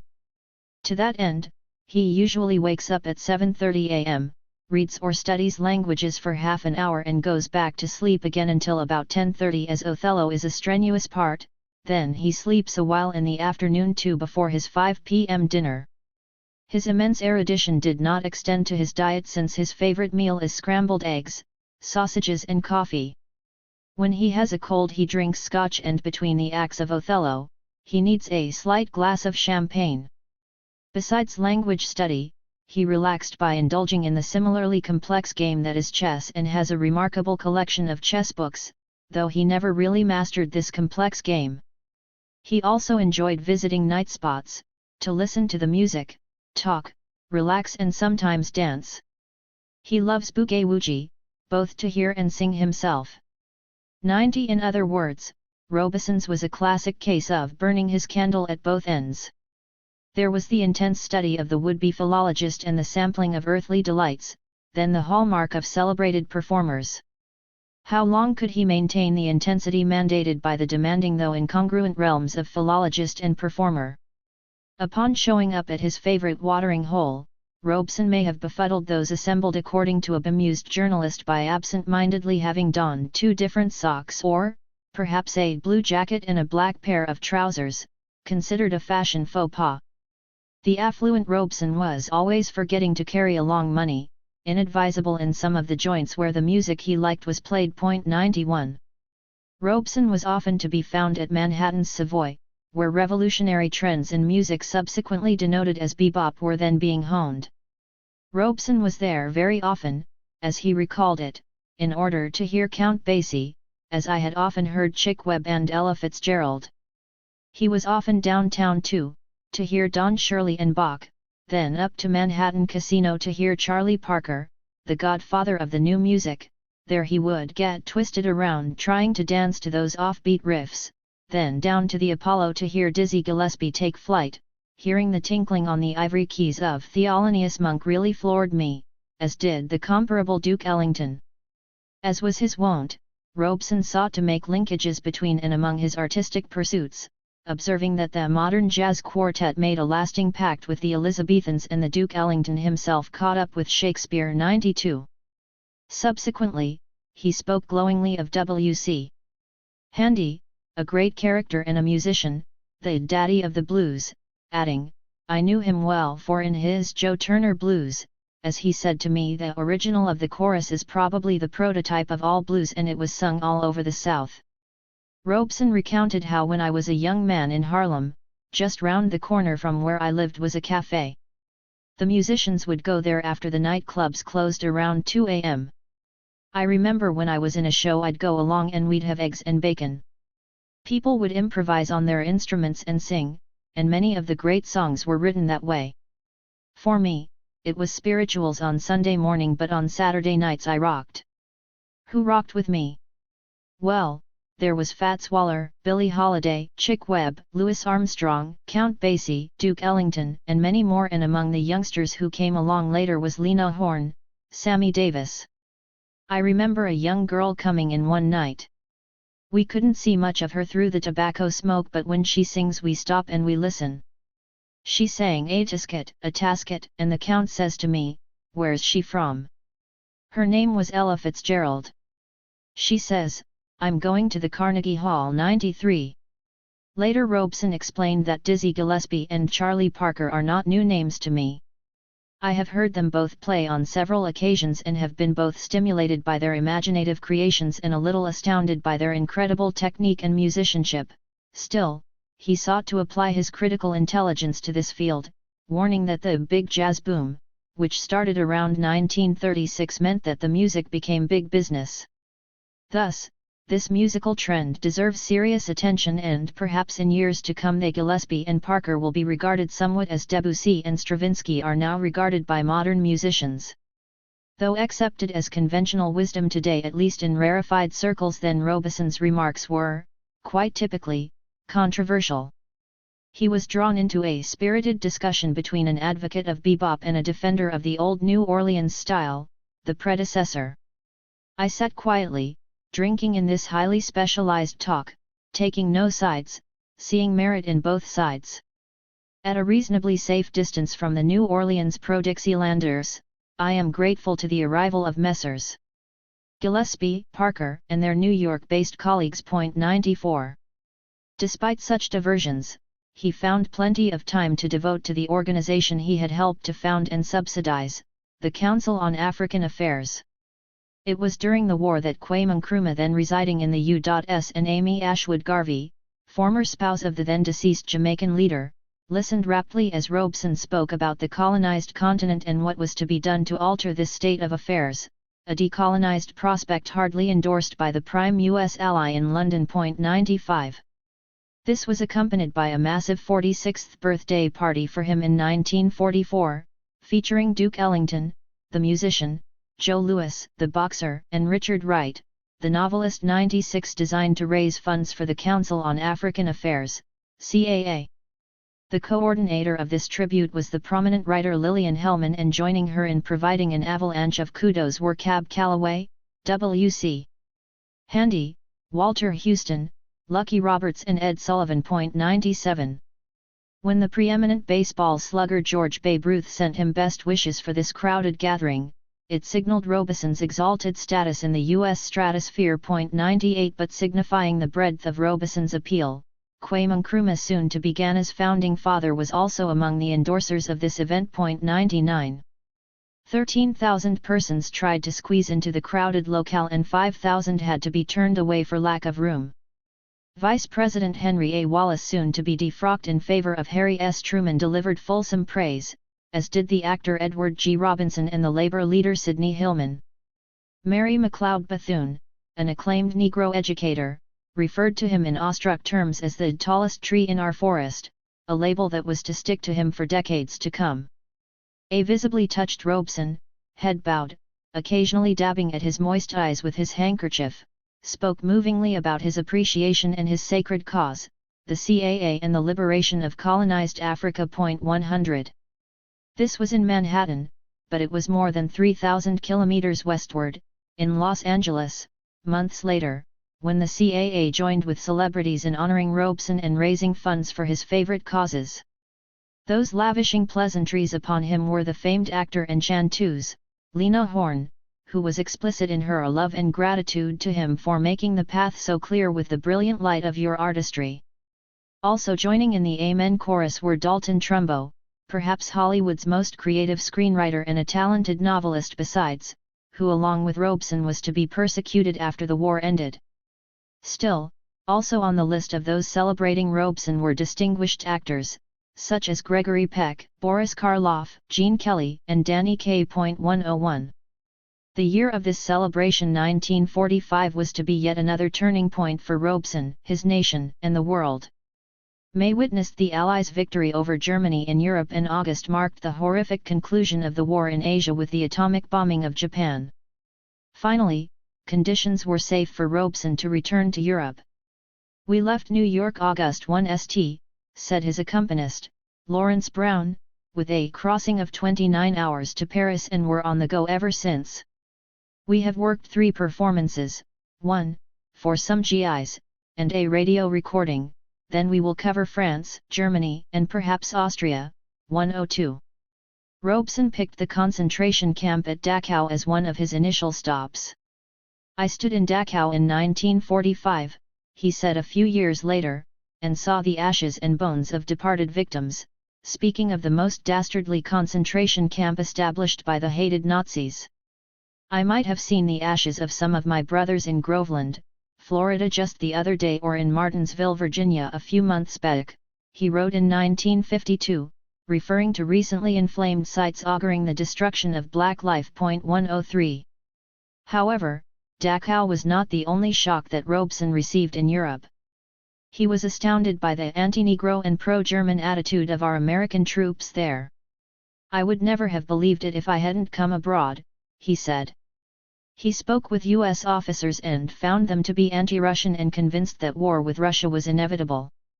He was similarly astonished to find that these men seemed equally determined to weaken the Labour Party in Britain and Social Democrats in Europe generally. 104. J. Edgar Hoover was informed that Robeson was disturbed to find that Army officers and State Department officials were in open collaboration with Nazis and fascists in Czechoslovakia.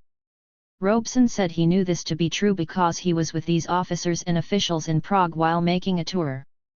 105. Robeson had a front row seat in inspecting the U.S. military in Europe, an outcome that the brass themselves guaranteed when Major General Frank Keating invited him into their inner sanctum, requesting that he sing for the troops. 106. Robeson chose not to retreat or yield since he had a sense of what he, and his comrades, were up against. It was also in 1945 that he addressed a large gathering in Los Angeles of the Joint Anti-Fascist Refugee Committee, where $17,000 was raised for those who had managed to escape the ravages of Europe. It was there that he enunciated the creed that was to animate his life for years to come. "We are standing at the crossroads of history," he said, "and the American people do not entirely understand that we can have fascism here unless we learn to use our productive forces for the benefit of all people. We can't wait for fascism to die out, and the oppressed peoples of the world will not wait."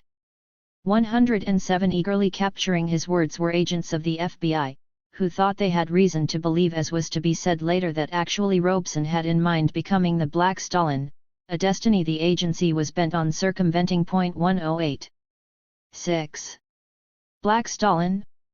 Though there were indications that the U.S. would turn sharply to the right after the war concluded, thereby jeopardizing his livelihood if not his life, Paul Robeson initially proceeded without evident signs that he sensed the wide and tumultuous dimensions of what was brewing.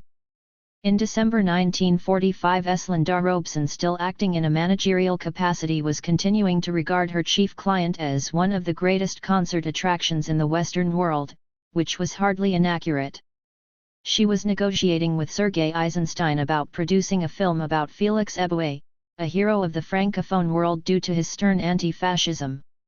"When Charles de Gaulle was here in early autumn," she said, "I talked with him about the idea and he was enthusiastic."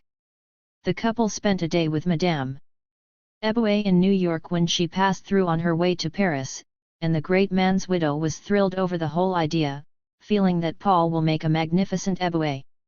Overly optimistic, she adjudged that if the film is done correctly, this may be a fine chance for the Soviet film industry to enter the world film market. 1. But even then it would not have been premature to assert that the US was not only keen in preserving its domination of the global film market too, but that it was also determined to ensure that a man Robeson who could be a wedge in eroding this hegemony would not be allowed to flourish. As matters evolved, Hollywood became a major battlefield which increased the pressure on Robeson. He was to salute the communist screenwriter John Howard Lawson, for his bravura upbraiding of inquiring congressmen. "It gave him a thrill of pride," said Robeson, hailing the writer's vehemence and eloquence. 3. He denounced the low content and superficiality and conscious aversion to truth of Hollywood, something he knew well, though it did little to enhance his popularity among moguls generally. 4. Of course, Ms. Robeson's outreach to Moscow on her spouse's behalf should not be taken to mean their marriage had returned to the bliss of the early 1920s. 5. In May 1946 she told the press that her husband had 10 days at home in the last year. 6. While performing Othello, Robeson leased an apartment in the fashionable section of Manhattan, 38th Street and Park Avenue, accentuating and facilitating his many absences from home. 7. Still, this scenario does not account for Robeson's own ability or inability to sense that the warm relationship between Washington and Moscow was simply a function of the war and did not signal an ongoing entente. For Robeson was thrown off balance by another contemporaneous development, the ruckus that enveloped the U.S. Communist Party.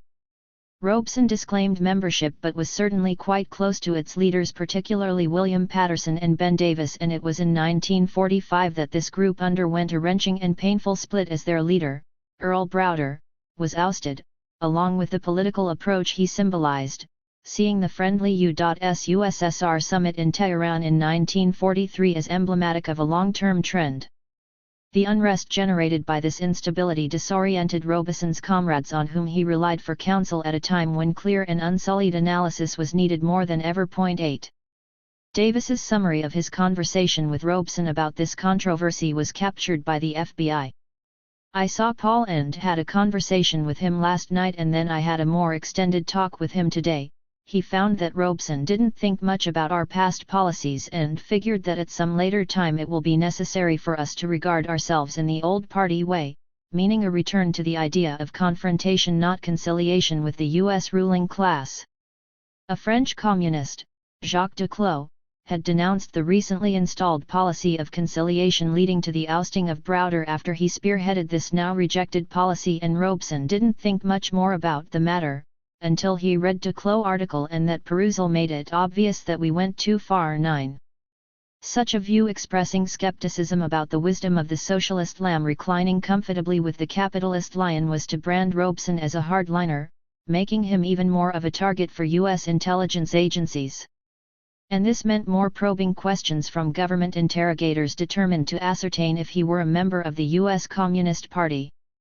This persistent query was posed in October 1946 by California State Senator Jack Tenney, and as ever Robeson was just as dogged in rejecting the question and the questioner, telling the legislator that his committee was evidence that fascism lived.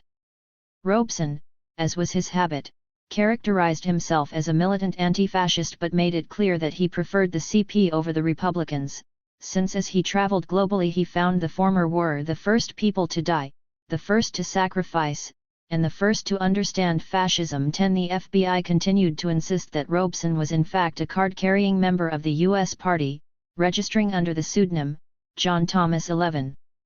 If a date can be ascertained for the formal launching of the Cold War and its handmaiden, the Red Scare, it would be March 5, 1946, when Winston Churchill journeyed to Missouri with President Harry S. Truman, who had replaced Roosevelt after his untimely death.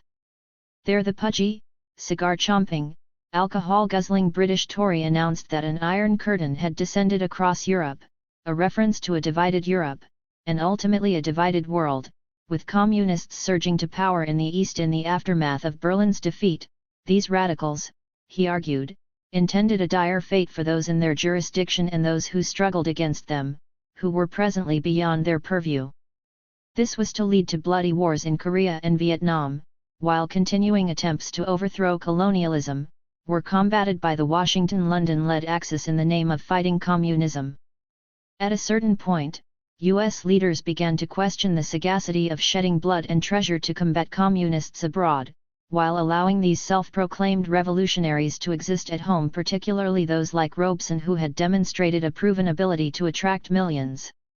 Still, moving the U.S. and the North Atlantic community generally from the entente of the war to the confrontation of the Cold War was not a speedy process, taking a while for the new approach to trickle down to the front lines. Surely, before Churchill's portentous words, the post-war glow seemed to be intact. Robeson was honored with the highest award of the NAACP at a star-studded reception at the Biltmore Hotel in Manhattan in October 1945. Unsurprisingly, Robeson praised socialism, which at that point was not considered beyond the pale. 12. The pro-socialist Robeson was asked by the publication of the rising Negro millionaire, John H. Johnson, to pose for their glossy pages. They wanted a nice layout to be titled, perhaps All-American Family, presenting the Robesons in their home, which started me wondering, said the editor, why someone does not do a book on the Robeson family. The title All-American Family 13 such was not to be, and, if anything, soon the Robeson family was to be scorned if anything as an all-Soviet family. Yet during that different era, Johnson himself asked Ms. Robeson to become a contributing editor of his infant periodical. 14. In early 1946, Robeson's income was yet to come under assault, so his plush estate remained his hideaway on the few occasions he abandoned his demanding routine of concerts and political rallies. He had promised Ben Davis that he would come up with me to Enfield, so that we could talk over many things, not to mention a few games of uninterrupted and concentrated chess, 15, and perhaps some tennis too. Davis, a frequent guest, had grown accustomed to the comfortably informal residence, which resembled the workshop of an absent-minded professor, appropriate for a man whose secret ambition was to be a professor of languages. 16. As in London, bookcases were packed tight, lining many rooms, groaning from the weight of studied volumes. Even the top of the grand piano was used to hold tomes. Volumes of Proust and Chekhov abounded and various books in diverse languages, though Robeson conceded that, for many of these tongues, he read them better than he spoke them. He hoped someday, it was said then, to read Confucius in the original. Davis, along with Patterson, his closest friend and comrade, knew better than most that left to his own devices, Robeson, as he declared, had only one ambition: to be a great scholar, a teacher. For some day, he mused, I'll give up the theatre and join the faculty of a college, perhaps pursuing his true love, philology and linguistics. But that was not to be. Even then, during the height of his popularity in the U.S., before he became a recluse late in life, Robeson acknowledged, "I always want the curtains closed and lights turned on in any room. I don't like to look out at the world." 17. Robeson continued to build the Council on African Affairs, the vanguard organization in the U.S. campaigning against colonialism. In early 1946 Harlem witnessed what was described as one of the greatest meetings ever held there, when thousands gathered at a famine relief rally, focused on suffering in Africa, that received expressions of support from the contralto Marian Anderson, Eleanor Roosevelt, Mary McLeod Bethune, and the Jamaica-born communist Ferdinand Smith, then the highest-ranking Negro in the trade union movement in his capacity as leader of the National Maritime Union. 18. Even after the Iron Curtain speech, it seemed to be business as usual when boxer Joe Louis joined with Robeson in hailing a huge rally in Manhattan targeting South Africa and the colonized continent generally. 19 days later there was Robeson linking a speedy end to both lynching and colonialism at a staggeringly large rally of 15,000 at Madison Square Garden in Manhattan. Joining him was the dancer Katherine Dunham, and messages of support were received from Nehru in India, A.B. Summa of the African National Congress of South Africa, and Ken Hill, a leader of the Union movement in Jamaica. 20. The U.S. authorities had quite a chore in seeking to disrupt Robeson's anti-colonial ties. Just before independence, Nehru confided to "My dear S.E. that I often think of you and Paul." 21. Robeson was friendly with Norman Manley, the anti-colonial leader on the island of Jamaica, as he informed Robeson then, "We here follow your work with great interest." 22. Robeson made it clear there that when he spoke of the Negro, he meant American Negroes as well as West Indians and Africans. This also meant in that very process of helping others, speaking of African Americans, we add to our own strength and bring nearer full freedom for ourselves. This also meant special attention to uranium from the Belgian Congo for atomic bombs and rubber for Firestone, the U.S. giant corporation, taken from Liberia. 23. Disrupting this expansive view of the Negro became a priority for Washington, whose strategy was to offer civil rights concessions to U.S. Negroes at home, while bolstering colonialism and neocolonialism abroad. Robeson's critique of U.S. policy toward Pretoria had become so strident that a future Secretary of State, John Foster Dulles, felt compelled to reply to him at the United Nations, excoriating the artist's alleged misapprehension. Ironically and damningly, Dulles conceded in a way that undermined his own nation, "I did not feel that the United States, in view of its own record, was justified in adopting a holier-than-thou attitude toward the Union of South Africa." 24. Which was precisely the point, and which was to doom ultimately both apartheid and Jim Crow to the dung heap of history. Robeson was then mulling a proposal to return to the silver screen, this time playing the lead role in a cinematic version of an acclaimed novel by his friend, Howard Fast. 25. Freedom Road was later to be made as a movie starring the boxer Muhammad Ali, in the role of a slave who rises after the U.S. Civil War to high political office. 26. One periodical allowed Robeson to assert strikingly and truthfully that if he went to Hong Kong tomorrow the people there would know me because of the Chinese records I had made. 27. Even in 1947, the consul for the regime in Port-au-Prince told Robeson that President Dumarçais Estime and his cabinet would be delighted to be honored by you visiting them and spending a few days as the guest of the Republic of Haiti. 28. Yet this buoyant global popularity was to be punctured and deflated, and this process began in his homeland and, intriguingly, may have begun in the White House itself. 29. It was there in September 1946 that Robeson vehemently charged that it was hypocritical for the U.S. to take the lead in Nuremberg in indicting purveyors of race hatred, while lethargically engaging the same at home. "What is happening in Nuremberg is a travesty on democracy," said Robeson, "when the people of America are murdered by the same kind of men that are on trial." 30. Drawing a connection between the parlous domestic plight of Negroes and global trends, had touched the sensitive Achilles heel of the Republic for decades, and this was bound to bring a forceful counter-reaction. 31. The clear implication of Robeson's denunciation was that U.S. officials, President Truman included, were surely worthy of being dragged into the dock, an event that Robeson sought to ensure when a few years later he and Patterson filed a petition with the United Nations charging their nation with genocide against African Americans. 32 Soon Robeson made clear that I heartily endorse the proposal of the Soviet Union to make race discrimination and hatred a crime. 33 At once, this linked tightly the most pressing global and domestic concerns, which simultaneously placed Truman himself in legal jeopardy. The president may have heard that Robeson was becoming the most unrelenting critic of what was called the Truman Doctrine. 34 The assumed right of the U.S. to intervene globally to combat socialism. Yet how could the U.S. move on this treacherous course, when African Americans were being told by the most popular amongst them that this was decidedly inimical to their interests?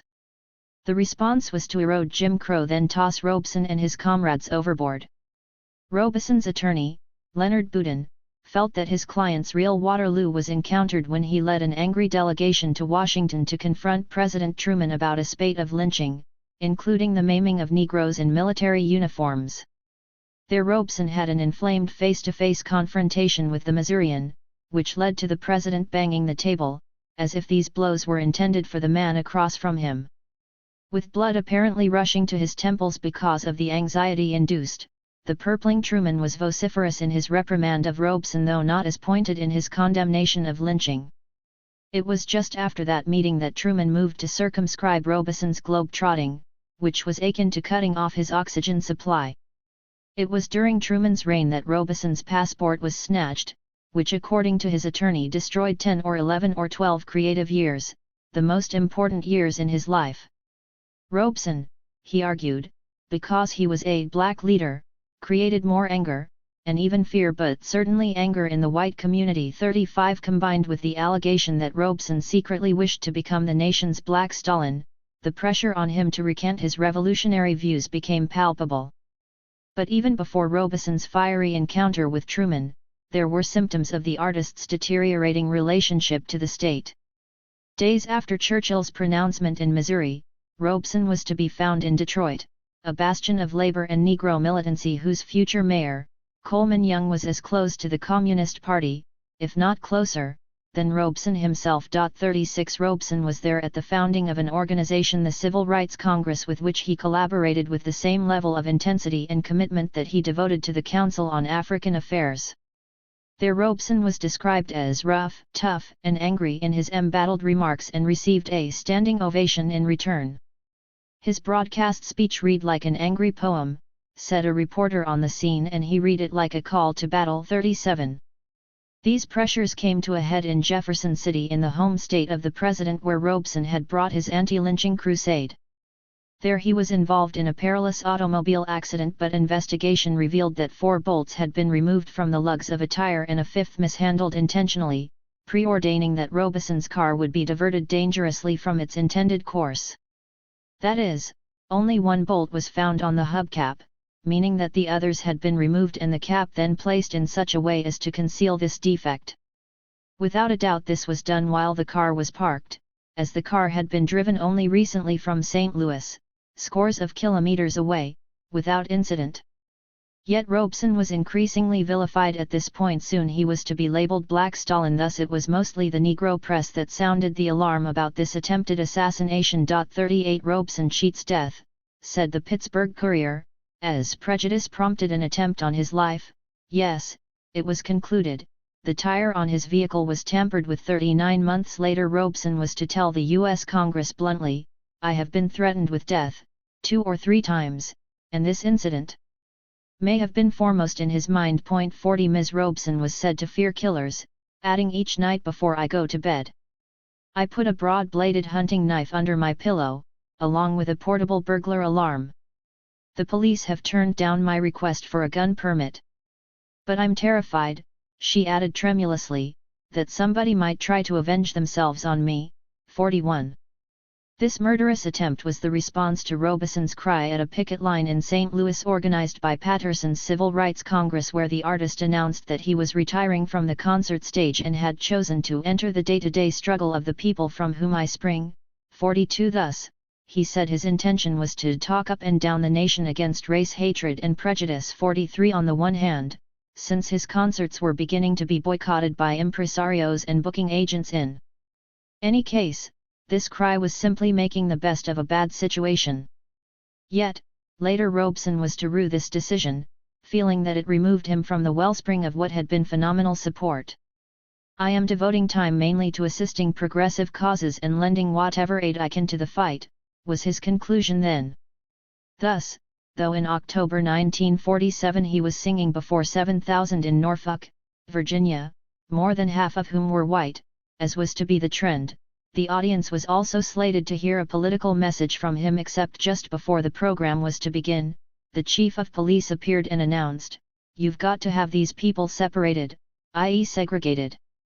The organizer replied, "White people can get their money back if they don't want to sit with Negroes," but was told, "What kind of white people are these?" For, unusually, not a single one asked for a refund. Days later Robeson was in the capital of the Confederacy, Richmond, at a program sponsored by his college fraternity, Alpha Phi Alpha. Again, the assembled were interrupted rudely by the authorities, as the police entered the hall and sought aggressively to enforce the state's segregation law by demanding that those defined as white not sit next to those not so defined, but not a single white person moved, though one Negro was arrested for failing to follow police orders to change his seat. 44 Earlier, Robeson had not been allowed to rent a hall in Albany, New York, though a Nazi supporter had not been so mistreated. 45. The worst was to come. Little concern was raised in the mainstream when it was reported that during a Robeson visit to Peoria, Illinois, the ultra-right threatened to get him 46, i.e. inflict mayhem upon him. Forebodingly, this anti-Robeson alliance included executives of the region's major employer Caterpillar, which specialized in earth-moving machinery then being contested by a left-led union. Yet, these executives had recruited to their side the American Legion, war veterans, who included a goodly number of Euro-American workers, whose ultra-conservative influence was bound to move unions rightward. 47. Robeson was appalled. "The whole city was subjected to terroristic control," he said. His unionized supporters were immobilized, while the Negro community was intimidated. "The struggle against fascism was the nub." 48 He cried, but with his two bulwarks of support battered, Robeson was increasingly appearing to be a sacrificial lamb. "No," said an anti-communist journalist writing for the liberal magazine, The Nation, in what was becoming a popular mantra. Robeson was stalked and rebuffed, it was said, not because of racism but because of communism. 49. Vainly, Robeson sought to uphold the now tattered banner of working-class internationalism. "I have seen hunger at close quarters here at home and abroad," he reminded. "I have seen Sudanese workers in Egypt labor in the cotton fields from dawn to sundown on a meager diet. I have lived with Welsh miners, Glasgow dock workers, French metal workers and Italian farm laborers." But his dream, embodied in his determined study of languages, that the oppressed globally shared universal concern was being overridden by a contrasting tidal wave that uplifted American exceptionalism and the companion notion that the U.S. stood hubristically apart from this global movement. 50. By 1947 Robeson realized intently that a new stage in domestic and global politics had arrived, which called for a renewed stance on his part.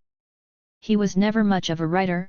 Once, the lyricist Earl Robinson complained that over a long period of experience with Paul, and some of it quite close, "I have never been able to get a written or even a wired reply from him. When I am with him in person, in contrast, of course, the situation is entirely different." 51 A communist journalist, who interviewed him more than once, echoed this consensus about Robeson, as did the imprisoned Ben Davis, hungering vainly to hear from his comrade. 52. Surely, this reluctance of Robeson to write was not a useful political trait, but now, sensing the emergency at play, Robeson started penning weekly columns and eventually was to launch his own newspaper to highlight his and like-minded opinions. Robeson was struck by the remarkable parallel between the valiant fight of the freed slaves during Reconstruction and the struggles which confront all darker peoples today.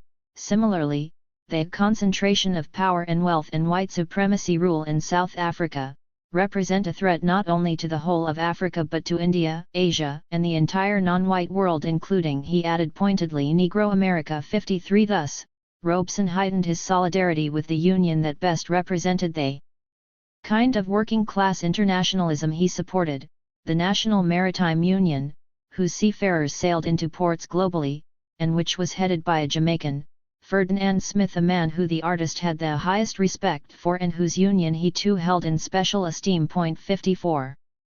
With Smith's aid, he also began to highlight the value of Jamaican independence, instructing readers that the existence of a Negro-governed country so close to our shores is bound to have an important moral and political influence on the freedom struggle of 13 million Negroes on the mainland. I have discussed West Indian problems with Arthur Creech Jones, the present British Colonial Secretary, British Foreign Minister Ernest Bevan, Aneurin Bevan, the Minister of Fuel, and Sir Stafford Cripps, indicative of what Robeson acknowledged: "I am no stranger to West Indian problems." 55. A major asset in New York City, which contained a large immigrant population from this region. As such, Jamaica's premier periodical, the Daily Gleaner, bellowed accurately that when Robeson arrived on the island shortly thereafter, he received a hero's welcome. 56. Michael Manley, a future Jamaican Prime Minister, later called Robeson's concert perhaps the greatest public performance in our history, a free concert probably the first of its kind by a professional artist in the open air, attended by some 80,000 Jamaicans from every station of life. 57. Robeson was moved when he received this bird's-eye view of the slum of empire, which reinforced his anti-colonial determination. "I saw many families living in shells of old automobiles, hollowed out and turned upside down." 58. He moaned, a dire state of affairs that was to impel shortly a mass migration to London. Monitoring him carefully, the U.S. authorities acknowledged that in Jamaica and Trinidad he was feted by official and civic organizations. This they knew since he was under discreet surveillance during his journey. This observer noted that during a free open-air concert featuring Robeson, some 50,000 persons attended. 59. Robeson also journeyed to Panama, a strategic territory whose labor force was heavily comprised of workers with roots in Jamaica and Trinidad. The U.S. legation in a confidential missive viewed suspiciously his recital sponsored by a communist-led union. 60. During his 8-day visit, Robeson reportedly sang for children, a specialty of his, and to silver communities, a reference to the apartheid designation of workers of African descent.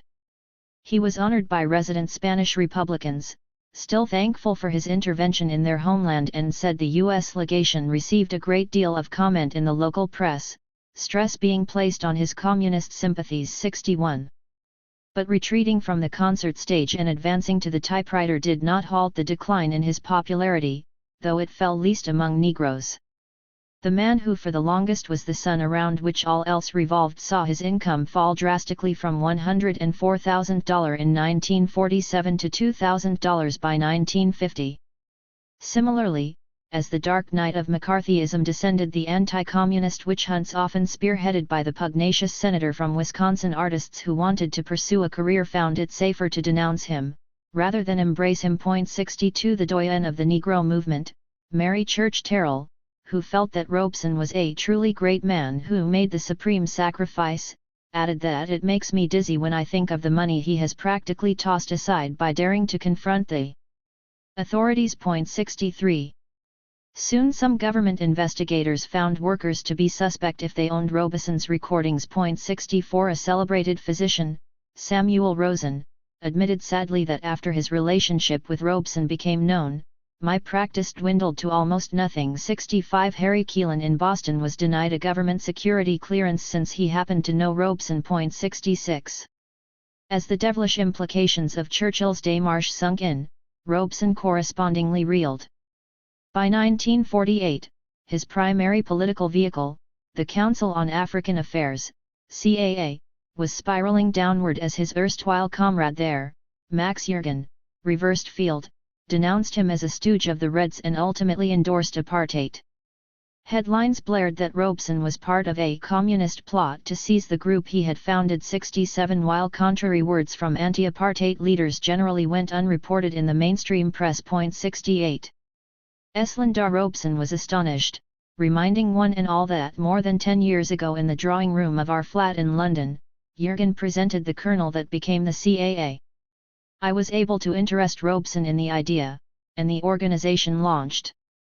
As for alleged infiltration of communists, Jürgen's charge, she reminded this man, who once too had been quite close to the now despised Reds, "It was in his home on Hamilton Terrace in Harlem that I first met Earl Browder, the Communist Party's leader, who happened to be the guest of honor there." 69 The U.S. Attorney General, Tom Clark, placed the CAA on a list of so-called subversive organizations 70, which was a virtual death sentence. Taking the cue, British Kenya then chose to ban the publications of the CAA in Nairobi and elsewhere. 71 This attack on CAA was inopportune, arising not accidentally when it was enmeshed in generating a firestorm of protest about the precipitous deterioration of conditions in apartheid South Africa particularly. 72 Robeson was summoned to Washington to testify before Congress on supposed communist subversion of the nation, one of many appearances he was to make in coming years, to the point where it would have been understandable if he had leased a flat in this mostly black city for convenience.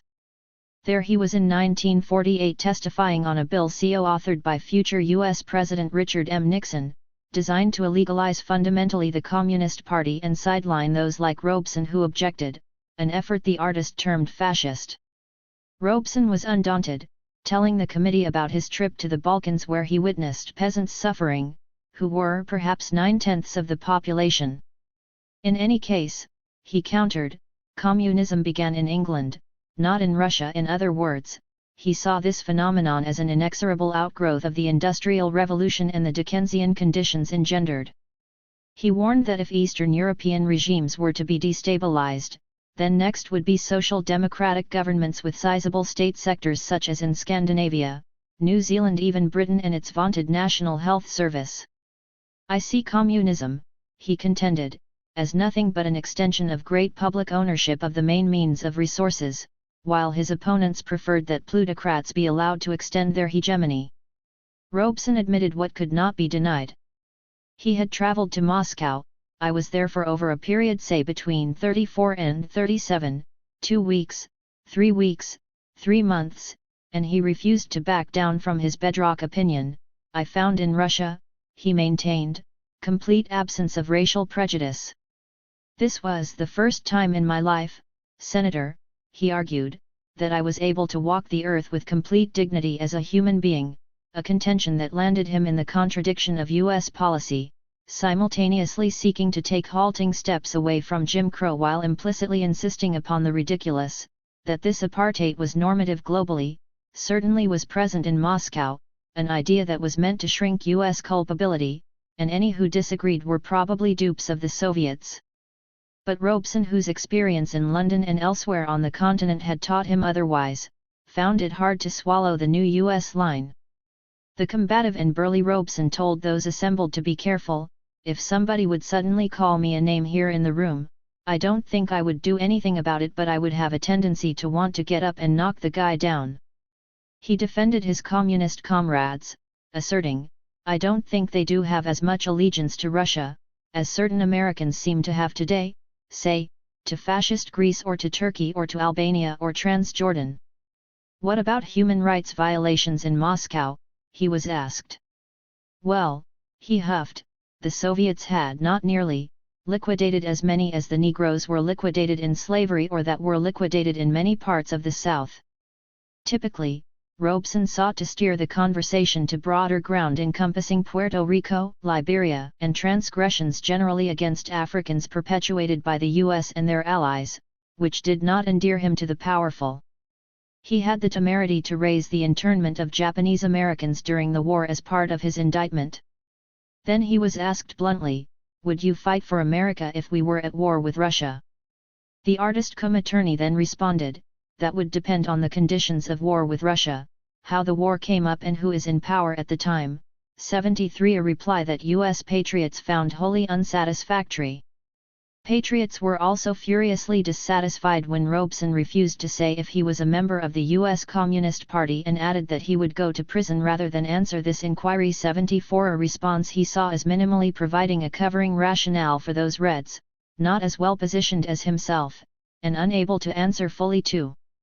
Still, the Washington bird dogs thought they knew the answer to the question they posed and that Robeson was being evasive for nefarious reasons, a perception seemingly buttressed when the artist was happily informed by a comrade, Mr. Robeson, did you know that the largest Communist Party club in Winston-Salem, North Carolina is named the Paul Robeson Club?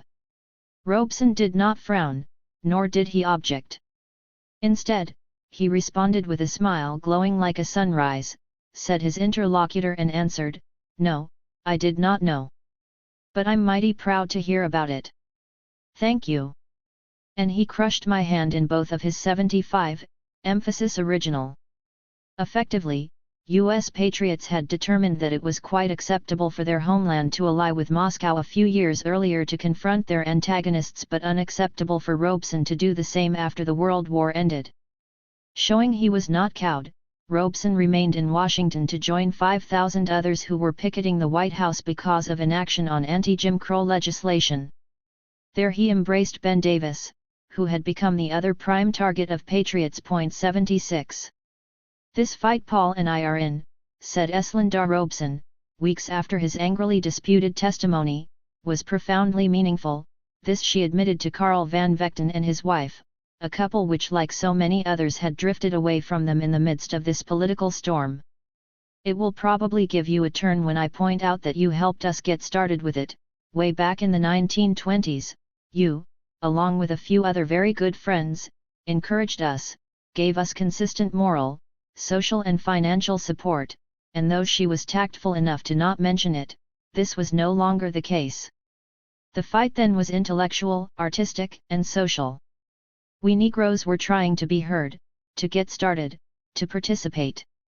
"You helped us all," she said, elegiac ally, "you were one of the first to help us, as you entertained us in your home."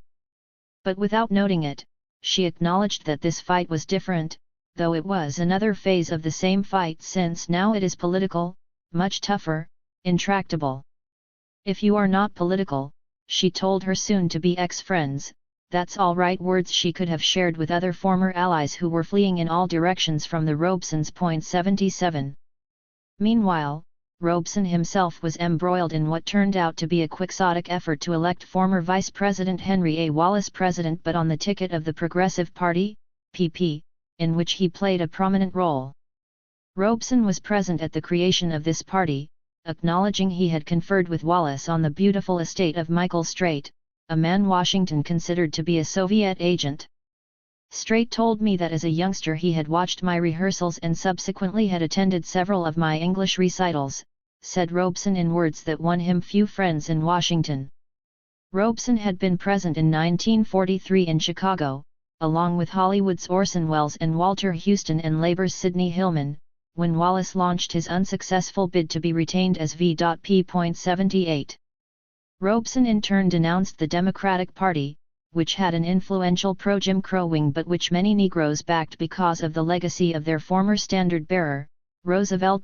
79. Yet despite his most strenuous efforts, the PP suffered a stinging defeat in November 1948, though this was due in no small part to the reigning Democrats purloining the PP's anti-Jim Crow platform, eroding the PP's base among Negro voters. Robeson seemed to sense what was to occur, which did not improve his mood. The radical attorney, John Abt, was with him in Philadelphia that year for a party meeting.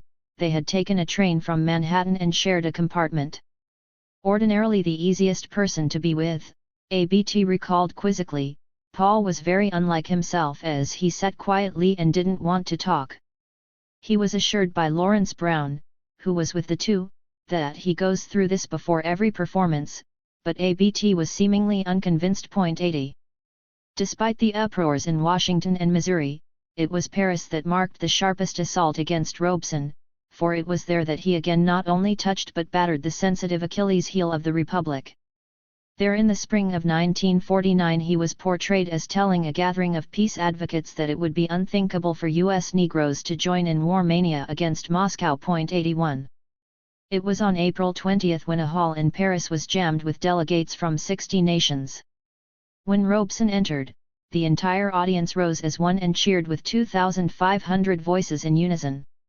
"I doubt if any other person on earth could have elicited such spontaneous tribute," was the accurate comment made by an astute observer, though present were Pablo Picasso and other notables. 82. If Robeson had not repeated his remarks at home, the controversy may have died a slow death in Paris, but instead the Negro press continued to trumpet similar remarks made in New Jersey, e.g. American Negroes must not be asked ever again to sacrifice on foreign shores. If we must sacrifice, let it be in Alabama and Mississippi. 83. The eruption in the U.S. was volcanic, stoking more fury about Robeson. An alleged former communist, now a friendly witness before Congress, Manning Johnson, charged that Robeson's ultimate aim was to become a Black Stalin. 84 and to that end was involved in certain Intercontinental Party work in connection with his concerts. 85 George Schuyler, the preeminent Negro conservative, renounced Robeson's smearing of 14 million Negroes as potential traitors, which played right into the hands of our worst enemies. 86 Max Yergin, now one of his staunchest opponents, chimed in likewise. 87 Walter White of the NAACP, who had once sung his praises, now denounced him. 88 The veterans of foreign wars picketed him. 89 When the Robeson supporter and prominent Negro columnist J.A. Rogers wrote that fear of Russia and communism, as well as outside criticism of the United States, have been the Negro's greatest benefactor in recent years. 90 He was underscoring the ultimate importance of this furor. A wounded U.S. elite scrambled to erode Jim Crow so as to position the nation more effectively to confront Moscow, while pummeling Robeson to make sure that few would be prone to heed his sage advice. Robeson's response demonstrated why the U.S. authorities found it necessary to clip his wings. In Belfast he held 4 concerts, all of them sellouts. The English public too seems as fond, if not fonder, of Paul than ever, was Lawrence Brown's conclusion after alighting in London. 91 He addressed a cheering 16,000 in Copenhagen and a rousing 40,000 in Stockholm. 92 And tens of thousands more in Oslo, with his multilingual talent winning more adherents as the North Atlantic Treaty Organization, NATO, was being convened to confront what was thought to be his sponsor, Moscow. Surely his study of Norwegian paid dividends, as this small nation was unaccustomed to seeing a cosmopolitan African address them in their own tongue. According to Ulf Christensen in Oslo, Robeson sang and talked to the largest political rally held in Norway since 1945, as multitudes hung on his every word. 93 In Sweden, Robeson later noted, "Some people in the American embassy tried to break up my concert but were rebuffed forcefully." There he echoed what he had said in Paris: why should the Negroes ever fight against the only nations of the world where racial discrimination is prohibited? 94 He asked with ire, speaking of the emerging socialist camp. Robeson delivered to U.S. audiences first-hand views of Europe that did not necessarily correspond with those of Washington. If you want to see what fascism can do, he maintained, walk through Poland, which he had done. 95 Inevitably, Washington concluded that wisdom dictated that his passport be revoked, his income reduced and his image tarnished. The unapologetic Robeson insisted that the emphasis on what I said in Paris was on this struggle for peace, not on anybody going to war against anybody, but U.S. patriots saw this as a distinction without a difference. 96 We of all groups have a right to some radicals, stressed Robeson, speaking of himself. 97 But alleviating the quotidian oppression of Negroes would undercut this persuasive rationale, it was thought. The lauded left-wing playwright Clifford Odets hailed Robeson at the same time as one of the most distinguished artists and gallant fighters our great country has ever produced, but soon even this otherwise courageous writer was seeking to salvage his own career and hardly had time to praise further the beset actor and singer. 98 That same year, 1949, Robeson testified at the federal court trial of the U.S. Communist leadership in a case designed to illegalize further this embattled group. He was the CO chair of the National Nonpartisan Committee to defend the rights of the 12 communist leaders, derided as yet another communist front by detractors. But Robeson's close friend and comrade Ben Davis was one of the defendants, and the actor then recalled that a device he used to excite his nightly rage on stage in his performance as Othello was to imagine that Davis had betrayed him, an unthinkable prospect that drove Robeson to the witness chair. 99 Davis reciprocated, on one occasion telling Robeson, "A guy like you is born once every century," expressing feelings for his comrade so potent and moving that I can hardly speak, leading the avowed communist to consider embracing you with a kiss. 100 Though he was only questioned for 19 minutes, the fact that Robeson had known the judge, Harold Medina, while a student at Columbia, was thought to be important by some. 101. The beleaguered Davis illustrated accidentally the dilemma comrades faced when he charged that Walter White was afraid of Paul's influence in the NAACP, but then was forced to add weakly, "I intend to develop this thesis as soon as I get time off from trial preparations." 102. That time did not come, as Davis was then jailed, which illuminated why the trial occurred in the first place. Another incident in 1949 highlighted the same problem. While on tour in Britain in 1949, a burglar entered the room of Robeson's accompanist and systematically purloined items, leading to 3 sleepless nights and 3 frantic days. "It was hell while it lasted," said Lawrence Brown. 103. An apt summary of Robeson's entire ordeal during the Red Scare. Yet accusing him of another kind of betrayal was baseball celebrity Jackie Robinson, rapidly replacing Joe Louis as the preeminent star of sports in a culture obsessed with such competition. Robeson had campaigned tirelessly to desegregate the national pastime, making Robinson's career possible. Yet in 1949 it was precisely Robinson who excoriated Robeson before the House Un-American Activities Committee. 104. And turned the knife further by ridiculing him as silly. 105. Robinson pledged the race's loyalty and advised not to think of radicalism in terms of any special minority group. 106. Robeson sent to Robinson the true statements he had made in Paris, which occasioned the renunciation of him. 107. But to no avail. Simultaneously, the NAACP, which had honored Robeson a few years earlier, turned against him with a vengeance. At the group's 1949 convention in Los Angeles, Robeson's Progressive Party was vigilant, which, it was said, toned down the NAACP crowd considerably, leading to a lively battle, leading further to quite a victory. 108. But this was to be short-lived, for the NAACP became the vehicle through which anti-Jim Crow concessions were channeled, providing a material basis for their defenestration of Robeson. Figure 6. Robeson testified on behalf of Communist Party USA leaders during their pivotal 1949 trial in Manhattan. A chief attorney for the defendants was George Crockett, who was jailed because of his vigorous advocacy. However, this militant defense did not prevent Crockett from being elected to the U.S. Congress from Detroit subsequently, exemplifying the point that anti-communism was not as potent among African Americans, the constituency that voted him into office, and also Boyd Robeson. Daily Worker and Daily World Photographs Collection, Tamiment Library / Robert F. Wagner Labor Archives, New York University, New York City.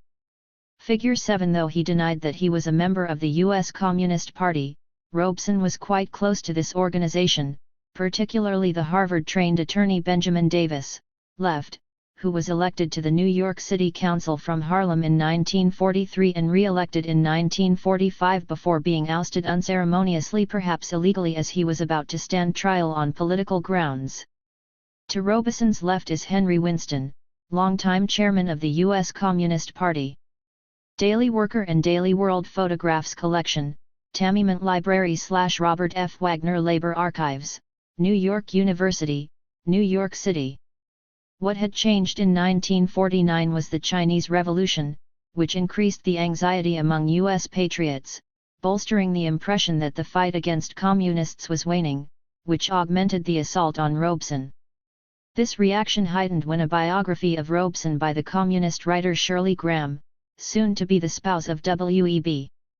Du Bois 109, was translated into Chinese, bringing kudos from Nanking. 10 days later, Ms. Robeson was asked by a prominent Chinese magazine to supply a story on her husband's personal interest in China and his friendship with the Chinese people. 111 Was the war against communists waning, as evidenced by the tie between Robeson and China? Also in 1949 a widely circulated picture of Robeson was published. Arriving from abroad, he was flanked by 3 uniformed police officers on his right and 3 more on his left. 112 He was headed to a clamorous rally in Harlem of 4,000 people at 155th Street and 8th Avenue, indicative of why he was under constant watch. 113 When Robeson stepped off the train in Baltimore recently, said the leading Negro publisher, Carl Murphy, he was followed by an agent of the FBI. He is constantly under surveillance. 114 Coincidentally, This Harlem snapshot exposed the kind of surveillance that was to blanket him until he breathed his last breath, for from that point forward, he was constantly under surveillance to the point where he could hardly go outside without being accompanied by agents of the state. 115. 7. Robeson, primary victim of the blacklist. By 1949, Robeson's income was plummeting, while his popularity was declining, in certain quarters. But even this unfolding annus horribilis hardly prepared him for what befell him in Peekskill, New York in August-September of that crucial year. For it was then that what he had encountered in Missouri a few years earlier came close to derailing him again. He almost lost his life. He had come to Peekskill, north of Manhattan, for a concert on behalf of the Civil Rights Congress, headed by William Patterson, who had helped to draw him closer to a commitment to socialism, more than 15 years earlier during a decisive conversation in snowy Moscow. Widely publicized, this concert was to take place in a lovely dale, but what transpired was decidedly ugly. A howling mob of assailants brutally attacked those assembled with the idea of claiming the scalp of the star of the show, Robeson. 1 They had tried to kill him at Peekskill, said his wife later. After Peekskill, Robeson was compelled to travel with what she called security, or the equivalent of bodyguards, whom if too meddlesome could keep him at arm's length from adoring crowds to his detriment. 2 Such a raucous unwelcome was nothing new for Robeson. Later journalist Abner Berry recalled a similar disruption of a Robeson rally in Houston during the tumultuous presidential election campaign of 1948. In other words, even before the turning point that was Peekskill and in the prelude to this disturbing event, there was a disturbing trend emerging of forceful, even violent interruptions of Robeson's public appearances. This, Robeson had not failed to recall. "I remember," he said, "our famous tour in the South in the 1948 election campaign, standing before 4,000 Negro and white citizens of Houston, amidst rowdy tumult. 4. Figure 8 Robeson was deeply influenced by William L. Patterson, Wright, who was also a communist, political organizer, and attorney. Bea Richards went on to become a leading Hollywood actor, receiving an Oscar nomination for her performance in Guess Who's Coming to Dinner? Daily Worker and Daily World Photographs Collection, Tamiment Library / Robert F. Wagner Labor Archives, New York University, New York City.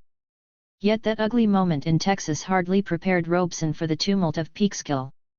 Behind the anti-communist sentiments marshaled by military veterans, said the American Civil Liberties Union, speaking of Peekskill, was prejudice against Negroes and Jews, egged on by provocation of the local press, aided by the mob spirit of youthful hoodlums.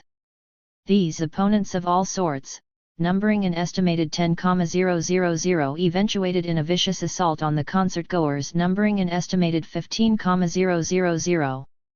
The local Republican Party, hegemonic in that region, was seen as the moving hand behind this outrage taking place in a region where a large prison was a major employer and where violence had deep historical roots. 5.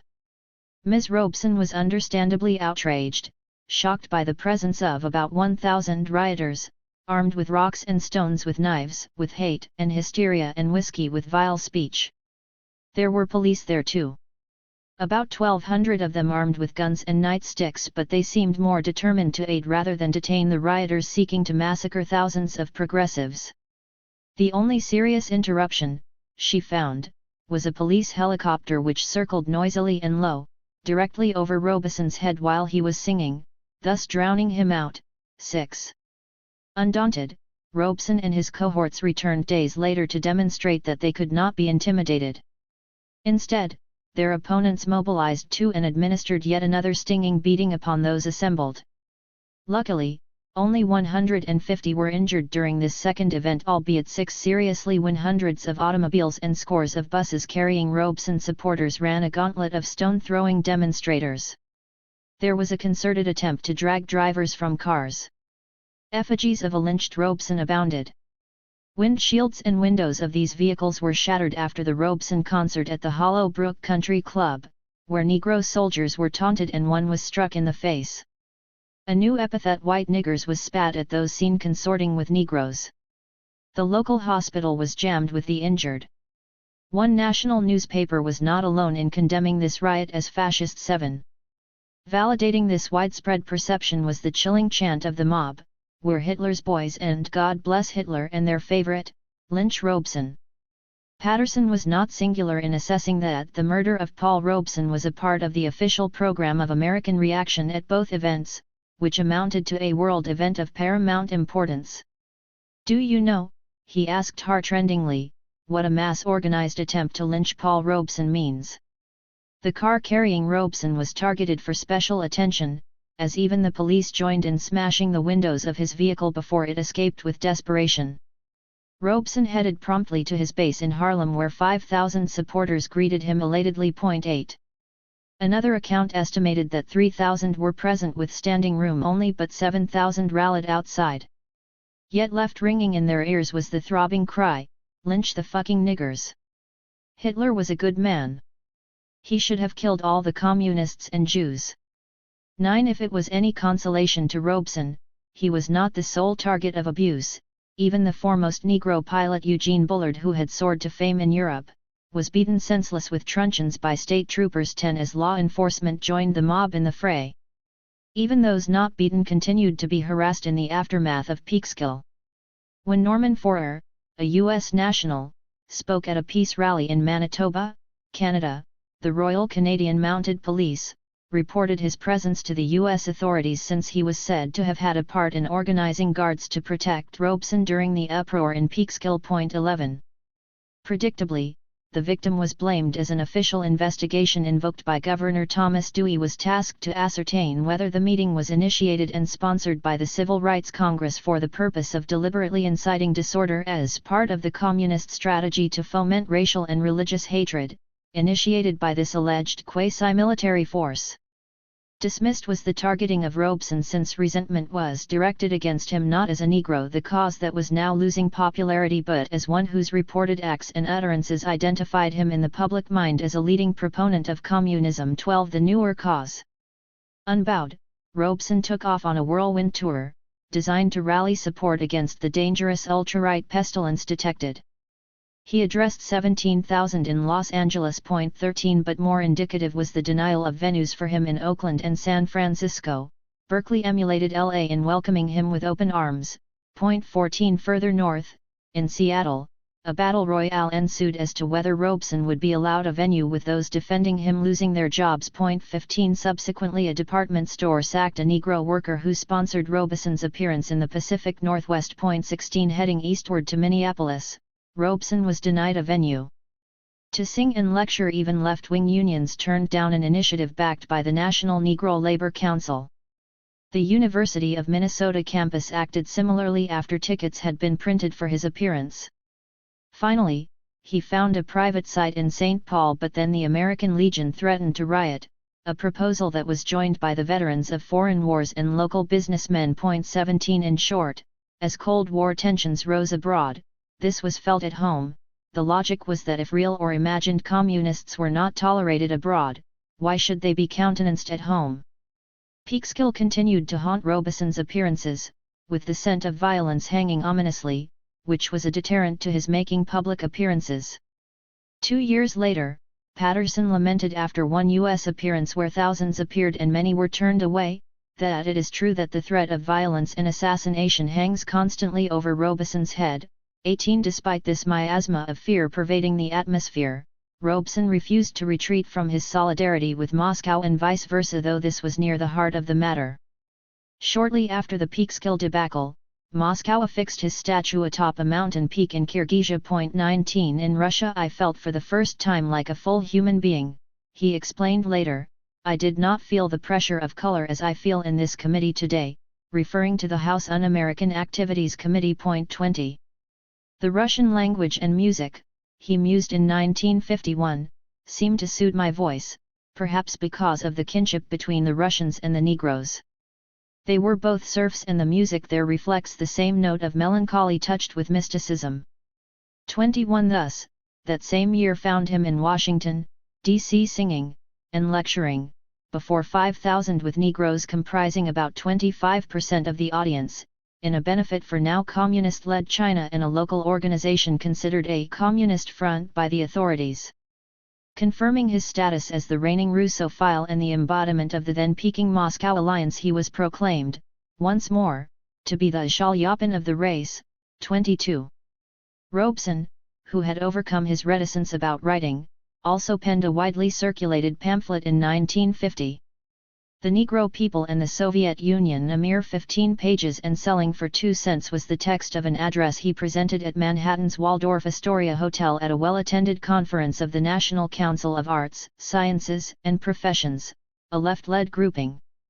The occasion was the anniversary of the Bolshevik Revolution, which led to his not only praising Moscow but quoting Mao Zedong at length in a similar vein, which was ill-designed to win him favor in Washington.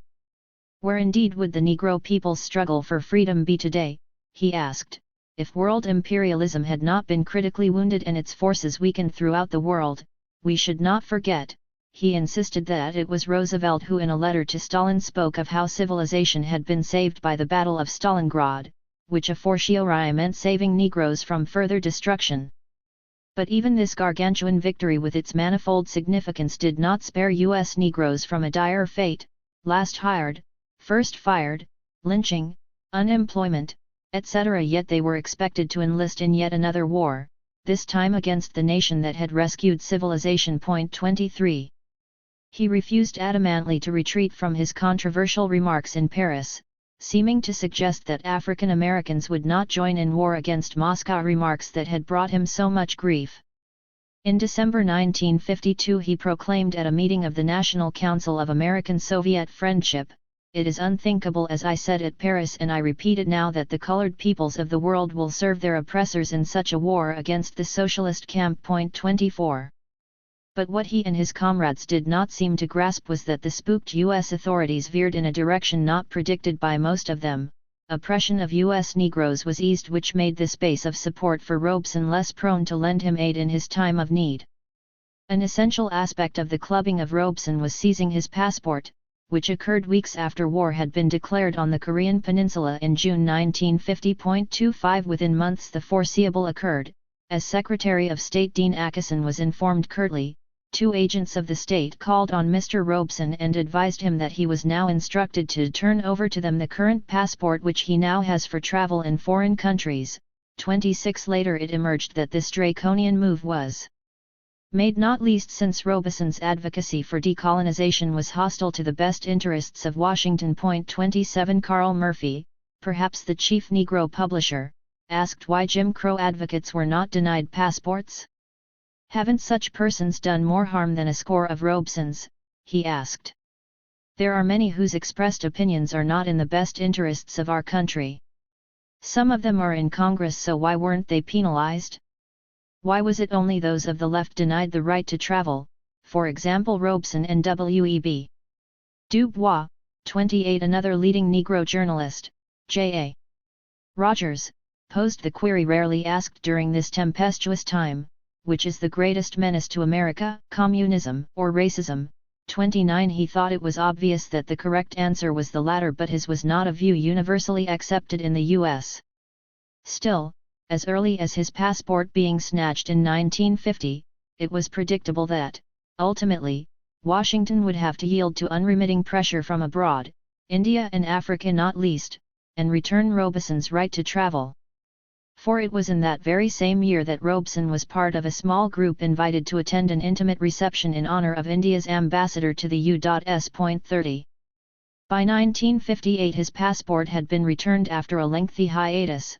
He then told inquirers in Sydney that his income fell from $100,000 to $2,000 in the next 12 months after Peekskill. 31. Here he was in 1947, said Carl Murphy, of Baltimore, speaking of Robeson ranking among the first 4 as a singer or an actor, with 86 concerts scheduled which would average between $2,500 and $3,000 per concert. Then he spoke out controversially and all 86 were cancelled. "Money isn't everything," he opined, but such philosophizing hardly diminished the significance of Robeson's loss. 32. The loss included his Connecticut estate, which was put up for sale weeks after his passport was taken. 33. As the Robesons sought to retreat to Harlem, the Nutmeg State, once so welcoming, now too was hostile. In Hartford in 1952 a heated controversy erupted when he sought to hold a concert at a local high school. 34. By 1952, said Ms. Robeson, they were then undergoing terrific financial pressure because the government will not allow Paul to work, nor to leave the country and go where work waits him, and it was difficult to unload a house with 12 rooms and 5 bathrooms. She was now alone in this drafty edifice, as her spouse scampered from coast to coast in a precarious attempt to rally similarly beleaguered left-wing forces, reeling from the gale force winds of anti-communism. Nowadays he could not travel without a bodyguard, an added expense and a turn-off for audiences who desired close and intimate interaction with their hero. 35. The harassment of Robeson, the denial of his passport and the like were designed to turn him into a non-entity. Making Robeson radioactive was the intention. Dubois reported that he had been invited to make the commencement address at the predominantly Negro school in Baltimore, Morgan State University, but when the president realized that Dubois had been present during Robeson's controversial remarks in Paris, he begged the elderly leader frantically not to come. 36. To be fair, the U.S. authorities were reacting to another Robeson initiative explicitly designed to embarrass the U.S. authorities, and as with his charged confrontation with President Truman in the White House in 1946, it was also designed to place in the dock the U.S. authorities. It was in December 1951 that Robeson, Patterson, and the Civil Rights Congress presented a petition to the United Nations accusing the U.S. of perpetrating genocide against African Americans. The petition was a sickening cataloging of various atrocities involving state complicity if not action. The finger of accusation on the cover of the petition, sold by the tens of thousands in various languages worldwide, was that of Robeson. It was he who presented the petition to the authorities at UN headquarters in Manhattan. At a moment when the U.S. was charging the socialist camp with human rights violations, the Robeson petition was trumpeted globally as yet another example of Washington's hypocrisy and brutality. It also served to prod the U.S. authorities in response to ease the horrific maltreatment of African Americans, setting the stage for what came to be called the Civil Rights Movement. 37. In this historic process, Robeson played the role of sacrificial lamb. His income and career and health were to erode, as the people he sacrificed for saw their fortunes improve, as the bonds of Jim Crow slowly loosened, most notably in the realm of colleges and universities. For it was certain that enterprises and entities on the west bank of the Atlantic were not inclined to ignore what was called, ironically, the blacklist, which claimed Robeson as an early and hard-hit victim. A Negro journalist complained at the time that, as a whole, people in show business have less backbone than any other group of people in the world. 38 And their mistreatment of Robeson did little to discourage this perception.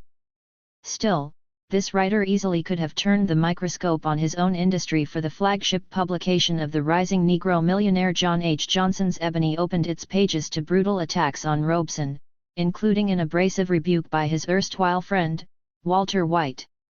The National Association for the Advancement of Colored People, NAACP, leader admitted that Robeson scared some American whites into a panic from which they have not yet fully recovered, bringing concessions for Negroes as a whole, but Robeson's words also led to an anxious scrutiny by whites of their Negro neighbors, which could easily turn to violence.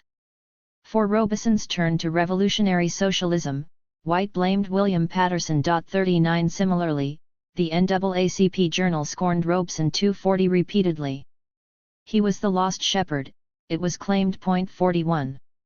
On the other hand, part of the approach to Robeson was to critique him in a more sorrow than anger tone, portraying him as upset with a Jim Crow now receding, manipulated by Svengali-type figures such as Patterson. Robert Ruark, one of colonial Kenya's staunchest defenders, went as far as to claim that Robeson had a chance, maybe, to have been the first black president of the U.S. 42, but allowed anger to get the best of him. Peter Blackman, a Robeson partisan in London, was unconvinced by Ruark's analysis. If there are Negroes in America stupid enough to join in the witch hunt against Paul Robeson, he chided, they deserve all the daughters of the revolution can persuade the Ku Klux Klan to give them. 43. Ms. Robeson, now a journalist of some note herself, took up the cudgels in defense of her hard-pressed husband. Yes, Her spouse was stubborn, reluctant to back down in the face of an offensive and, yes, we lived in England for 12 years and lived very well indeed, as Robeson achieved fabulous success.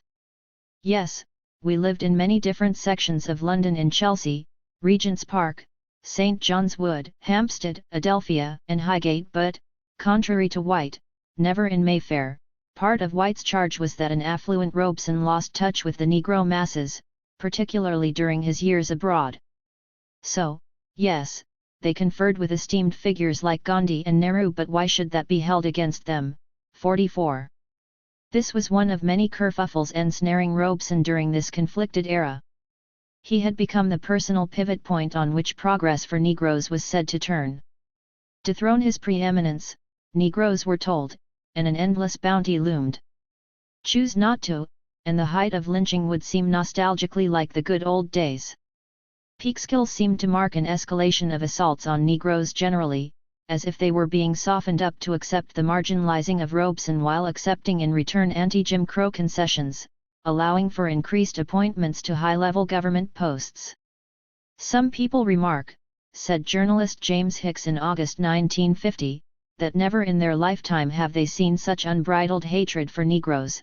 45. A reality inseparable from the developing phobia about Robeson. A quizzical Negro journalist chewed over this quandary and concluded that in the United States today, many white people are asking this same question over and over again, i.e., what are we going to do about colored people like Paul Robeson? 46. What not to do was to allow him the right to travel abroad to rally anti-Jim Crow forces. The U.S. authorities were quite concerned that with Indian independence, Robeson's pre-existing tie to Nehru could be leveraged on his and his people's behalf. Months before Peekskill, the U.S. legation in New Delhi desperately sought corroboration of a story of Robeson's proposed visit to India. 47. Disconsolately, the legation reported that we should not count on Goy government of India to refuse visa for such action when it became known here would cause a storm of protest from leftist elements and raise suspicion Nehru had aligned with U.S. 48, a cardinal sin in the estimation of the potent socialist movement there. Vijayalakshmi Pandit, India's ambassador to the U.S., in contacting S.E. Darling, at a time when Robeson was under fire, termed her the best kind of friend anyone could possibly have. She was now drawing up my brother's program for his pending visit, referring to the Prime Minister, Nehru. He has written to see you and Paul privately for a good talk. 49. But now such global contacts were being viewed by NAACP leaders as evidence of how Robeson had lost touch with the everyday Negro. In short, Robeson could have made up for the shortfall in his income by touring abroad. Independent India, for example, for the near lynching in Peekskill only served to heighten his popularity abroad, as many wondered what the mighty superpower was so concerned about. Invitations to visit poured in from Prague, Copenhagen, Paris, and Scottish miners. According to Robeson's newly organized periodical, Freedom, the leading concert agency in Tel Aviv requested a series of 10 concerts at an unprecedented fee and were joined in enthusiasm by peers in Bombay and Calcutta. Those described as Japanese progressives joined the clamor. "We would like to see Paul back in Norway again," was the cry from Oslo. 50.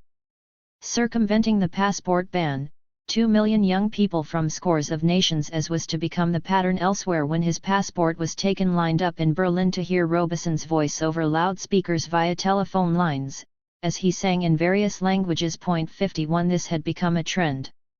Earlier in the fall of 1950, at a well-attended peace congress in Warsaw, Robeson's booming voice was heard in recording, singing 2 songs.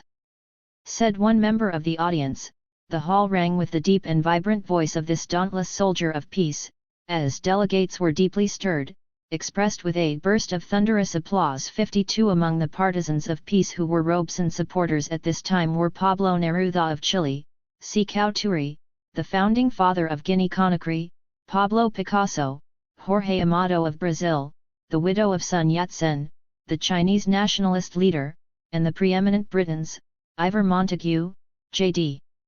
Bernal and D.N. Pritt. 53. Robeson's disembodied voice became a staple at revolutionary and socialist meetings globally, providing an implicit eerie condemnation of the misdeeds of U.S. imperialism. Robeson's aide, Louis Burnham, was involved in preparing a series of messages and songs from the artist, which may be sent to peace meetings in the various countries of Europe, Asia, and Africa. 54. Robeson's embodied voice was heard in Canada, as when he arrived in the Pacific Northwest in 1953 to sing to 40,000 across the border in British Columbia. 55 Reputedly, this concert broke all records for public gatherings in the region. 56 Robeson had been stopped from entering this northern neighbor of the U.S., though U.S. nationals did not need a passport to do so. Yet, a special order barring him was implemented, which could have meant 5 years imprisonment and a hefty fine if he had chosen to violate this edict. 57 Later, Robeson's son argued that American personnel at the Canadian border had been ordered to use force to prevent my father from leaving the United States. He was locked in, not out. Emphasis original. 58. In London, where his popularity remained steady, the Workers' Music Association lamented in 1951 that although they still get constant inquiries from all parts of the country, many from an ever-growing body of people anxious to secure recordings of Robeson's handiwork, including Joe Hill and Scandalize My Name, the group felt very keenly the loss of the movement here. 59 A loss which was aided immeasurably by the marginalizing in the U.S. of a titanic figure like Robeson. It is difficult for an absent artist to maintain popularity, even a Robeson in London. There is a considerable demand for records of Paul Robeson in London, said one recording company. The demand and popularity of Paul Robeson remained high, even in 1953. Yet, given the emerging reality of an indebted London, battered by war, becoming more dependent upon Washington, there remained difficulties that our authorities put in our way should we wish to purchase the records themselves from you, foiling Robeson's own effort to distribute his work. 60. London felt constrained to take such strict measures because of his continuing popularity in Britain, which complicated relations with the U.S. ally. I get letters daily, said Robeson in October 1951, especially from England, asking wondrously, "Is it true, Paul, that you can't sing, that there is danger when you sing? That you can't play in the theatre, that you can't be on radio and television?" Robeson affirmed this blackout, then contrasted it by asserting, "You would be interested to know that in every section of English opinion, in the theatre, in music, in every field, they have begun, as in the case of the Scottish miners, to say to this government, 'We want him over here to play Othello again.'" Robeson concluded in his 20th century version of Workers of the World, "Unite, we must see the necessity of unity between all sections of labor in this land and throughout the world." 61. Internationalization aside, the fountainhead of Robeson's support remained Britain, a reality that became evident when in 1951 students at the University of Aberdeen nominated him for the post of Scottish Lord Rectorship. 62. In September of that year, William Pearson, General Secretary of the National Union of Mine Workers in Scotland, told Robeson candidly, "My organization is very perturbed at the fact that you are not allowed to leave America and come to this country." 63. Neighboring Canada, or at least thought U.S. officialdom, was quite concerned about Robeson's influence. Earlier, the embassy in Ottawa was told anxiously that the situation in Vancouver was becoming more involved every day. The communists are becoming more bold and the authorities are becoming somewhat concerned since Robeson supposedly made a speech at the University of British Columbia which was openly communistic. Then the artist made arrangements for Henry Wallace and Senator Claude Pepper of Florida to speak here. The legation was in daily contact with the RCMP police and the military authorities but was worried nonetheless. 64. Robeson did find the time to appeal for freedom of the celebrated Turkish poet, Nazım Hikmet. 65. Persecuted for refusing to remain silent about earlier massacres of Armenians and Kurds. Writing him from a dank prison where he had been entombed by Washington's Turkish ally, Hikmet, after informing Robeson that "I have heard your name for a long time and have seen your picture in my prison," then told him, "At Peekskill the American fascists howled at you, but this did not shake his admiration. I love you, my brother," he said. 66. Adding, calling him Eagle Singer, Negro brother. He told Robeson, "They are scared, our songs scare them." 67. Which was a response to Robeson's impassioned appeal.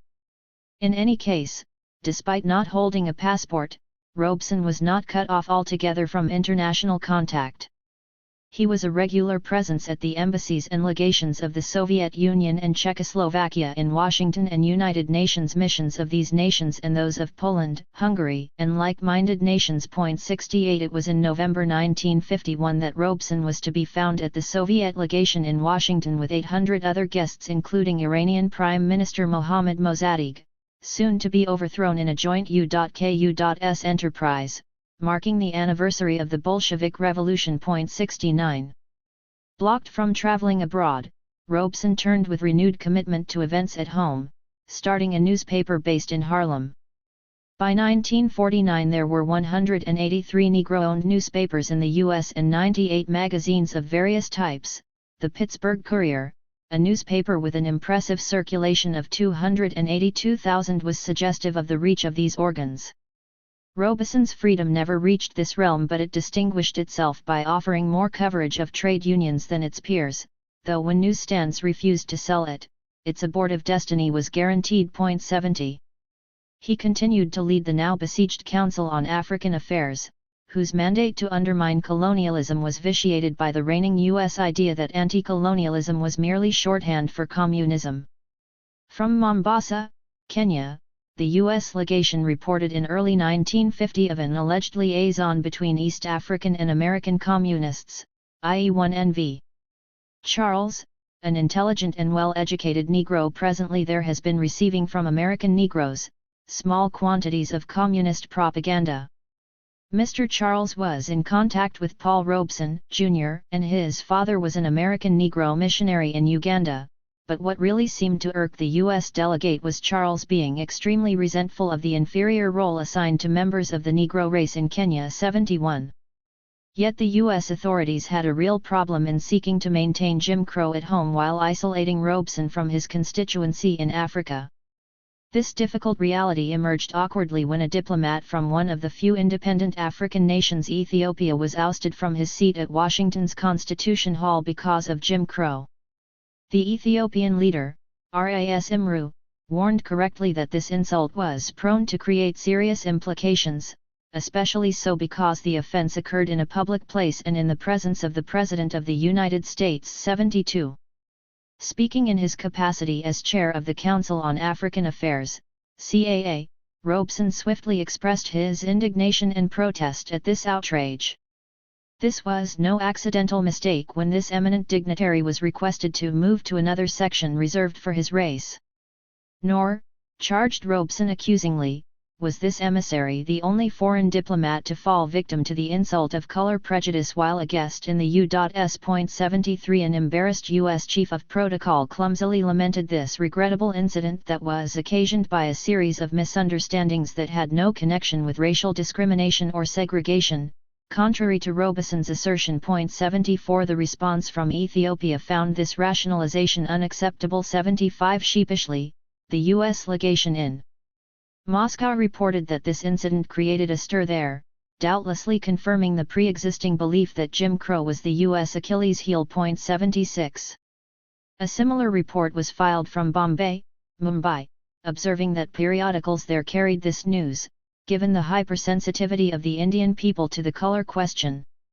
Attached to this report was a news story discussing how Robeson's Progressive Party was forcefully mounting a challenge to the color bar in parks in Louisville.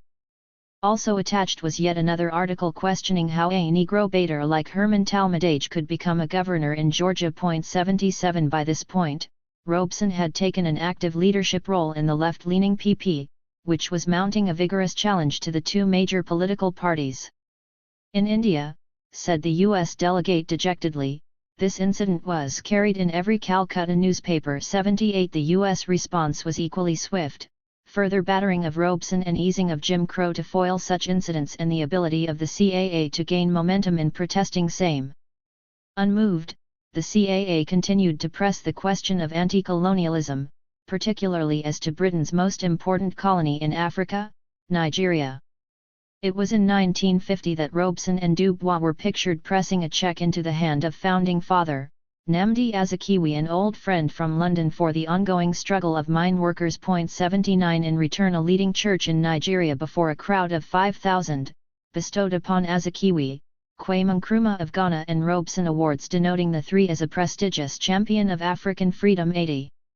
Robeson's Harlem-based newspaper Freedom was one of the few periodicals even among Negro journals that highlighted the anti-apartheid struggle, placing Nelson Mandela on the front page as early as October 1952 and including messages from his comrade, Walter Sisulu, thanking U.S. Negroes, meaning those like Robeson, for support. 81. In turn, Sisulu and Mandela's future cellmate, Ahmed Cathedra of the South African Indian Congress, sharply criticized the denial of Robeson's passport, observing that, "In this country, meaning South Africa, you would be discriminated against under our apartheid laws and treated as inferior, but we, the people, would welcome you with all our hearts."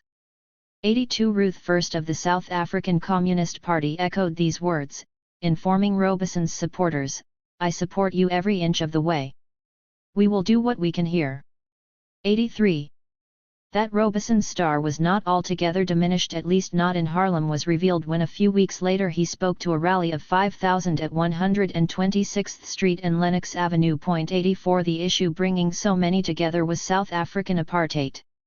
Picketers also descended upon that nation's consulate, while at the same moment 15,000 marched in Johannesburg to the tune of Robeson singing. There Mandela, Sisulu, Moses Kotane and other stalwarts gathered. 85. I'm very proud, beamed Robeson, that those African brothers and sisters of ours play my records as they march in their parades. 86.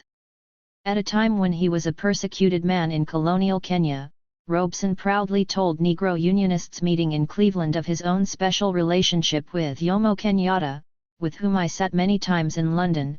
87. Robeson compared the Kenyan patriot to his comrades, Davis and Patterson, while observing that we Americans of African descent are especially interested in what our government is doing in Asia and Africa, because Asians and Africans are colored peoples like ourselves. 88. And urging backing for jailed leaders and freedom struggles in Kenya and South Africa, Robeson asserted, "We colored Americans will especially want to support our African brothers and sisters." 89. Thereby prefiguring a renewed Pan-Africanism in the 1960s. This put official London in a bind, which generally opted to stand with its ally in Washington more so than the popular idol that was Robeson in Harlem. In other words, Whitehall could hardly ignore the mass popular support for Robeson but found it difficult to echo his anti-colonial message. "We never thought that Britain would become that much of a junior partner to the USA," was the opinion of a disappointed Ms. Robeson in late 1950. 90. She knew more than most that empire never did them any good. Speaking of the working class of Britain, "I remember the black areas, the marches to London, the bread, tea and cheese diets of the notoriously underfed Englishmen when I lived there. It was appalling. What good did it do for the miners?" she asked rhetorically. Speaking of colonialism. 91. She did not quite grasp, however, that Britain, battered from pillar to post during the war, was in the process of an anguished retreat from colonialism, as Uncle Sam patted John Bull on the back with one hand and picked his pocket of colonies with the other. Robeson's role as chairman of the Progressive Party was smeared similarly. 92. Particularly since he was so unsparing in his critique of the two major parties, 93, Democrats and Republicans, virtually any effort beyond a comforting conservatism and centrism were deemed to be subversive. Robeson castigated the powerful television network NBC for cancelling a program on the Negro in politics on blatant political grounds, i.e. his scheduled presence. It was the artist who was deemed to be subversive by most in the U.S., as NBC was expected by a good deal of the populace to bar Robeson. 94. Ms. Robeson, in contrast, condemned the company's tyranny. 95. Indicative of how the once vibrant Popular Front had deteriorated was that the culprit ousting him from the airwaves was Eleanor Roosevelt, widow of the late president, a woman with whom Robeson had collaborated in better days. 96. Undeterred, Robeson was present at the creation of the National Negro Labor Council in Cincinnati, NNLC, a left-wing effort to marshal unionizing campaigns that was likewise maltreated by the U.S. authorities. 97. The NNLC quickly became a pillar of support for Robeson, with future Detroit Mayor Coleman Young playing a pivotal role. Young was instrumental in establishing a United Freedom Fund designed to raise funds to attack Jim Crow and back the anti-colonial struggle. Robeson's twin causes. 98 Young was the chief executive officer of the NNLC. 99 John Pittman, a Negro communist columnist, encountered Robeson in 1951 and found the hair around his temples was graying, as he was now well past the half-century mark in age. A slight cough dogged him too, a signal of deteriorating health to come. He had survived not only Peekskill and an attempted murder plot in St. Louis but armed thugs too who had been dispatched in Memphis and Pittsburgh to dispense with him. Emoluments and enticements were dangled before those who would denounce him. So remunerative did they make the fad of repudiating Robeson that a smart character in the South was able to procure a new automobile and a sum of money for merely talking against him. Yet, like the stain in Macbeth, the prominence of Robeson could not be easily obliterated, for as an editor put it, there is something of a Robeson in the brooding heart of every Negro. 100. Moreover, de facto bribes in return for denouncing Robeson could lead to untoward consequences. The actor Canada Lee assailed him and was rewarded with a lead role in the early anti-apartheid epic, Cry the Beloved Country, filmed on location. But Lee was so moved by the horror of South Africa that upon returning home he found it hard to keep quiet about this anti-communist ally of Washington. The intensified pressure created contributed to Lee expiring prematurely of a heart attack in May 1952.101. Robeson himself had little time to brood, involved as he was in shoring up various organizations including the CAA, PP, NNLC, and the Communist Party at a time when these were widely seen as an unholy quartet. The most controversial relationship he endured was his tie to the PUSA, though he repeatedly denied formal membership. This was in addition to running his newspaper in Harlem, which had attracted a talented core of writers and artists, including Lorraine Hansberry, Alice Childress, and Bea Richards. It was in 1952 when the latter two artists were joined by soon-to-be extolled actors Sidney Poitier, Harry Belafonte, and William Marshall, along with choreographer Donald McKayle, in a Harlem Benefit for Freedom. 102 Poitier was among those who endorsed the proposition that the richness of Negro culture has received no finer expression than in the career of Paul Robeson. 103 What had brought these future Hollywood celebrities to Robeson's now tattered banner was his latest activist initiative, adding to his commitments with the CAA, CRC, PP, NNLC, etc. The Committee for the Negro in the Arts was a pet cause of Robeson, who knew more than most the formidable barriers that rested in the path of those not defined as white who sought to make a mark as an artist. As he put it in late 1951, finding jobs for colored actors, colored musicians, to see that the pictures and statues and the heads of colored painters and sculptors are sold, to see that the creations of Negro writers are made available. Special note was made of the field of dance, where Pearl Primus of Trinidad also had made a contribution to political radicalism. Where could there have come an Astaire, an Eleanor Powell and James Barton without Negro hoofers, e.g. a Bill Robinson, a Bert Williams and Eddie Rector, a Florence Mills? Where stems even Gershwin? From the music of Negro America joined with the ancient Hebrew idiom, he replied. Yet, billions of dollars had been earned and are being earned from their creation, and the Negro people have received almost nothing, amounting to an extension of slavery. And why were there not more Negroes on radio and television? The final answer is the South won't take it. Now I had a program myself in the 40s, all set up by one of the biggest advertising agencies, he said, but one morning they said, we made some inquiries and the South just won't have it. Cancellation quickly followed. And then there was the sorry reality of the absence of the poor and working class from theaters, which he too sought to address by ensuring cut-rate fees for entrance to these groups. When we say that we are people's artists, said Robeson, we must mean that. I mean it very deeply, for artists are simply returning to the masses the very art the latter created. Bach and the chorale for which he was famed was an example. The people made it in the first place. Haydn with his folk songs, the people made it up in the first place, that is, the culture with which we deal with comes from the people. We have an obligation to take it back to the people. 104. Such heartfelt words caused even those struggling to establish themselves such as Sidney Poitier and Harry Belafonte to flock to Robeson, despite the cost. It was in 1978 that Poitier, then at the apex of his celebrity, recalled that Robeson used to meet with Belafonte and me. And we used to walk the streets of Harlem, just walk, and we would talk about things, about politics, about art, about race, about Africa. And I found him to be overwhelming in his knowledge, formidable in his commitment. He had phenomenal clarity, and we were kind of worshippers at his shrine, and he had an impact on every selection I've ever made as an actor. 105. Still, it would be misleading to suggest that the spreading Red Scare hysteria left Robeson unaffected even among African Americans. Such an impression would do little to explain his continuing disputes with the emerging heroes of Black America. First, there was the denunciation of him by Jackie Robinson. Then, his fellow luminary from the baseball diamond pitcher Don Newcombe, also with the Brooklyn Dodgers, confronted him in a Harlem tavern in the early 1950s and, it was thought, intended to attack him physically. On espying Robeson, the hulking hurler scowled as Robeson smiled, then spat out angrily, "I know all about you, Paul Robeson. They told me all about you."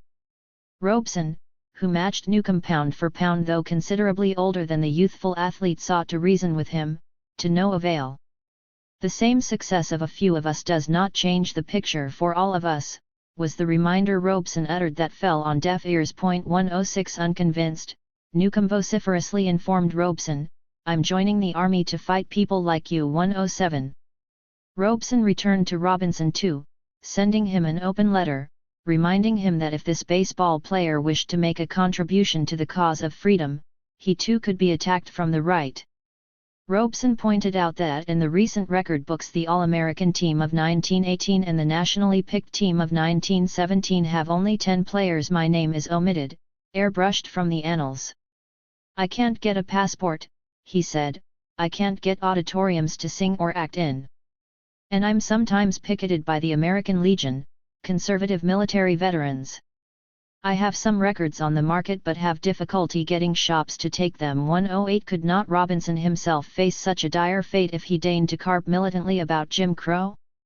It is evident that the rebuke of him by those like Newcombe and Robinson wounded Robeson. This emerged when he was summoned by the House Un-American Activities Committee to be grilled. Robeson was quick to tell his inquisitors, "I know Jackie Robinson. I was one of the people to speak to Judge Landis, baseball commissioner, to see that Jackie Robinson had a chance to play baseball." This was in the early 1940s. "I addressed the combined owners of the sport in a successful administration of pressure, but the payback he received from Robinson and Newcombe was rebuke." 109. Robeson advertised what had befallen him as a cautionary note instructing others inclined to walk in his footsteps. "Hall owners, sponsors, and even audiences have been intimidated," he said in December 1952, "although I have recorded for nearly every major recording company and sold millions of records both here and abroad, these companies refused to produce any new records for me. Then his own efforts to produce his recordings were hampered." 110. Robeson did not add, perhaps because it would have undermined his case, that broad swathes of liberals turned away from him, unable to overcome antipathy to his defense of existing socialism. For example, the American Civil Liberties Union backed the denial of his passport. 111. Still, what marked the early Red Scare was the resistance to it by those who could not easily forget Robeson's sacrifice on behalf of the anti-Jim Crow movement. At the annual confab of the African Methodist Episcopal Zion Church in 1952, Robeson was the honored guest. Bishop William Walls asked the audience, "Everyone who is in favor of having Mr. Robeson's passport returned to him, stand on your feet." Instantaneously, 3,000 delegates stood as one and two remained seated, one of whom was Edith Sampson, a frequent emissary abroad for the State Department. 112. This was reflective of the reality that Negro churches, which filled a vacuum of leadership left when Negro Union leaders such as Ferdinand Smith were marginalized. 113 continued to be one of Robeson's most effective means of reaching his public. When he was able to find a venue to perform, frequently it was in churches, though his outdoor concert in Chicago in July 1953 drew 15,000. 114. In this Midwestern metropolis, said Robeson, no hall could be hired because of the terror, mandating this change. 10,000 people, he said, most of them Negro workers from the steel mills and packing plants, attended yet another concert. 115. To put this in context, few figures during the Red Scare could attract as many adherents as Robeson did. Even today in the U.S., it is unusual for a public figure to routinely attract so many. Robeson's father and brother were both clerics, and he retained a special relationship with the church, leaving a deep imprint upon him. Robeson recalled, "How as a boy I saw my father reading Hebrew, together with my brother Ben, and this early exposure to the Bible shaped his continuing multilingualism." 116. He viewed his brother Ben, the pastor, fondly, terming him a gentle, gray-haired man of quiet dignity. "He still adheres to the Republican Party," he added. 117. Reciprocally, when Robeson sought picketers for demonstrations at the South African consulate in Manhattan in 1952, he instructed, "Get your church to join in observing 2 minutes of silence on Sunday, April 6, at noon." 118. Still, even Robeson's victories during this era were clouded. Thus, his appearance before thousands outdoors in Chicago was prompted by the fact that a hall owner there had been threatened with repercussions, forcing the masses to brave the elements. 119. Thus, by May 1954 the U.S. Supreme Court ruled that Jim Crow was no longer the law of the land, though implementing this ruling unfolded slowly at best. However, the apparent easing of domestic apartheid combined with the pulverizing of dissidents like Robeson served to erode support for the now aging artist. The September 1953 edition of his periodical Freedom shrank in size dramatically, and by January 1955 it was suspended due to both technical and financial reasons, then quietly folded later that year. 120. 8. Britain beckons. May 17, 1954 marked a departure in the tortuous journey of Africans in North America, for it was then that the High Court ruled that Jim Crow should no longer obtain. The process unleashed, which continues to unfold, also marked a departure for Robeson. It vindicated and validated his outspoken activism on this front. But it also eroded his base of support among particularly middle-class African Americans who were slated to benefit from this turn of events. Yet the retreat of Jim Crow also undercut the rigid conservatism that had undergirded the snatching of his passport and buttressed his general marginalizing, which meant that he now would be free to travel abroad, notably to his beloved Britain, and replenish his severely diminished income. Yet the murder attempts, the rioting mobs targeting him, and the like all exacted a toll, contributing to a steep decline in his health and well-being that was to hamper his ability to take advantage of his dramatically changed circumstances. Robeson could have been a major beneficiary of these Copernican changes on the anti-racist front if he had been willing to cut his views to fit the prevailing fashion. But he would not. Weeks before May 1954 he demonstrated that he would not repudiate his remarks in Paris in 1949 that caused so much consternation in Washington. "I ask again," he said defiantly, "shall Negro sharecroppers from Mississippi be sent to shoot down brown-skinned peasants in Vietnam to serve the interests of those who oppose Negro liberation at home and colonial freedom abroad?" An irate Robeson proclaimed that no one could miss the popular alarm and protest that flared up all over the country when Vice President Nixon recently suggested that American soldiers be sent to fight the Vietnamese too. Ultimately, the NAACP answered a rousing yes to this query about combat in Indochina, deepening a cleavage among anti-Jim Crow advocates to the detriment of both sides. Robeson's voice, by way of contrast, was used to bombard U.S. prisoners of war in North Korea and China, as the High Court was ruling. Like anti-apartheid marchers in Johannesburg, the military authorities in Northern Asia provided those incarcerated a daily diet of his singing, which was meant to alienate them from their homeland, the U.S. Yet one visiting Negro journalist to these camps found that many of them have said to me in secrecy that they have nothing against Paul Robeson or that they have a certain admiration for him. 3. Neither postulate was crafted to win Robeson friends in the halls of power at home. "How do you go along with Paul Robeson's ideas?" was the question put to Negro prisoners particularly. "Do you think he's doing a good job for you and your people?" 4. The State Department did not find the request worthy of reply when Robeson's lawyer demanded the return of his passport so he could travel to China to speak on the centennial of the publication of the work of poet Walt Whitman. 5. Of course, Robeson was honored and happy to accept your invitation. 6. Referring to his Chinese comrades. But the calcification of U.S. politics was in the process of crumbling, and not only because of the belated rendering of Jim Crow unconstitutional. For 1955 also delivered the exceptionally profound gathering of mostly African and Asian nations en route or already arrived at independence. Their rise placed a harsher spotlight on South African apartheid, which also served to discredit Jim Crow, to the benefit of U.S. Negroes and Robeson alike. How I should have loved to be at Bandung, Robeson exhorted, a meeting which he termed accurately a historic turning point in all world affairs.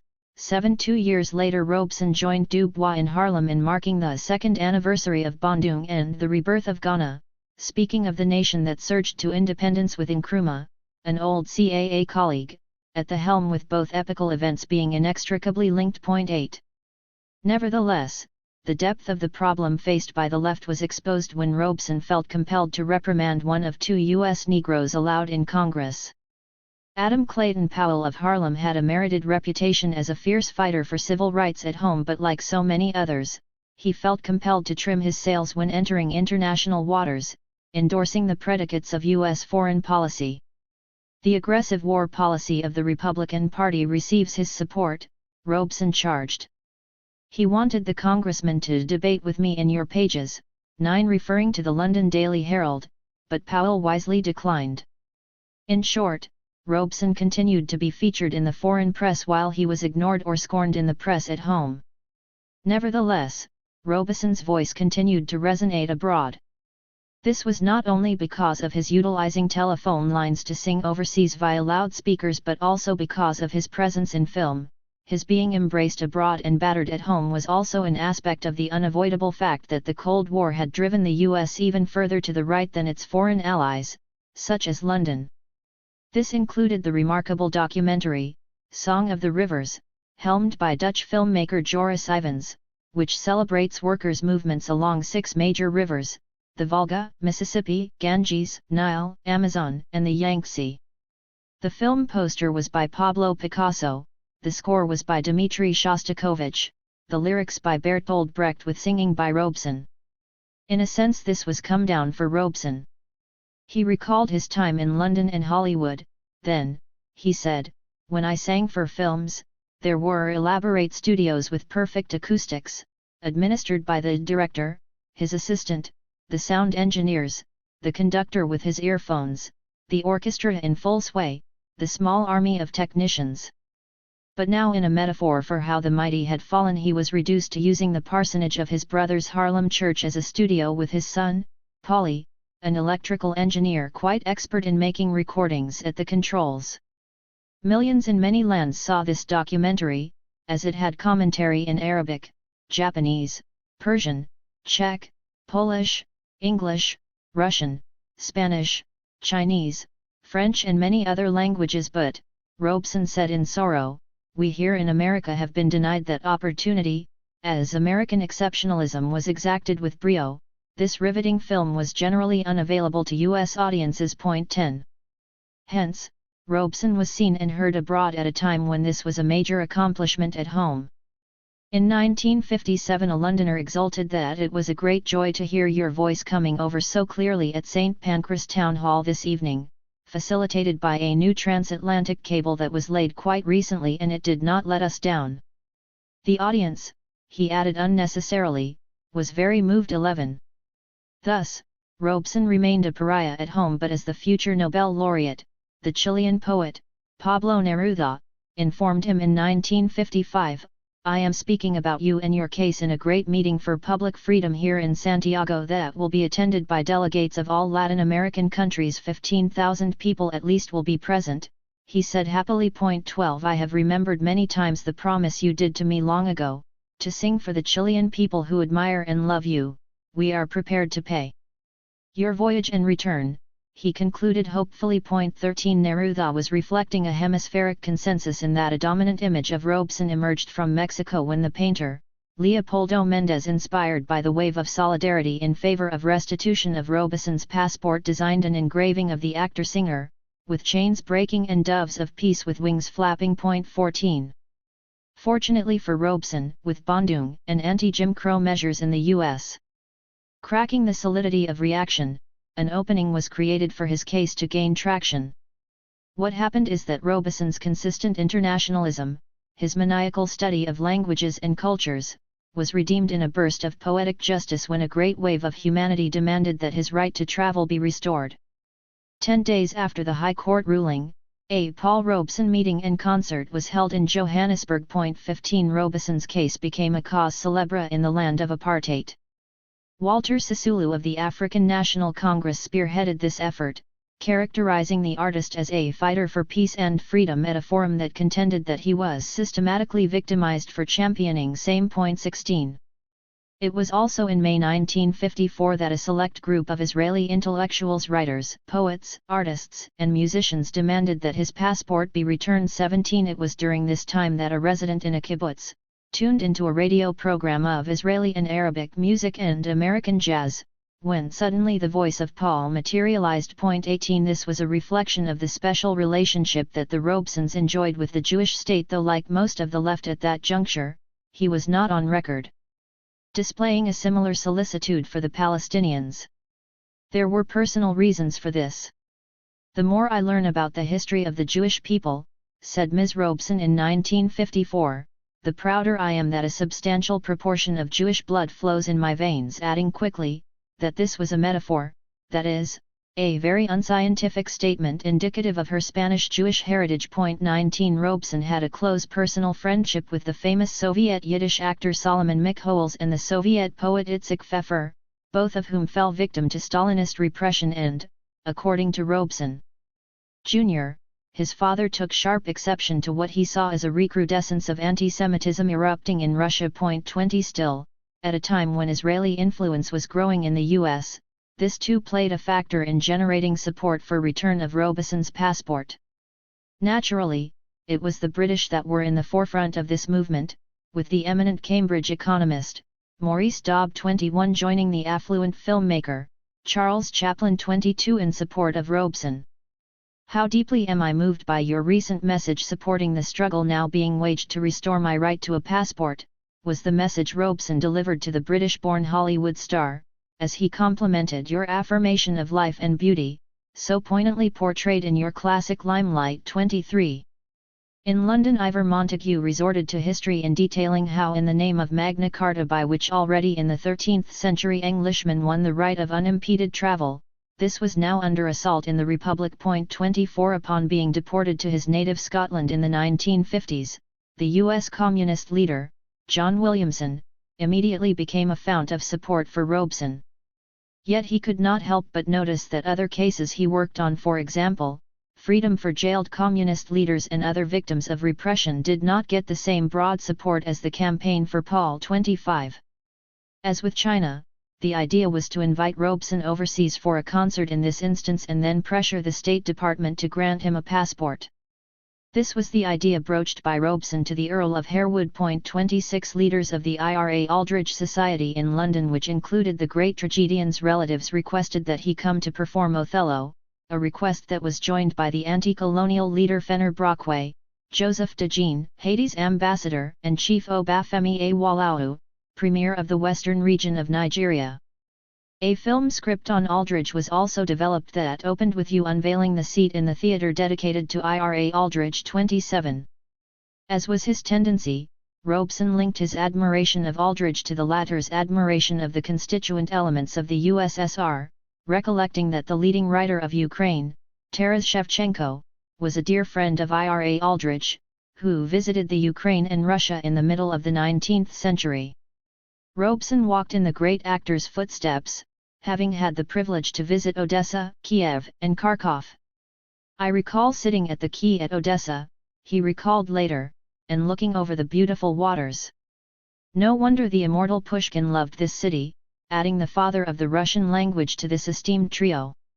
And in working on some ancient music of the Byzantine period, one finds the way inevitably to the culture of ancient Kiev. 28. To that end, a version of Othello filmed in the Soviet Union was also one of his ideas. 29. In the spring of 1955, Robeson received a formal invitation to visit Britain, extended by sportsmen, theatrical workers, and cine-technicians. He was touched by this gesture, calling it significant evidence of the united desire of the majority of the British people to have me continue my long personal association with them. This is very heartening. I look forward to the time when a similar united expression takes place in these United States to guarantee for all people the right to travel without arbitrary restrictions. 30. The U.S. Communist Daily observed admiringly in 1955 that because of popular request, the BBC has played a Robeson program daily for more than 10 years, while Scandinavian countries where the artist had drawn tens of thousands a few years earlier invited Robeson to become a citizen, as have a number of other countries. 31. Unfortunately, for Robeson, this wave of popularity did not necessarily translate into direct deposits in his bank account because of restrictions by the U.S. Treasury Department and the like. According to Cedric Belfrage, one of his most active supporters, this national affection for Robeson in Britain was best shown by the fact that although no new Robeson records have circulated here in a long time, the old ones are played over and over again on such top radio hours as the Morning Housewife's Choice, unsurprising since his name is a household word, being the perennial gift for which Britons are grateful to America. Worse for Washington was that thousands of GIs U.S. military men stationed here, hear him sing on the British radio for the first time. 32. In Jamaica, to which Ferdinand Smith had been dispatched unceremoniously after years of Union leadership in the U.S., the Communist informed the artist that the national radio station had just launched a Paul Robeson Day featuring about a dozen of your recordings. 33. It was in 1957. In the former British colony of Canada, Vancouver, in this case, that Robeson supporters moved to organise yet another concert there by Robeson in support of his cause. 34. Canadians were in for a treat since it was in that year that he announced portentously, "I just recorded the other day what I think is some of the greatest singing I have done in the last 20 years. 35. The New Statesman explained in 1955 that this British reaction was utterly predictable, particularly since in England there was no racial discrimination to narrow the scope of Paul's sympathy with left causes, at least not to the same degree as obtained in the U.S. 36. Thus, at the Labour Party confab in Blackpool in 1956 there was considerable activity publicising Robeson's cause. It was beginning to snowball, said his friend, Cedric Belfrage with pinpoint accuracy. We need another tape, Robeson was told, as recordings of his speeches and songs were stunningly effective in galvanizing support for his case. Whereas he was banned from commercial TV in his homeland, efforts were then being made to place him in the same medium in England. Actually, said Belfrage, he was informed we could get a Robeson program shown on TV in most European countries, which would be a very big thing. 37. Not least in revealing a rift with nations thought to be the closest allies of the U.S. There was a National Paul Robeson Committee which in 1956 held a major conference in Manchester. 38 members of Parliament, union leaders and religious figures were among the 150 attending this December gathering. 39 months later, 27 parliamentarians demanded that Robeson be allowed to visit London. 40. London was befuddled by the persecution of Robeson. Were I an American and frightened of Paul Robeson's political opinions, said Earl Baldwin of Bewdley, I would not hinder his political opinions, I would not hinder his departure and should be only too glad to get rid of him. In fact, he demanded irritably, send him to us. We should be honoured by the presence of such a fine artist. 41. But it was not just London that was baffled by the vitriolic response to Robeson among the U.S. authorities, as his popularity abroad continued soaring.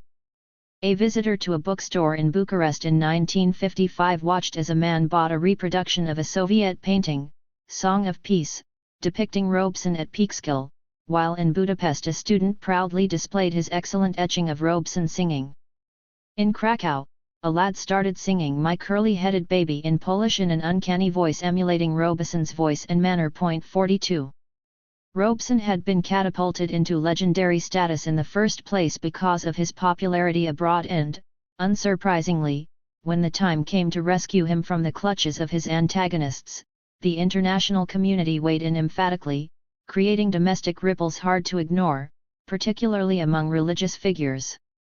By 1955, 300 clerics befitting a man whose father and brother were pastors from Baltimore and Washington demanded that his passport be returned. 43 They may have been influenced by the crusading of the Civil Rights Congress, CRC, then like CAA in its death throes but with its leader, Patterson, still capable of effectively placing the passport denial in the context of Robeson being a vector for global revulsion at the horror of Jim Crow and colonialism. 44 It was true that other institutions were emerging to fill the vacuum left by the impending demise of the CRC, those tied to Dr. Martin Luther King Jr. in the first place.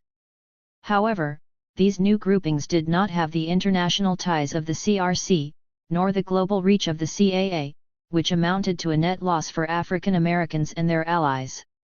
Feeling the heat, within months the House Un-American Activities Committee, HUAC, beckoned him to appear for a theatrical berating.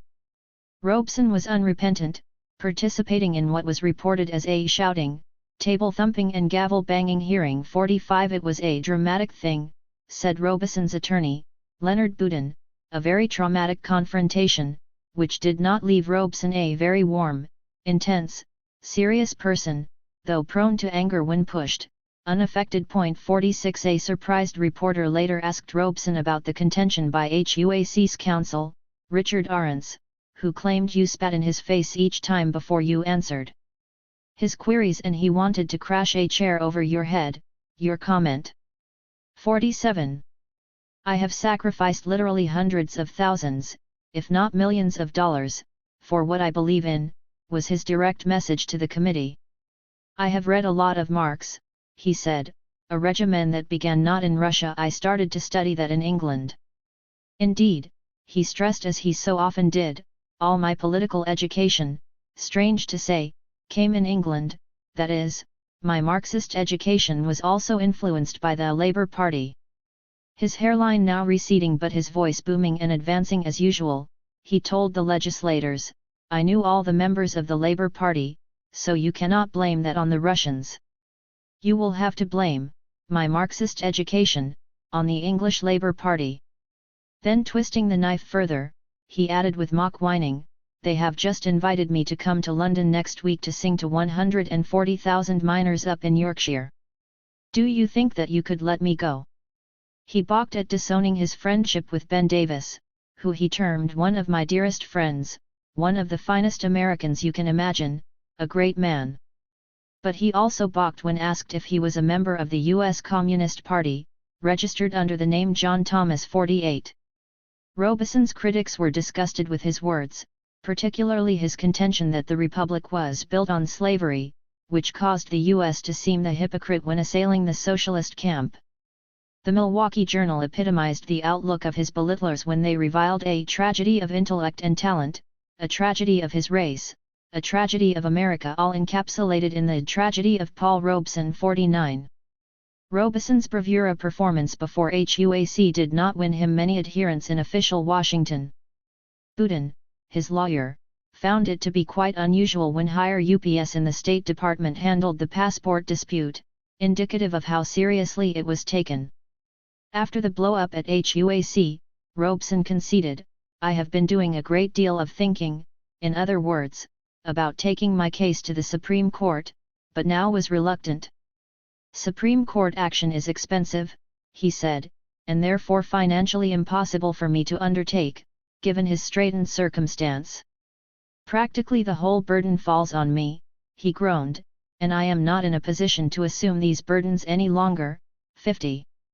With Jim Crow easing, Washington strained to ensure that Robeson and the radical left could not take advantage by making sure their time was expended heavily in courtrooms and legislative chambers, converting them into firefighters focused on dousing flames at the firehouse. Months after the anti-Jim Crow ruling in the High Court, the CAA was in federal court seeking to halt liquidation. Demanded by the authorities was all of their correspondence with Mandela's African National Congress. 51 demanded was that the CAA register with the fearsome Subversive Activities Control Board, which meant providing a license for escalating harassment, for once information was provided to this agency, it was often used for enhanced persecution. 52 Washington well knew that despite the propaganda about the Soviet Union, one of the closest international relationships that involved Robeson was his tie to anti-apartheid forces. 53 Robeson well knew that a central reason for denying him a passport was his anti-colonial and anti-Jim Crow activism, via the CAA and CRC. 54. This bare-knuckled legal brawling was also costly, expenses that Robeson and his cohorts could hardly afford. A symbol of the financial sacrifice forced on Robeson because of his politics arose when Patterson spoke with Paul about participating in the meeting against intervention in Guatemala. He agreed to do so, asking only if it was possible to pay an honorarium of $25 to Paul's accompanist. 55 The U.S. overthrow of this Central America regime on spurious grounds of communist infiltration was a mordant symbol of the Red Scare, as was Robeson's protest of this violation. Yet the point here is that an artist who once commanded a six-figure income was now reduced to performing in his homeland for nominal fees. For it was not only solidarity events with Guatemala where Robeson was compelled to perform for peanuts but in other venues too that in past days would have delivered adequate compensation. Contemporaneously, the New Statesman confirmed that in 1948 alone, when he made an estimated 500 free appearances in support of the Progressive Party, he was giving away the equivalent of $750,000 at the box office to help win votes for Henry Wallace. 56. In sum, Robeson was not without weapons, as evidenced by the spectacular reception globally of the genocide petition filed at the United Nations. This prompted Senator John Bricker of Ohio with substantial domestic backing to propose constitutional amendments restricting the scope of international treaties, e.g. the Genocide Treaty, on the U.S., yet another attempt to forge American exceptionalism but also a signal of grave apprehension about trends overseas. 57 The restrictions on his traveling north of the border were eased, allowing Robeson to inform dear friends in Britain in May 1956 that last February I sang in Massey Hall in Toronto and for the metal miners in Sudbury, Ontario, finding immense warmth of these audiences, meaning a Trans-Canada tour was planned. A startled Ottawa then decided to bar me from entering Canada, and joined their U.S. counterpart in attempting to prevent me from making a living. 58 But the impression left in Canada could not be erased, nor downplayed. Figure 9 When Robeson joined with Patterson in filing a petition at the United Nations charging the U.S. with genocide against African Americans, he outraged Washington, which promptly seized his passport, preventing him from traveling to earn a living abroad, while simultaneously blacklisting him at home. Daily Worker and Daily World Photographs Collection, Tamiment Library / Robert F. Wagner Labor Archives, New York University, New York City. Because he remained one of the better-known public figures in the Republic and definitely the most radical of this small circle, Robeson was even more in the crosshairs of Washington's political snipers as the overall political atmosphere thawed. This was recognized by Alice Childress, one of the coterie of artists. She was a noted writer who worshipped him. Your encouragement and faith in my ability to produce is in great measure responsible for her recent explosion of productivity. Things will change for you, she insisted, since times are changing, yet because your stand has been a stronger and bigger one, you will be fought the longest. 59. He was fought the longest in part because he was among the most steadfast. After the death of Joseph Stalin 1953, the Soviet intervention in Hungary in 1956, and the Stalin devaluation in Moscow that same year, as the Communist Party in the USSR renounced and condemned their longtime leader, confusion erupted in the ranks of U.S. communists, with some calling for a break with the Soviet Union. This was occurring as another brush fire was lit in the wake of the rise of Dr. Martin Luther King, Jr., and halting steps toward desegregation, with some communists arguing for a ditching of the party's view that Negroes constituted a nation meriting self-determination. In these party wars, Robeson, as to be expected, stood stoutly alongside Davis and Patterson, who leaned toward overthrowing the Negro nation thesis and refusing to break with Moscow. This is a moment when steadiness is especially necessary in left ranks, counseled CP patriarch, William Z. Foster, who too was part of the Davis-Patterson camp. Undoubtedly, he continued, there has been much confusion and vacillations caused by the Stalin affair and especially the tragedy in Hungary, signifying that Robeson's counsel too was desirable on such fraught matters. Foster announced that he would be glad to have a chat with you about all this. 60 The leader of U.S. Communists also sought to confer with Robeson on the Negro Nation thesis, telling him the American Negro question is theoretically a very complicated one. 61. The FBI thought that Robeson merited added scrutiny given his background, intelligence, and nationalistic sympathy, which suggested he may well be one of the real leaders or possibly the real leader behind the Foster Davis faction of the CP. Because of former trips to the Soviet Union and to Europe, he may be the one who is actually giving the line, i.e. Robeson was deemed to be much more dangerous to the security of this country than even communist leaders. 62. Robeson placed the blame squarely for the unrest in Hungary on the shoulders of the ultra-right. 63 His interpretation of these events was placed prominently in the pages of the Baltimore Afro-American. He got more space in our press, said George Murphy of the family that controlled this important organ, than the Dean of Canterbury got in most of the daily papers of the U.S. That to me is important. 64 That it was. Robeson's voice continued to carry weight among U.S. Negroes, and it was hard for it to be otherwise as long as Jim Crow reigned. It was in late 1956 that a mostly Hungarian-American assemblage responded by picketing his speech at the annual gathering of the National Council of American-Soviet Friendship. Early arrivals were showered with eggs, tomatoes and sticks, as typically for the era police watched idly. There were virulent taunts of murderer and priest-killer and communist traitors, while Robeson particularly was targeted with a well-aimed bottle filled with ammonia. 65 In a sign of progress, unlike Peekskill, no racist imprecations were reported. Foster may have heard what Robeson told an Australian journalist a few years later when, after describing himself as an ardent advocate of socialism, he called the Budapest Revolt fascist. A socialist planet would surely rise without too much violence, maybe, he opined. While rehashing his controversial remarks in 1949, he said bluntly that if the US fought the USSR, he would be found on the side of Russia. 66. This attack on the Hungarian revolt carried a cost for Robeson. His staunchest supporter in London, Cedric Belfrage, who was also close to the radical left in the US, warned him about taking a position of all-out defense of the Soviet troops in Hungary, since this intervention has demoralized, discouraged, and confused British progressive forces much more gravely than any other of the USSR's controversial actions. In Britain, for example, the CP is split down the middle, a convulsion that engendered mass resignations.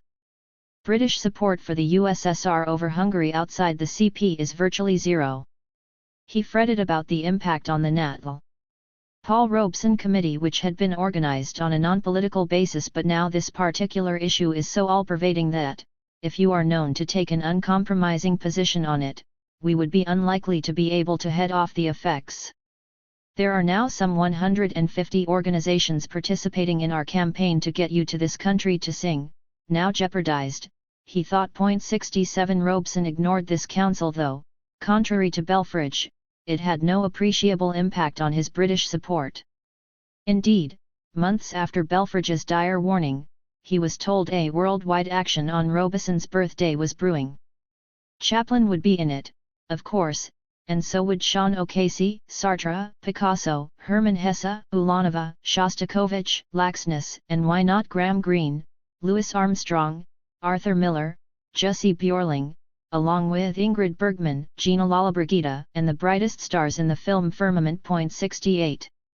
Thus, by the mid-1950s, Robeson had managed to survive the sturdiest blows of his opponents and was dishing out a few of his own. The liberalizing climate had facilitated an anti-Jim Crow ruling and slightly improved relations with Moscow, all of which helped to propel a reinvigorated attempt to restore his passport, thereby allowing him to benefit from the continuing adoration of audiences abroad. But as in a deadly chess match, the U.S. authorities responded forcefully. The denial of his passport was upheld by a federal court in 1955, with his reluctance to file an affidavit attesting that he was not a member of the U.S. Communist Party being at issue. As the cameras rolled outside the courtroom, Robeson, perhaps thinking of his yeoman duty during the anti-fascist war, resorted to Shakespeare in his deep and rolling cadences, "I have done the state some service and they know it. I pray you in your letters when you shall these unlucky deeds relate, speak of me as I am nothing extenuate, nor set down aught in malice. Topping off this impromptu performance was his singing verses from Waterboy, along with several lines of a song in Russian. The latter was akin to poking a stick into a hornet's nest. 69. He lost his court appeal on passport restoration in mid-1956. 70. This occurred despite a brief filed in his behalf signed by Dubois among other dignitaries.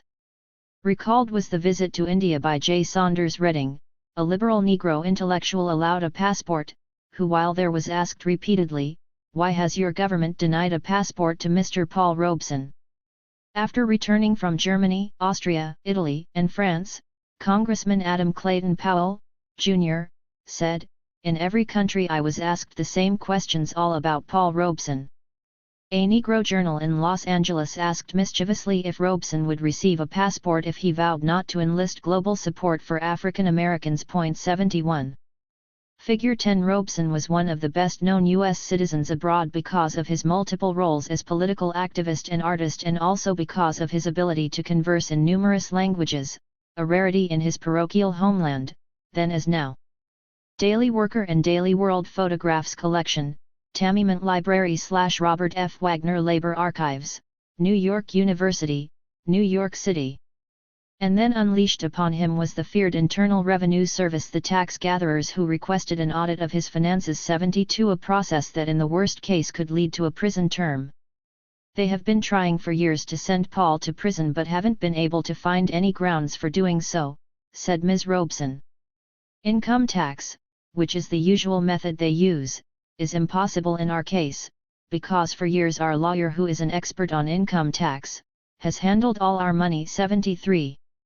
The IRS seemed to take notable umbrage at the awarding of the Stalin Peace Prize to Robeson, which had brought him $25,000 in 1953. 74. Still, because of his charitable donations and his lax administration of his finances, Robeson's adjusted gross income in 1955 was a paltry $10,685.04, still an uptick from a few years earlier. By 1956, this figure was $15,299.19 but had dipped again to $9,685.52 the next year. However, by 1958, as his right to travel was restored, his income had leapt to $39,095.11, with the increase largely attributable to British sources. 75. Since in early 1957 his law firm presented him with a bill for services of $4,382.81, mostly for efforts to regain his passport, this increased income arrived not a moment too soon. 76. Washington was not inclined to unfurl the white flag of surrender simply because Robeson was being applauded abroad. This Robeson well knew, and in case he had suffered memory lapse, there to refresh his recollection was Davis, still languishing in a jail cell after his 1949 conviction in federal court, fundamentally on the specious charge of simply being a communist. The heralding of Robeson in prisons was akin to an invitation by the authorities to place the artist among his ardent fans. Davis had lost none of my old starry-eyed admiration for you after more than a quarter-century of personal friendship, poking his comrade with the point that there are legendary stories of you in every prison in America. The Negro prisoners, in their own way, speak your name in hallowed tones, bulging with respect. Even as he remained trapped in an iron cage, Davis told his friend that these prisoners' knowledge of you is their passport to pride in their people. 77. But this burst of good news was accompanied by concern for Robeson's health, which had deteriorated sharply, a result of irrepressible travel and concomitant loss of sleep, an inadequate diet, tension delivered by murderous plots, etc. By late 1955, George Crockett Davis, attorney and a future congressman representing Black Detroit, was happy to hear that Robeson was on the mend and should be your usual hearty self within a few more weeks. This was not to be. Robeson was on a downward slide physically that would restrain his travel and his income and lead to his death in early 1976. 78. Robeson had sought to escape traveling to Washington to testify before HUAC earlier in 1956, a request roundly rejected.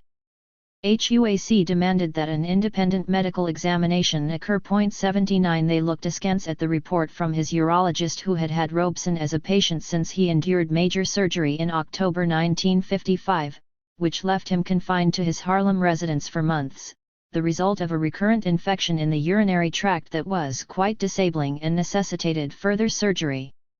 Dr. V. McKinley Wiles emphasized that stress had left him in a weakened condition, 80, which was catnip for HUAC, who thought that enhancing his stress was a neat idea. The press reported that Robeson had a major emergency stomach operation. 81 Further surgery did occur in November 1955 according to his physician at Harlem Sydenham Hospital for a prostatic hypertrophy with acute urinary retention and massive hematuria, along with cardiac enlargement. There was left ventricular hypertrophy and myocardial damage, all of which was extremely serious for a man not yet 60 years of age.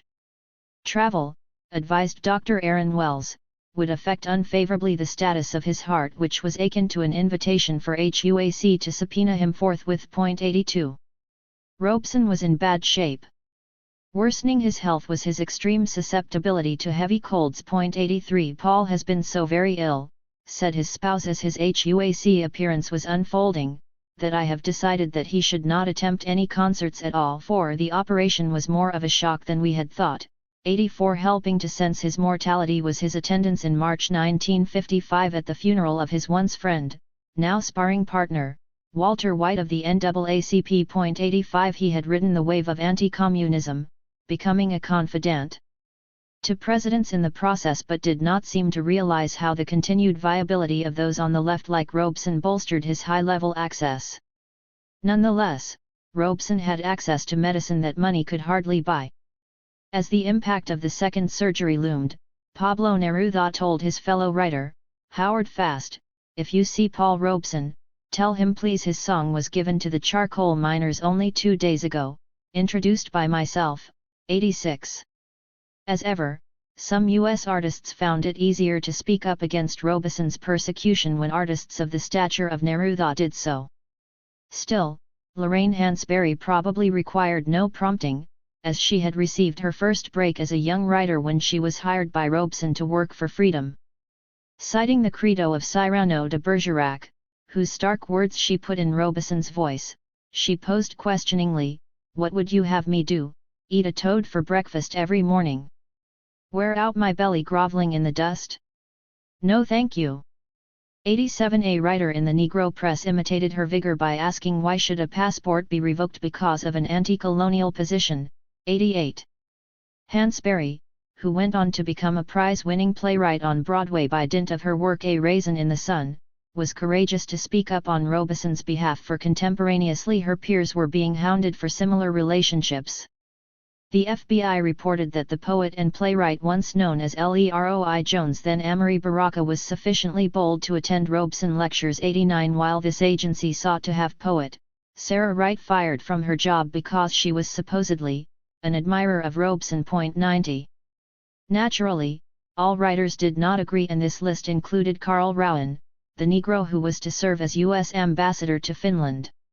Responding to his writing for the flagship publication of the now affluent John H. Johnson's growing media empire headquartered in Chicago, he observed provocatively, not inaccurately, that most white persons in this country definitely regard Paul Robeson as an enemy of the United States. His interlocutor conceded that if he were to interview Robeson in a mass media platform, I think NBC, the television network, would probably be boycotted and picketed and maybe shot at, confirming at once both the venomous hostility to the artist and why he was being treated like a non-person. But it was left to Rowan to confirm the verity that global pressure was to assuage a declining internal situation. A member of the Diet in Japan looked at the situation in this country and said, "Well, if these Americans feel superior to Negroes who've lived there and fought and died for their country, what must they think of us?" 91 After the release of Robeson's well-received memoir, Kenzo Nishikawa of Japan, who had read the translation, told the artist that he was now winning a greater reputation than ever. With enthusiasm he told Robeson, "You have shown you are superior to the white in mind and body, both in ability and strength. That's our pride and the highest and glory of our colored races." 92. Rowan's suggestion that Robeson had betrayed the Negro was not a notion accepted universally. On the contrary, said Frederick Seabrook, the Negro in America have betrayed Paul Robeson, due to fear. Rest assured, he asserted, the State Department, the press, and even our very own professional race hustlers will never succeed in dethroning Paul Robeson in the hearts of the masses of Negroes. 93. Nevertheless, confirming further the breadth of the effort to marginalize Robeson was not only a scholar's contention that press coverage of him in the so-called newspaper of record the New York Times declined sharply during the 1950-58 era, the period when he was under de facto house arrest. What was also striking was the contention of Paul Robeson, Jr. that most newsreel and film footage of his father had vanished and that most of newsreel footage which is available has had the soundtrack erased from it. But this same scholar also exposed why this information blockade had begun to crumble. It was in 1957 that the launching of Sputnik by Moscow shook the confidence of Washington, leading to agonizing reappraisals including whether it made sense to maltreat so atrociously the vast human capital that reclined in the African American community, thereby curbing market potential and ill-preparing a sizable sector of the labor force to propel a complex economy and compete, for example, in rocket science. It was also in 1957 that an attempt to desegregate a high school in Little Rock, Arkansas led to riots by the working class and middle class defined as white, bringing a black eye to the U.S. globally and hampering its ability to charge Moscow with human rights violations. A missionary in South Africa then reported that hundreds of Africans and non-whites asked him about Little Rock and Robeson. 94 In fact, said Dr. A. Chester Clark, Executive Secretary of the Missionary Department of the African Methodist Episcopal Denomination, the most frequently discussed topics among South African non-whites was the conjoined matters of Robeson and Little Rock. 95. Ms. Robeson, who by now had established an enviable reputation as a journalist, had a direct pipeline to a leader of the desegregation fracas. Daisy Bates was head of the statewide NAACP and also, she said, had the pleasure of hearing from Robeson, who sent her a lovely family photo. The next time I am in New York, she enthused, it would indeed be an honor if I could visit you and meet the family. 96 Ms. Robeson wrote about Bates' desperate struggle in global periodicals, telling her that my colleagues from all over the world were simply enthralled by the Little Rock affair and I was a reference point for their clarification. I was the one Negro available, she boasted with some accuracy, who didn't bite her tongue and called a spade. 97. Despite their tireless efforts, the U.S. authorities as the political climate shifted were unable to block the Robesons altogether from the emergent anti-Jim Crow forces, notably in Dixie. Earlier, Robeson had offered his wholehearted support in the aftermath of yet another example of racist outrage when Emmett Till, an African-American teenager from Chicago, was slain by ultra-right racists in Mississippi in 1955. The outrageous acquittal of lynchers stirred his conscience, moving him to offer all that I have: my art, my strength, my devotion to our common cause. 98 The reaction to this slaying detonated an explosion of protest from the Atlantic to the Pacific. Even Ralph Bunche, now safely ensconced in the highest reaches of the United Nations and distancing himself furiously from his former left-wing background, found it possible to contact the Robesons after years of hiatus. Ruth, his spouse, and I thank you and Essie most warmly for the inscribed copy of your book, adding, on UN stationery, no doubt there will be a family row as to which of us gets first crack at it. 99. The premier boxer, Archie Moore, also an African-American, contacted Robeson from Sao Paulo, where he had just won a bout with the champion light heavyweight boxer of Brazil who happens to be colored. But the details of this pummeling were not the purpose of his message. For me, he proclaimed, you have played a great part in my life, notably since I have followed you many years. To be sure, he added quickly, I am not a hero worshipper by a long shot, but there are men I admire and you are one of the few. Inspired by the artist, he admitted, I believe I was put on earth to do something greater than just be a champion athlete. My greatest desire is to meet you in person, so please call Collect 100. That Moore was able to travel while Robeson was not was hardly lost on Ms. Robeson, though she chose to focus on the musician Louis Armstrong and those like him. Their jazz tours abroad sponsored by the government were the reverse side of the coin in the State Department fight against Paul Robeson, denying him his passport because when he goes abroad he criticizes the treatment of Negroes in the United States. Ergo, Robeson must be kept at home, must be immobilized, must be silenced. 101 Her own activism attracted the attention of congressional bloodhounds, as she was summoned for questioning by Senator Joseph McCarthy himself. 102 Noah Griffin, NAACP leader in normally liberal San Francisco, was effusive in thanking Robeson for the inspiration which you gave my son during a recent concert there. He brought home an autographed program of your recent concert at Third Baptist Church. 103 Actually, by August 1957 Robeson had appeared 5 times in the Golden State in recent months, performing before 10,000 in the city by the Bay and Los Angeles. 104 Negro churches had become a kind of sanctuary for his performances, offering as they did, attractive terms to the artist. Terms for church concerts, advised Ms. Robeson, are usually 60-40% of the net, that is 60% to him and 40% to the church, after expenses have been deducted, with a guarantee of a minimum of $500 to cover the time and work. 105 Robeson's peregrinations had revealed a trend that was to shape U.S. politics for decades to come. Writing from their now permanent address at Harlem's Jumel Terrace, Ms. Robeson observed that her spouse spends much of his time on the West Coast, where the political and artistic climate is far superior to that of the East Coast. 106 The FBI too had noticed this trend. Robeson, it was said, was not just performing in California but was seeking to consolidate the left forces in the CP there, as evidenced by his being very close to Pettis Perry, preeminent Negro communist.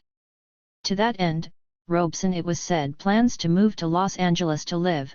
107 Robeson, said the FBI, was becoming increasingly effective out on the West Coast among the Negroes and especially among some of the Negro clergymen.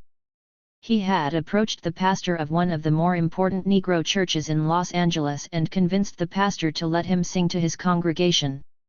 Robeson explained that the pastor could take up a collection for his church and the entire collection he could keep because he, Robeson, did not want any of it. All he wanted was to sing and sing and sing. The pastor agreed and collected over $1,100. This news spread quickly from pastor to pastor, leading to a cascade of invitations from other churches. In all these engagements, it was said with bitterness, Robeson gets across one or more points in behalf of communism and Russian viewpoints. An emboldened Robeson was now planning to take a trip into Mexico with the same approach. 108 Slowly it was dawning that, perhaps, allowing Robeson a passport so he could resume residence in London was the least bad option. This was the backdrop to yet another Robeson visit to Washington, this time arriving on May 29, 1957 at the State Department at 9:35 a.m. and staying until 3:05 p.m. in another attempt to regain his passport. He declined per usual to answer if he was a member of the U.S. Communist Party but immediately responded when asked where he would go if his passport was to be restored. Moscow? No, said Robeson, I would go straight to London to do concerts first under the sponsorship of most of the leading composers of Great Britain, such as Dr. Vaughan Williams, the Dean of English Composers, the greatest living composer there, and also Mr. Benjamin Britten. But, yes, he would also visit Prague, where Mozart had all his operas performed and where Haydn lived. Telling his questioners what they already knew, he seemed to take delight in discussing how on Sunday night I sang into London where many of the English artists appeared in a concert at St. Pancras, and over the telephone I was broadcast into the hall and sang about 20 minutes of a concert and was able to accompany a Welsh choir. He reminded those who may have forgotten that I sort of lived in Wales at different times and was very close to the Welsh people, even singing in their own language.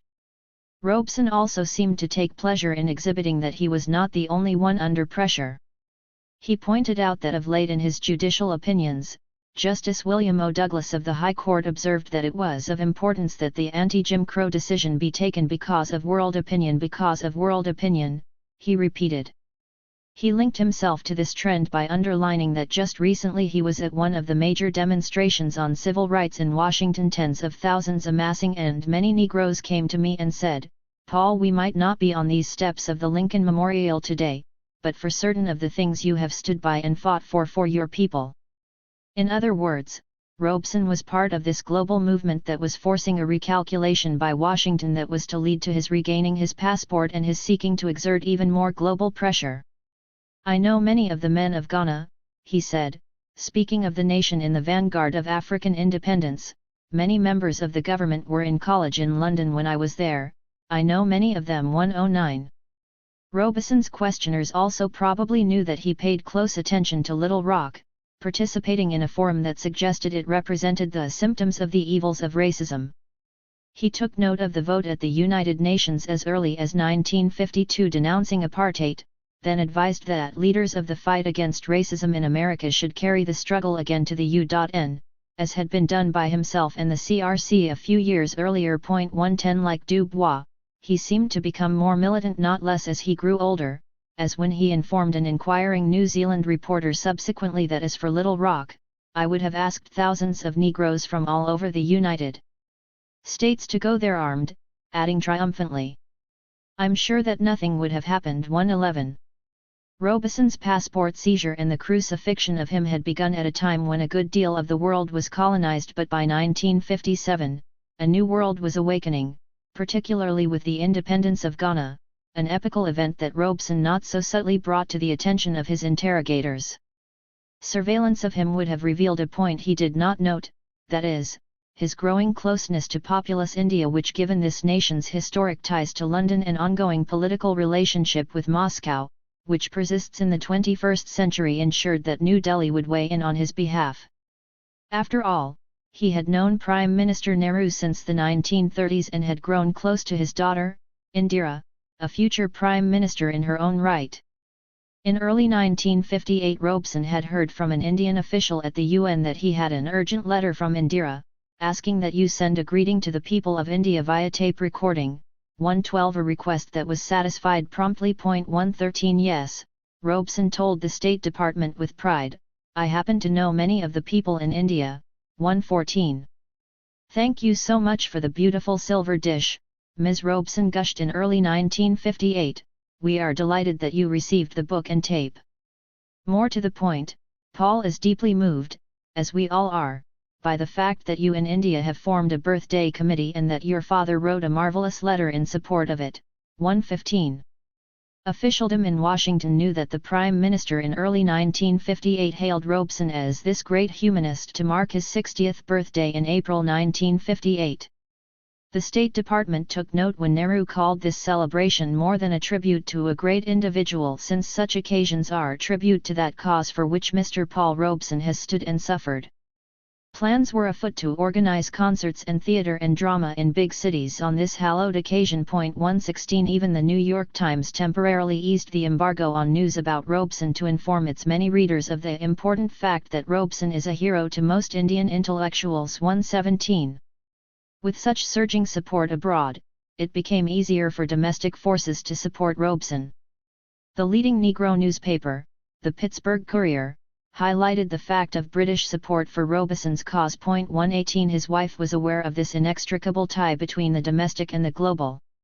She was deeply grateful for Nehru's avid backing of Robeson's case, thus, the major press here in New York City was forced to give it coverage, and this gave just the needed impetus for our friends in Actors' Equity. 119 Actors' Equity, the union, had a general meeting, recounted Ms. Robeson to offer a resolution. In the spring of 1958, and Ossie Davis, a Negro actor friend of ours, presented a resolution appealing for a limited passport for Paul. Ralph Bellamy, president of Equity, spoke against it, to small effect since it passed by a vote of 111 to 75. Robeson, she said, is greatly heartened by this. 120 Punctuating this victory, in 1958 there were birthday celebrations for Robeson in all of India's key cities, with Nehru's daughter serving as chair of the events. 121. Finally, the dam broke, we are literally packing our bags and will be off the moment we get the passport, was the harried message of Ms. Robeson in 1958, as the High Court ruled that their friend and comrade, Rockwell Kent, could not be denied the right to travel, a ruling which encompassed the now delighted couple. 122 In anticipation, invitations had been flooding into their home from Britain. "It was extraordinary," she said, "they have been telephoning almost every hour."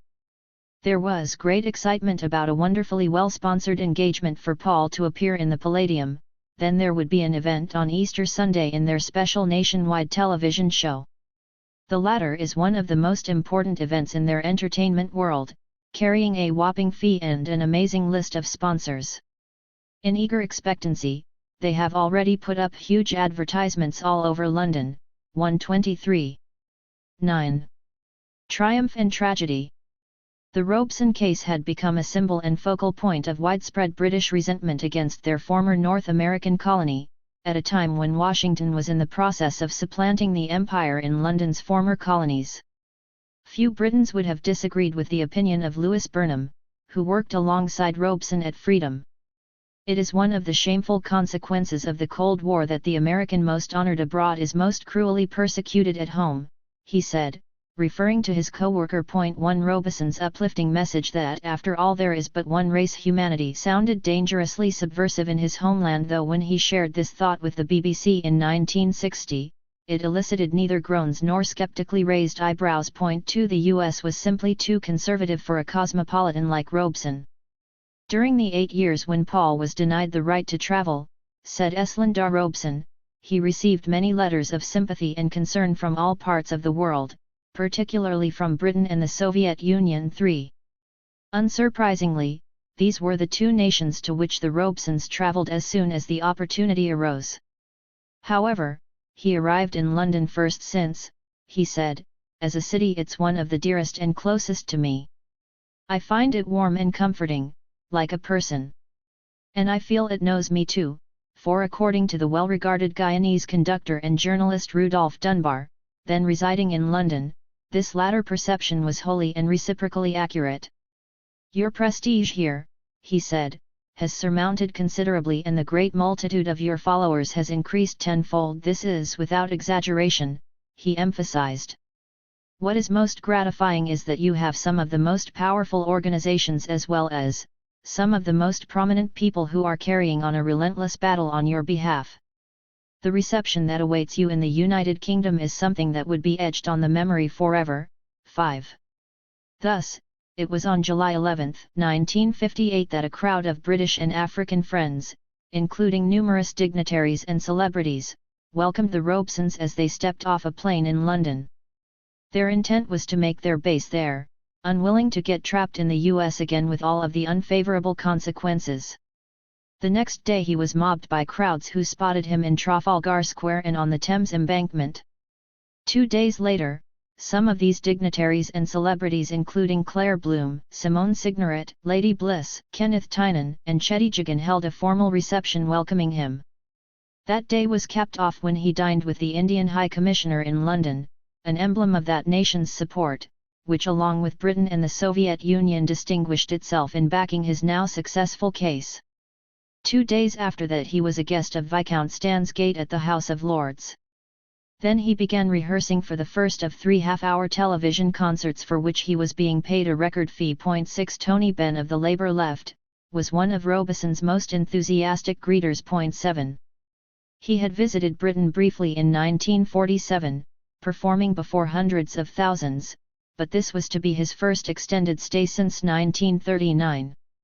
He also brought a bracing message for London, then adjusting awkwardly to an influx from its former colonies in Africa and the Caribbean. "Whoever treats my people as equal to all other peoples, is my comrade," he maintained, "and who does not is my enemy." 8. Weeks later he was in Wales, where he was the official guest of honour for their most beloved event, the Eisteddfod of the Festival of Song, where he received a terrific welcome. The audience, 9,000 strong, joined him in singing the chorus of John Brown's Body. 9 The miners there were the moving force in this boisterous welcome of those who had yet to forget Proud Valley. These miners had sponsored the first transatlantic concert by telephone sung by Robeson from a New York studio to St. Pancras Town Hall in London. 10 How they welcomed me into their homes, enthused Robeson about the Welsh. It was a sight to see. 11. Back in the 20s, Robeson recalled, "I was, building a career. I went to South Wales to sing and the Welsh miners took me to their hearts. I went again and once I carried a banner in their unemployed march. That was the turning point in my life, around 1930. For the first time I had white people who made me a true friend. 12 Robeson's attraction to Wales was not new. The Welshman, R.R. Roberts was on a ship to Britain that also had Robeson as a passenger. It was July 1922 and Roberts was en route to Wales, along with about 24 of his compatriots, all with a fondness for song. They sang for an hour or more, which drew a sizable crowd, and the following morning he encountered Robeson and asked him to join that evening. "You came with a roll of music in your arms," he said of Robeson years later. "The crowd was larger than night, the emotion was high, and it must have influenced you, as you were in great form and you entertained us for an hour. The next night you came again and performed again, earning Robeson his first among many Welsh fans. 13. The celebration intensified when he landed in Moscow in mid-August 1958. There he was besieged by Russian admirers, including a crew of U.S. Negroes in exile. 14. The FBI was impressed with his frenzied reception in the Soviet Union. Besides heavy police guard, the army had to be mobilized to protect Ms. Robeson and Paul. When he sang at the Sports Palace, there were 60,000 persons inside and 60,000 more standing outside. Ms. Robeson said that she met and spoke to Khrushchev and his wife. The plan was for Robeson to be involved in making 2 movie pictures in the Soviet Union. One will be his own life story, the other one a travel picture. 15. When Robeson performed in St. Paul's Cathedral in London for his people, a benefit for the anti-apartheid cause in this instance, the crowd overflowed. Every seat was occupied, 4,000 all told, when ordinarily there would be about 400 at the late Sunday service. Sizable sums were raised for the defense in the so-called treason trial. Here in previous centuries John Wycliffe had been tried for heresy and Bishop Tyndale's New Testament was burned publicly, but now a righteous cause was celebrated by Robeson. 16. Then the Robesons adopted a manic travel schedule, using London as a base and travelling across the continent repeatedly, a punishing regimen that may have not have been the best prescription for his deteriorating health. 17. And probably hastened his demise. Yet there were simply too many important demands on his time, not only performing to replenish his depleted bank account after 8 years of de facto house arrest, but conferring with notables. One of these was Nnamdi Azikiwe, founding father of soon-to-be independent Nigeria, who referred to Robeson as "my dear hero" and wanted to spend time with him. 18. A request hard to refuse. That was in August 1958 when Robeson was just settling in London, but by 1960, Azikiwe requested his presence at my inauguration on November 16, 1960 as Governor-General and Commander-in-Chief. He offered to subsidize his costs of air transport and accommodations. 19. Even the U.S. emissary in Lagos realized that Nigerians have been more interested in Paul Robeson's visit to England because many Nigerians studying in the UK in the 30s recall Mr. Robeson during his sojourn there. Upon encountering Nigerian hero Hogan Basie, Robeson opined that his own origins could be traced to the Efik tribe of Calabar, which produced this international boxing champion. This was followed by a series of letters to the local press in Lagos, all advocating collection of funds there to finance a Robeson visit. 20. Robeson had a natural advantage in London, and not just because of his ties stretching back decades. By 1958, Claudia Jones, a former leader of the U.S. Communist Party, of African and Trinidadian origin, had been deported and was residing in London. She initiated the West Indian Gazette and during this period became a beacon welcoming thousands of migrants to London from Britain's former colonies in the Caribbean and Africa. It was her paper that feted the Robesons formally and publicly at a festive event. Because of Jones' efforts, the couple was greeted by famed percussionists from Ghana. 21. The rousing welcome accorded Robeson did not escape the attention of the FBI dragnet.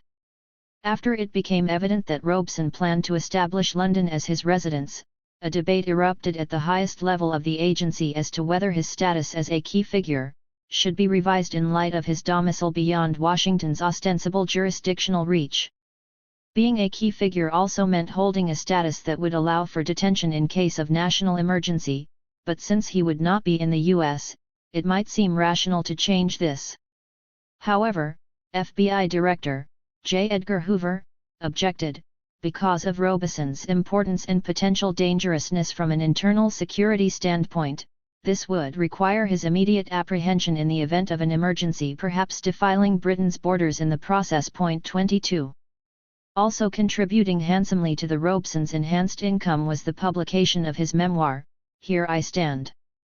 Notorious for his reluctance to put pen to paper, Paul just doesn't write if he can avoid it, was the somber conclusion of his wife. 23. This made the success of this slender memoir all the more remarkable. As his spouse's comment suggested, though he spoke in strong political terms in these pages and alluded to how his upbringing shaped him, this book was not sufficiently lengthy to provide profound revelation about his life.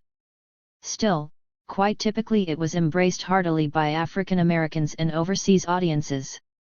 Dizzy Gillespie, the famed jazz trumpeter, was among those who exhorted, "Now that is one book that all of you really ought to read." The U.S. Negro press was rhapsodic, notably the Baltimore Afro-American 24, which serialized it, followed closely by the Pittsburgh Courier. 25. The only discouraging word from the Negro press came from the organ of the NAACP. 26. Intriguingly, it was in 1958 that the FBI was determining if Robeson had enough political following to attempt to take over the NAACP on a national scale. 27. Yet, stressed Robeson's good friend Lloyd Brown, no white commercial newspaper or magazine in the entire country so much as mentioned Robeson's book, an astonishing comedown for the man only viewed recently as the world's most famous Negro. Yet, the London Times proclaimed that the book commands attention because he is a great artist. 28. And the Japanese edition received widespread attention, ditto in India. 29. The reception in Japan was so overwhelming that, like Nigerians, this island state too demanded a Robeson visit. 30. The first printing of this book, which is still in print in subsequent editions, was a healthy 8,000 in paperback and 2,000 in cloth, with the second printing raised to 9,500 and 500. As of May 31, 1958, a respectable $6,071.08 in cash on hand was available as a result of this book's publication. 31. After being barred from the stage for 8 years, there was concern among some of his most avid supporters that his skill in this arena had deteriorated too. He wondered if he had the experience, style, and accent to play Gower in Pericles adequately on stage surrounded by actors better steeped in Shakespeare. Even his signature role as Othello gave him pause, according to his wife. It was only after great soul-searching that he returned to this role, since the character was a foreigner, dark, different from the rest of the cast, and it was a foreignness which he thoroughly understood and actually was. 32. Emphasis original. Nevertheless, Robeson, now a greybeard, had to dye his chin whiskers in order to better accommodate this role. 33. Which did little to stem an avalanche of positive reviews. 34.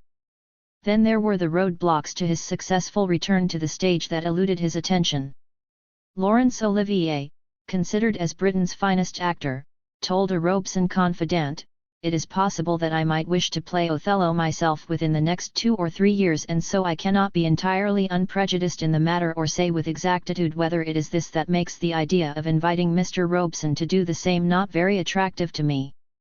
With haughtiness unbound, he concluded, "Mr. Robeson has played the part in London and he has also played the part in New York. In neither event, I believe, was he thought to be supremely successful." 35. This pinched view hardly represented the British consensus. July 1959 provided a typical cross-section of Robeson's schedule, which proved to be too busy for his own good. After performing in Othello, it was off to the BBC for a series of interviews, then travel to Paris, then back to the BBC, then back to Othello. 36. The predictable occurred. Ms. Robeson informed George Bernard Shaw of bad news. "The doctors are still tracing Paul's dizziness and so far, are not at all satisfied with his heart condition. The prescription was for Robeson to avoid all sudden movements, not ideal advice for a stage actor, and he must avoid all strain of any kind." Robeson conceded that if he made a sudden turn on the stage, he might fall down. As if this were not bad enough, cancer had been found in Ms. Robeson's increasingly frail body. 37. This was a time for more sober reflection on Robeson's part, which was suggested when he told a reporter that when he quit the concert stage because of politics. 38. A reaction to the persistent pestilence of Jim Crow seating that had to be navigated, this may have been unwise in that it possibly hampered his mass appeal. This was an understandable reaction on his part but also served to illustrate the fiendishly difficult dilemmas he faced. Seemingly with intentionality, Robeson embarked upon a series of interviews with the British press, providing something of a swan song as he sensed the end was near. The U.S. Consul General in Edinburgh took note of the lengthy interview he provided to the Sunday Post. "A lot of my spare time is spent studying music and languages," he said, making suspect instantaneously the idea that he was a wild-eyed subversive deserving house arrest. "I like to go to theaters and picture houses. If there's a good football match within reach, I'll be there," which contrasted sharply with his assertion, "I don't like to take too much exercise." What made this lengthy interview with Robeson so startling was that it would have been difficult for it to appear in a U.S. journal and, if so, the colloquy would have been a wearisome litany focused on whether he was a card-carrying communist and did he have the appropriate hatred for Moscow. But in Edinburgh he was asked if he was a trained singer, to which he responded, "I've had a lot of instruction and have thrown most of it away. I've developed my singing by quite unorthodox methods. I look at singing as an extension of poetic speech and concentrate on trying to get the spirit of a song." He was asked, "What singer do you admire most?" and he responded instantly, "Shalyapin." "And the most outstanding book you've ever read?" "The poems of Alexander Pushkin, the Shakespeare of Russia." The words of Robbie Burns come a close second. As for music, he appreciated especially Duke Ellington and Count Basie, for collecting their and others' records was his principal hobby. "I've got thousands of many kinds from many nations." "What about friends in Scotland?" "Loads. Two particular ones are Sir Patrick Dolan and Mr. Abe Moffat." There he was asked about his church rather than party membership. "Yes. I'm a member of the African Methodist Episcopal Zion Church." Instead of being asked about baying mobs tormenting him, he was asked about the several hundred fan letters he got every week. He affirmed by now what had become rote, "Britain and the Soviet Union are the two nations in which I've been happiest because the people there have been kindest to me," with not so much as a perfunctory nod to his homeland. 39 Instead, when visiting Australia in November 1960, he informed an inquisitive journalist, "I won't go back to America in case they take my passport." 40. It seemed that Robeson had not shed his special relationship to Scotland, for he turned to newspapers there to unburden himself and ingratiate himself with the British generally. "I'm very pro-Scottish," he confessed, "but don't let them draft me into your nationalist movement here." The Edinburgh Evening Dispatch in November 1958 was told further by him, "I don't pay much attention to clothes, and for those who saw an anti-clerical bent in him," he reminded, "I read the Christian Science Monitor all the time, which was a fine paper. Some of the finest and warmest people I know are Christian Scientists, not least since they're very liberal with racial matters." Unlike his son, who was a chess aficionado, Robeson tried it for a while, but it's like golf. Unless you're very good at it, it can be so discouraging. 41 However, he said, "If you left me to it, I should study languages, their formation and relation to the peoples for year after year. Singing is a pleasure, but more of a hobby." 42 Unlike their U.S. peers, the British press seemed willing to accept Robeson's admonition that in my politics, I am a bit left of the British Labour Party. 43. Though this interview confirmed indelibly the special place held by Britain and Russia in Robeson's heart, the State Department seemed to think that it was independent India that merited most of their worry, perhaps because of the artist's close ties to the Prime Minister, which stretched back decades. By December 1958, the U.S. authorities had heard that he was planning a trip there. "This matter is important," it was proclaimed, "serious consideration should be given to counteracting this." The matter was so important that the man designated as U.S. Secretary of State, Christian Herter, got involved. Val Washington, who is himself a Negro, the State Department was told, had a long talk with Mr. P. Clark Ravity, who is a UN delegate from India and also permanent secretary of the Congress Party, and was reported to be very disturbed because Robeson is going to India in January or February, and there is great stress being laid by the Communists to acclaim him as the greatest and most important Negro leader in the United States. Further, Mr. Ravity thinks they will do great damage among the darker Indians if Robeson gets away with the kind of propaganda he wants. This was all part of a communist plot to attract the darker races of the world. 44. There was reason to fret since the celebrations marking his 60th birthday in India received considerable favourable publicity, a process aided immeasurably by the blessing of Prime Minister Nehru and the high-level role played by other prominent figures. Anticipating a trip that did not occur, the U.S. authorities mobilized to vaccinate India by constructing a wholesome picture of the desperate plight of U.S. Negroes. Therein one espies how revolutionaries like Robeson were influential even at a time when it was thought their direct impact was negligible, for the U.S. felt compelled to paint a positive portrait, then moved to reduce the gap between image and reality. Our efforts to counteract the visit must be handled very discreetly and carefully, since public knowledge in India of attempts by the United States government to discredit Robeson, their riveting goal, would merely give added publicity to the visit, would not be well received by the Indian public, and might embarrass the government of India. 45. Such was the conclusion of U.S. officialdom. But they did not stop there, as they expended untold taxpayer dollars and labor on a visit that did not occur. Consideration of an official U.S. government denunciation of the proposed Robeson trip was shelved, since it would make the situation worse. Instead, they flooded Indian journalists with propaganda attesting to the well-being of U.S. Negroes then withering under the cruel lash of Jim Crow. Also, to counter Robeson, the idea was concocted of dispatching other famous Negroes to India on junkets, including jazz artists. Though supposedly freedom of the press was a hallmark of the U.S., the ambassador in Delhi had persuaded American correspondents there not to publicize the high-level endorsements of Robeson's birthday celebrations. 46. In short, the widespread appeal Robeson exhibited in 1958 was indicative of why the U.S. authorities were so reluctant to grant him the right to travel. He was able to bolster his income, garnering about £20,000 in Britain during a 4-month period. 47. Yet the complexity of Robeson's life was exposed when it turned out that even good news potentially held the seeds of disaster.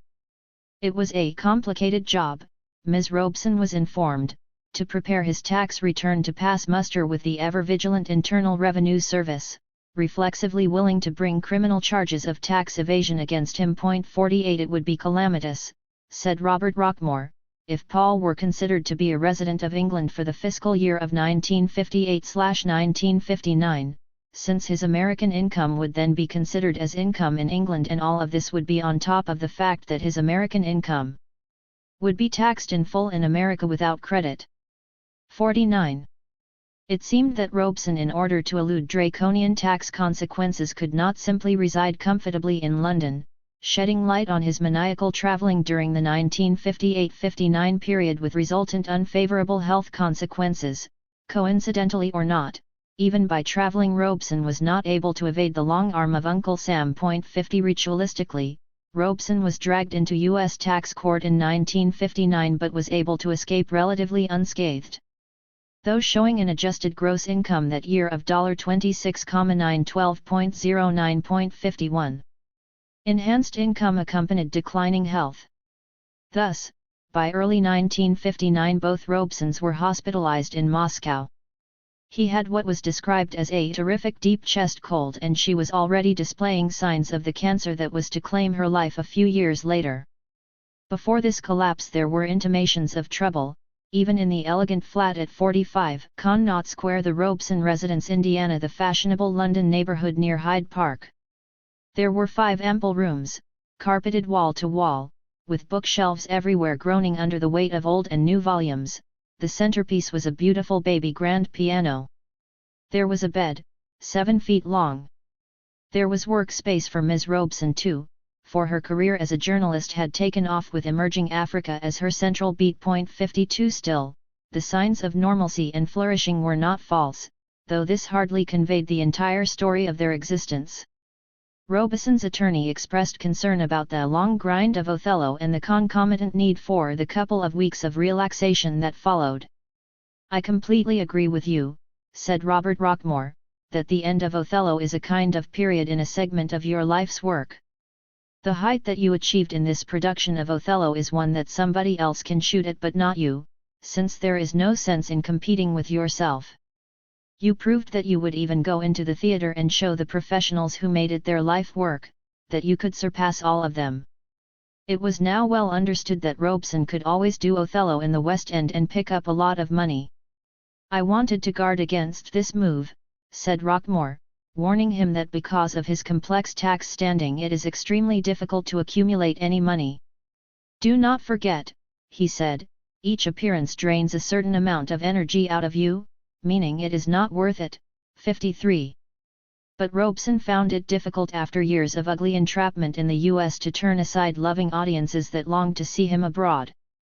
Moreover, the Robesons had not displayed a deftness in managing money, leaving them susceptible to seemingly attractive overtures.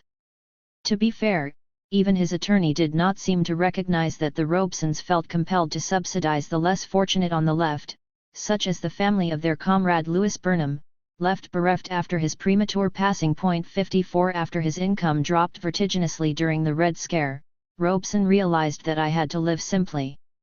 I still do. The problem was his penchant for supporting worthy causes. 55 Rockmore had a differing approach. "I have a theory that if you have too much money to your credit, either you or those around you will tend to indifferently expend it, whereas my personal idea is the old Emersonian one, which is that not only should one plan to arrive at the destination of his voyage but to enjoy oneself on the way over." 56. Before Rockmore's concern was expressed, Robeson was headed to Moscow. "The trip takes less than 4 hours, said his spouse, "they will meet me at the other end with an ambulance." She too was in bad shape, displaying early signs of the cancer that would ultimately claim her life.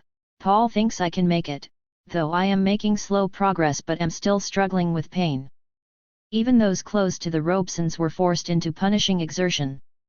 "The Australian impresario," said Ms. Robeson, arranging his tour down under, was worried that Robeson's passport would not be renewed, compelling him to jet from the island continent to Washington to explain personally, that this was the biggest event in Australian concert history, that the people had waited more than 20 years to hear Paul sing, and bitter disappointment and resentment would ensue if this trip was blocked because of a bureaucratic hitch over a passport. 57 However, the State Department had their own concerns. Robeson had visited Hungary, contrary to US regulations. Did that mean he would also visit China, also in contravention of US regulations? 58 And if so, did he really merit a passport? Rockmore then heard that Robeson was inclined to visit Africa, much of which was still under colonial control, with his stepping foot on the continent seen as a provocation. "It will be interpreted by our State Department as a calculated, political move," he advised. 59 Then Rockmore worried that Robeson was headed to the equally explosive West Indies. 60.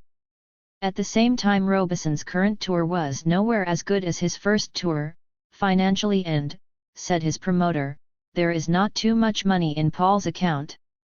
His expenses for him and Essie over the past year have been rather enormous, because at Stratford-on-Avon he only receives £60 a week and they have had to keep 2 homes going, one in Stratford and one in London. As such, there was only roughly about £1,500 in the account. 61. By the spring of 1960, despite his peripatetic travel in Europe, Robeson was not only battling a persistent cold, but Rockmore had to lend Paul's account a considerable amount for tax payments. Then, in true Robesonian style, he added churlishly, "The promoter Harold Davison has been without funds for the moment." 62 Hampering the artist's ability make up the shortfall.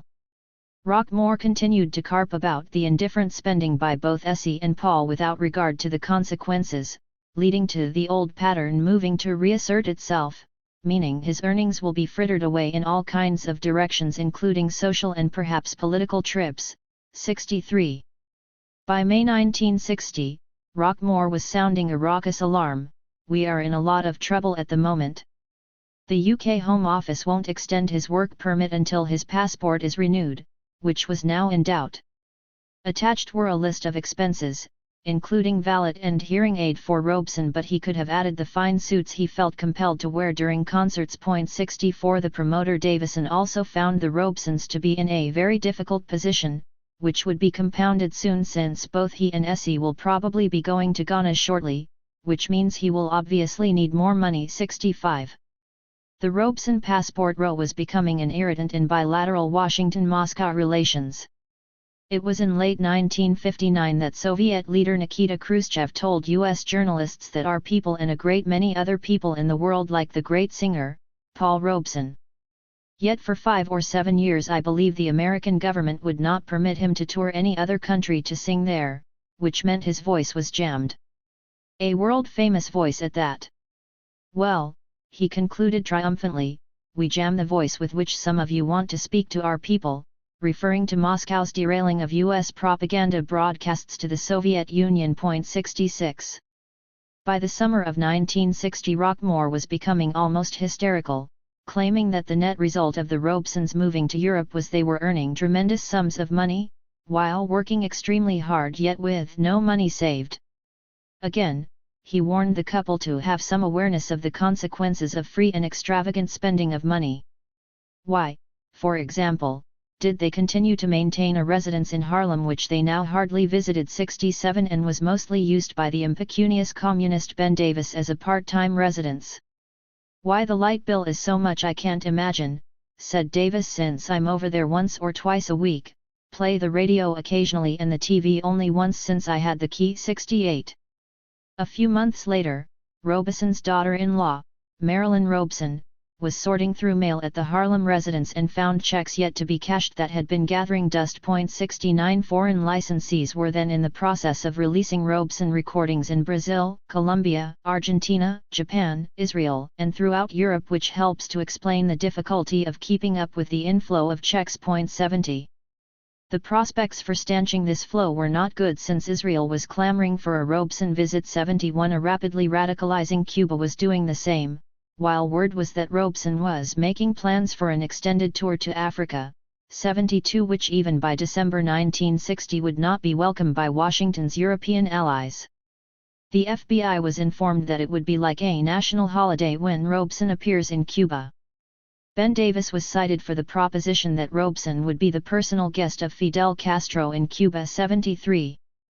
A similar rapturous welcome was promised for the former British Guiana, where their leader, Chetty Jagan, told him, when I first met you at Stratford-on-Avon I suggested that it will be a good idea if you visited the region. 74 Further south, in Brazil, the FBI found that plans for a Robeson visit were accelerating. 75 Not waiting for a visit, hundreds gathered in Port-au-Prince, Haiti to salute Robeson. A U.S. agent present noted that the audience was equally divided between Negroes and mulattoes, all listening to playing of recorded songs by Robeson. There was circulation of a petition backing him, as speakers attempted to outdo one another in attacks on the United States. 76.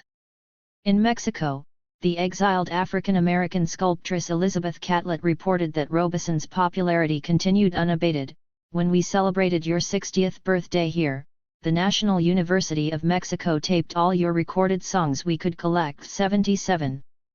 Gavin Greenlee, an Australia journalist toiling in China, from 1959-61, told Robeson that the people of China are always looking forward to the day when you will be able to visit them.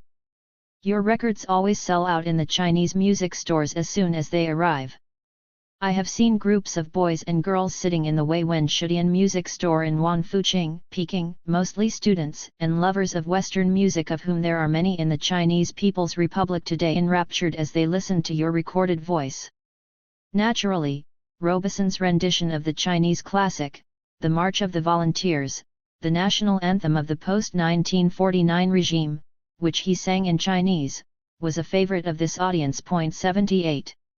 Yet India continued to be a locus of pro-Robeson sentiment, as evidenced by the continuing warm greetings he continued to receive from Nehru in Delhi. 79. The FBI took note of an editorial from the New York Mirror that asserted that Nehru was hooping it up for American singer Robeson's birthday. 80. The people of India are eagerly awaiting his arrival, said KPS.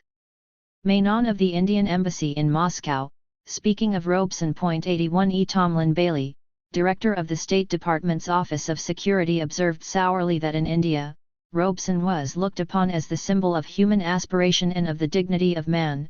It was conceded, however, that the original inspiration for global celebrations of his birthday came from Britain, where there are numerous Paul Robeson committees. 82. Though Robeson had stood with Moscow in its late 1940s dispute with Yugoslavia. 83. By 1958 all had been forgotten, as Belgrade, it was said with emphasis, definitely wants a tape suitable to use on their radio. 84. Prying Robeson out of London would not be easy, as he was becoming a fixture within left-wing circles. Colin Sweet of the British Peace Committee recalled fondly how Robeson had sung at a massive Trafalgar Square March for Life in July 1959, and again in 1960 and again in 1961 at the St Pancras Town Hall, all the while bolstering what was to become one of the primary expressions of radical and anti-imperialist sentiment in London. 85. While his attorney and promoter fretted endlessly about the Robeson spending, Ms. Robeson expended a similar amount of anxiety in concern about her spouse's health, and her own. She was expecting massive transfusions of whole blood, and that will clean up my anemia, some of this weakness and dizziness. Her pain had now reached a new level, i.e. lower. His overweight is a serious problem, she said, meaning I keep nothing whatever fattening in the house. 86. By the summer of 1960 he was receiving gonadotrophin injections every morning, this on a 500-calorie-a-day diet. The idea was to release the abnormally stored fat and bypass the essential subcutaneous fat. Hence, he doesn't look gaunt but looks really wonderful. His skin has cleared up from all the splotches, his eyes are clear, the bags under them are gone, and his voice is better. The tires around the middle and lumps of fat around the shoulders are gone, and he likes the way he looks now. He also doesn't waddle when he walks. The goal was to lose 40 pounds in 40 days, and he has already lost 34. Also newsworthy was his passport renewal, which occurred after much prodding from the Home Office here in London, which in turn was prodded by the Australian concert people. 87. With his health apparently in order, Robeson found time to travel to Paris, where he spent time with his brother, Ben, who happened to be visiting then. He also found time to sing for the Nigerian independence celebration over the BBC. His success in dieting meant obtaining new suits, delivering mixed feelings to Ms. Robeson. Tall, dark, and handsome, and slim too, as a fan said the other day. Of course it was a woman. 88. Robeson was much more convivial, conversational, and gregarious in dealing with the British press in a manner that he found hard to duplicate in his homeland, where reporters were fixated and obsessed on the singular issue of whether he was a member of the U.S. Communist Party, which dictated an approach to him that Robeson found odious. The more relaxed attitude toward Robeson was also characteristic of the BBC, which made the artist a fixture on their airwaves, leading to a series of revelatory interviews, allowing British audiences to see a side of him generally obscured in the U.S. He even appeared on BBC Radio's Desert Island Discs in December 1958-89, selecting 8 Castaway discs and his chosen luxury, a carved Benin head. In mid-1960, in a wide-ranging conversation, Robeson revealed that the only love songs I sing about he and she are usually French or Elizabethan. My tenderness in song is in a lullaby for a child. His performance of Sometimes I Feel Like a Motherless Child was popular in all parts of the world, but to the people of Poland it seems to have a special meaning. Maybe it suggests Chopin to them, he mused, and whenever I've sung it over there I've had to repeat it not just once or twice but 3 or 4 times 90. One of the things I do in London, he remarked, usually very early in the morning before people start work, I like to walk through the city. It has the intimacy of a person more than any other city in the world. And the center of it all is St. Paul's.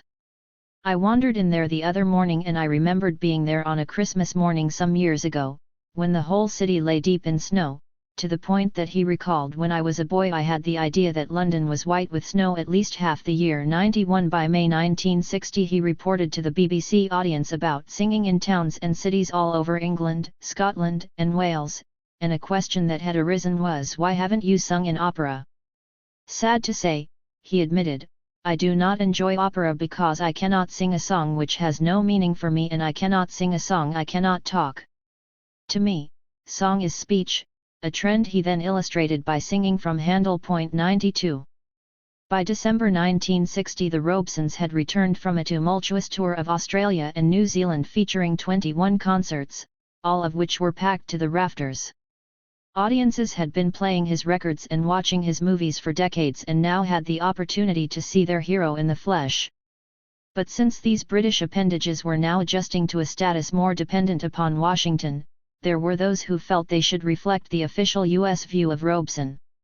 He was much too tired to make the Australian tour, was Ms. Robeson's opinion afterwards. That's one reason he was so truculent, and quick to anger with the press. He was just bushed.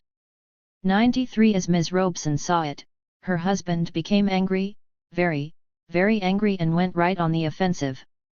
Despite these bumpy encounters focusing on his communist and Moscow ties, they were entertained by New Zealand's Prime Minister in Wellington and greeted officially in Parliament. Mayors from Auckland to Sydney welcomed the Robesons officially. Naturally, the Soviet ambassador travelled from Canberra to Sydney in order to embrace the couple. 94. Union leaders in Australia embraced Robeson, with one analogizing the plight of the US Negro to that of their own indigenous population. Robeson was saluted for not forsaking principle for pecuniary benefit. 95. While in Sydney, Robeson vowed he would return to the continent within 6 months to campaign for the indigenous because, he said, you have a serious problem here in Australia. 96. In Brisbane, among the 5,000 cheering and applauding was a delegation of union leaders visiting from China, who had been subjected to a violent demonstration earlier in the day. 97. Yet despite the welcome addition to their coffers, Robeson may have been better served by skipping the Australian-New Zealand tour. It was not only because of the exceedingly lengthy travel, no minor matter for a man with his parlous health, but also because what he saw there hardly improved his mood.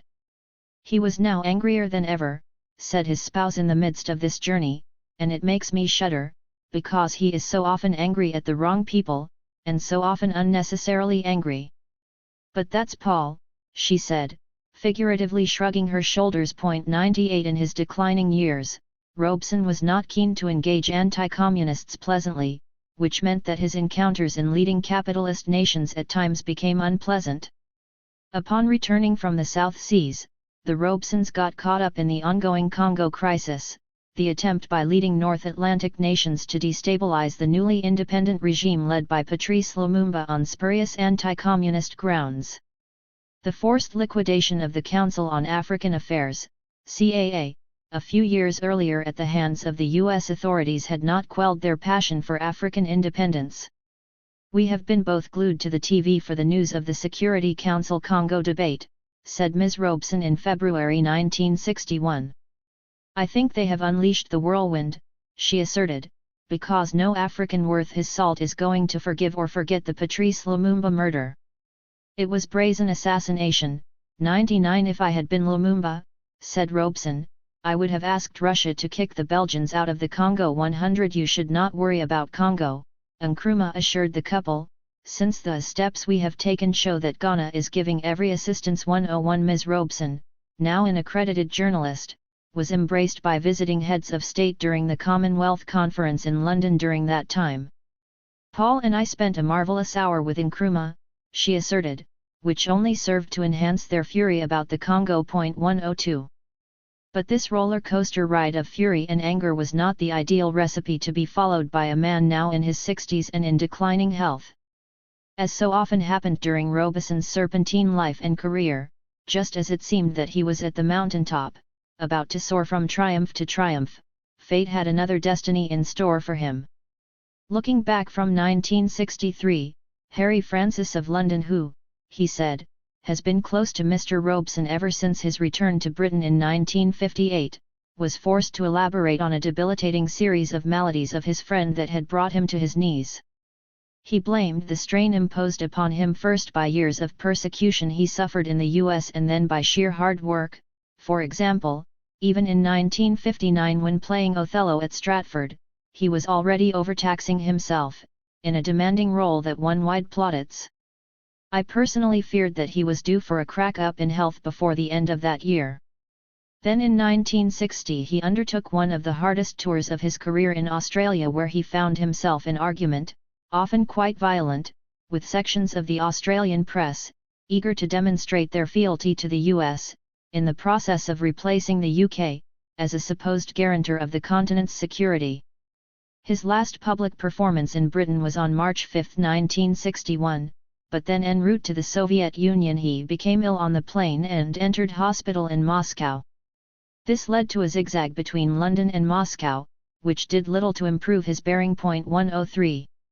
It was also in March 1961 that Robeson's son found his father in the bathroom of his Moscow hotel suite after having, it was said, slashed his wrists with a razor blade.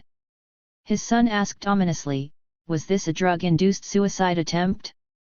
Emphasis original, a reasonable suspicion, he thought, given Washington's suspicious concern over my father's health beginning in 1955, at the time of his major operations and a moment when Jim Crow was thawing. 104. It is true that those who knew Robeson were taken aback by this turn of events. His passport attorney, Leonard Boudin, after being asked about a nervous breakdown of his famous client, replied with a scoff that Robeson was a perfectly stable human being. 105. It is also unavoidable that the US authorities, after being forced to return his passport, did not simply forget about him. It was also in 1961 that Ms. Robeson complained, "I just don't understand why my letters don't reach you, or why they take so long to reach you. I remember at home in New York the post office used to send all our mail down to HQ, to be read and censored before they were delivered to us." 106. By 1961 Robeson had taken the unusual move of becoming a more faithful correspondent, generally not a sign of ennui. "Paul is writing these days," said his spouse. "I supply him with stamps, envelopes, and paper." 107. Still, Robeson's declining health worsened in 1961, a year of intense travel with the advent of a severe and chronic circulatory ailment with unpredictable consequences. 108. Of course, Ms. Robeson was quite protective in all senses of the term of her spouse, and what she reported was that he had arrived in Moscow for a 2-3 weeks visit and fell flat on his face with exhaustion and a slight heart attack. Obviously, a major cause was from trying to do everything, everywhere for years.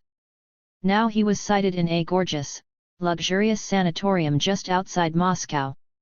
"We have a cottage all to ourselves, with a bedroom for each of us, dining room with TV, library with radio, sun terraced, big foyer and bath, everything done for us, food, etc., nursing service and doctors on all 24 hours. 109. Figure 11. Eslinda Robeson was not only his wife, she was also the person who helped to propel Robeson's career as an artist. She also espoused socialism and, like her husband, was quite close to communist parties, particularly those in the US and Great Britain. Daily Worker and Daily World Photographs Collection, Tamiment Library / Robert F. Wagner Labor Archives, New York University, New York City. Later, her analysis was supplemented.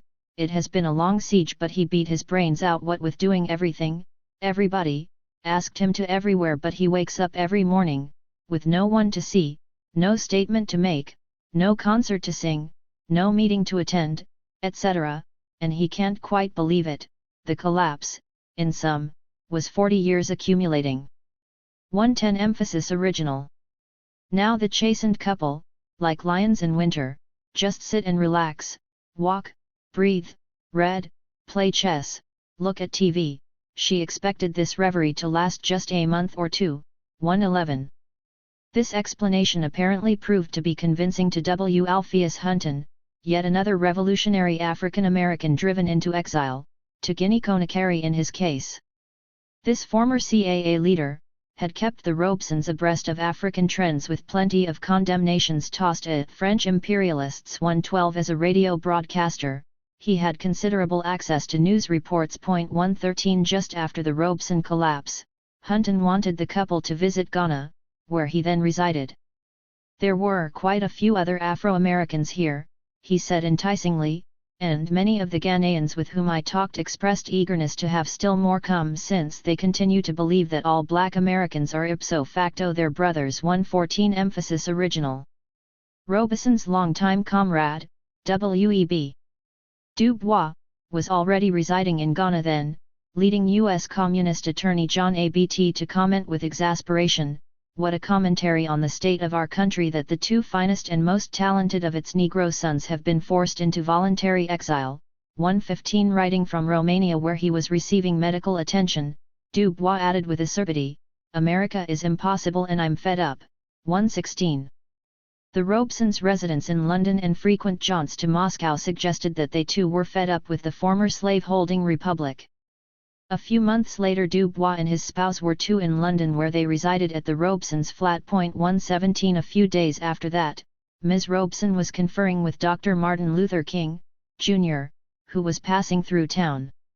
He asked very warmly after Paul, and when I said Paul had asked me to give him his warmest welcome to London and best wishes, the human rights leader seemed very pleased and said he hoped next time he comes to London to sit down and talk with Paul. He is only sorry that Paul is not well. 118 At that point Robeson was contemplating joining Du Bois in Accra, invited by Nkrumah to be a professor of music and drama at a local university. The pleasure of hearing the great Paul Robeson here in Ghana was anticipated gleefully by Nkrumah. 119 The Prime Minister was planning to visit Moscow in May 1961 and informed Ms. Robeson, "I hope that you and Paul will still be there then." 120 There was a problem, however.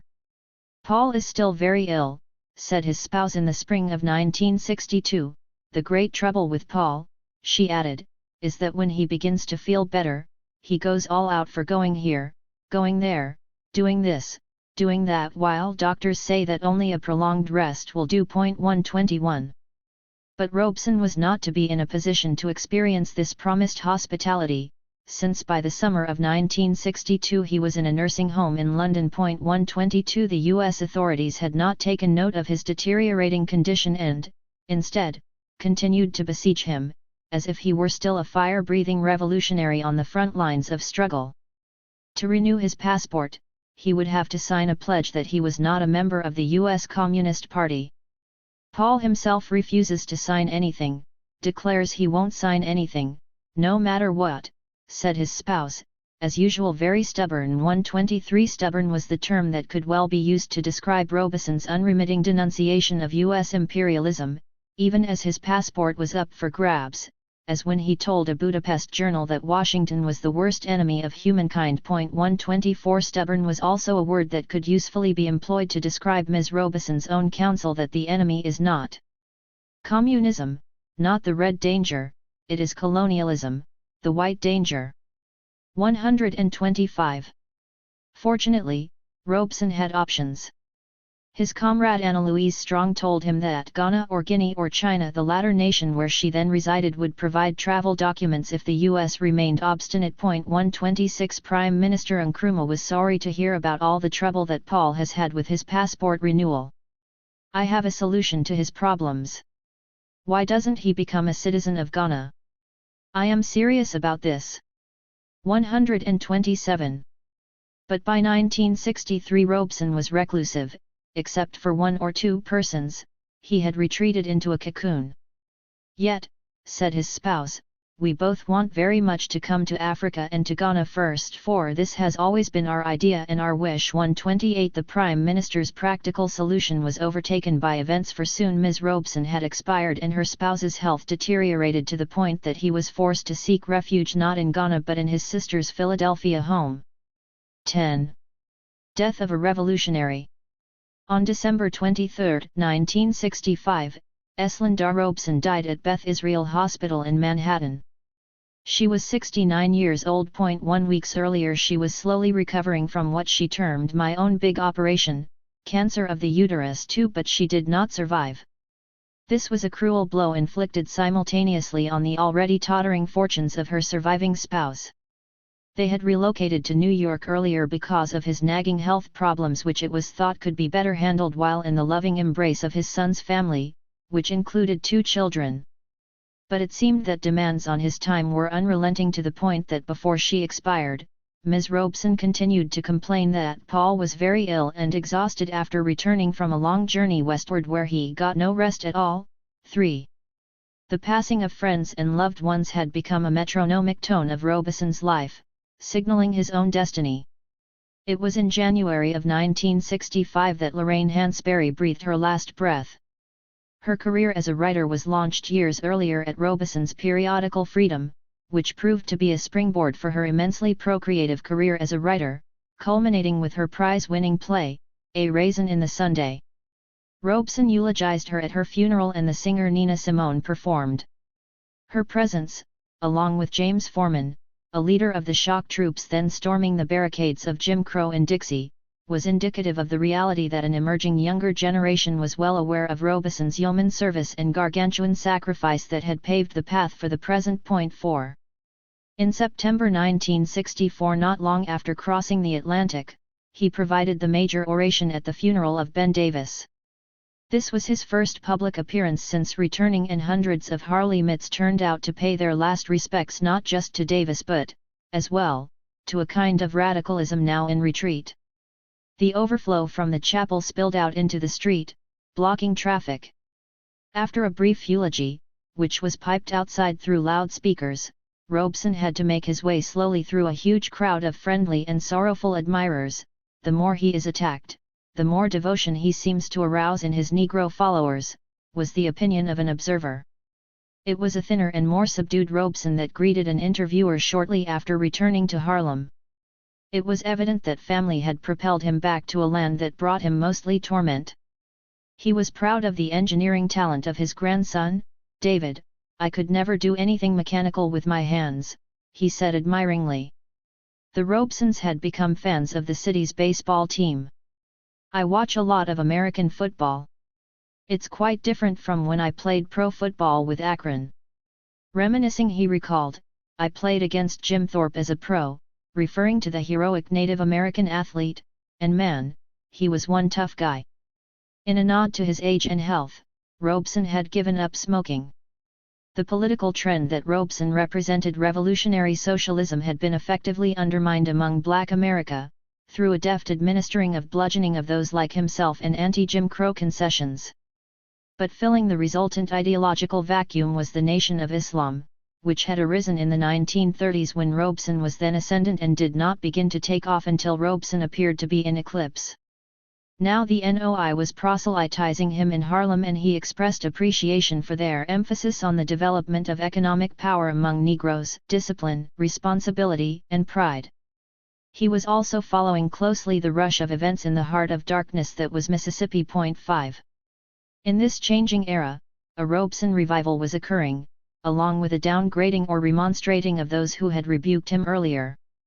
Thus, Malcolm X, who symbolized a Negro militancy that was a direct outgrowth from the mature Robeson, reprimanded Jackie Robinson, the baseball star, who had denounced the artist before HUAC. "It was you who let yourself be used by the whites," he charged. "You let them sick you on Paul Robeson. You let your white boss send you before a congressional hearing to dispute and condemn Robeson because he had these guilty American whites frightened silly." Retreating apologetically, Robinson awkwardly asserted, "I would reject such an invitation if offered now. I do have increased respect for Paul Robeson, who over a span of 20 years sacrificed himself, his career and the wealth and comfort he once enjoyed because, I believe, he was sincerely trying to help his people." 6 prominent Negroes now saw little premium in assailing Robeson. When offered the opportunity to talk you down, Robeson was told in reference to the rising star Harry Belafonte, the offer was refused unequivocally. "He thinks of you as Big Daddy," it was reported. 7. The responses of Belafonte and Robinson were further evidence, if any were needed, that Robeson was being embraced as the anti-Jim Crow movement deepened and the youth began to realize who had been the precursor of this epical trend. Foremost among these was James Forman of the Student Nonviolent Coordinating Committee, SNCC, who thought it was an honor to be in Robeson's presence, adding, "It was a great privilege to be able to tell you how much you mean to all of us." 8 Joan Baez, the songbird and voice of anti-war activism, loves that man, speaking of Robeson, and would love to sing for him. 9 She treasured the many, hours that I listened to your thunderous and touching voice, yes, once every century or so.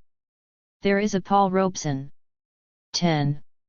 Even the otherwise staid National Urban League, whose budget was heavily dependent upon the largesse of the corporate sector, dubbed Robeson the father of the civil rights movement in providing him with an award. 11. The recently organized Congressional Black Caucus, comprised of African American members of the U.S. Congress, saw fit to honor Robeson as a trailblazer. 12. Even U.S. Chief Justice Warren Burger, de facto leader of the judicial right wing, hailed his artistry. He chose to honor Robeson and hoped may all go well with you.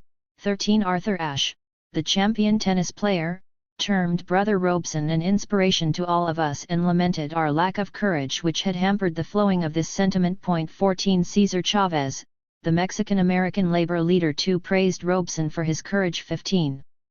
Of the torrent of messages that gushed into Robeson's mailbox, as it became clear that his life was rapidly expiring, perhaps the most heartfelt came from Congressman Andrew Young, former top aide to Dr. King. "Thank you for your beautiful life," he enthused. "I heard you as a child and thrilled to the powerful image of black manhood you portrayed. You kept alive a legacy of hope through some of the darkest days of our history.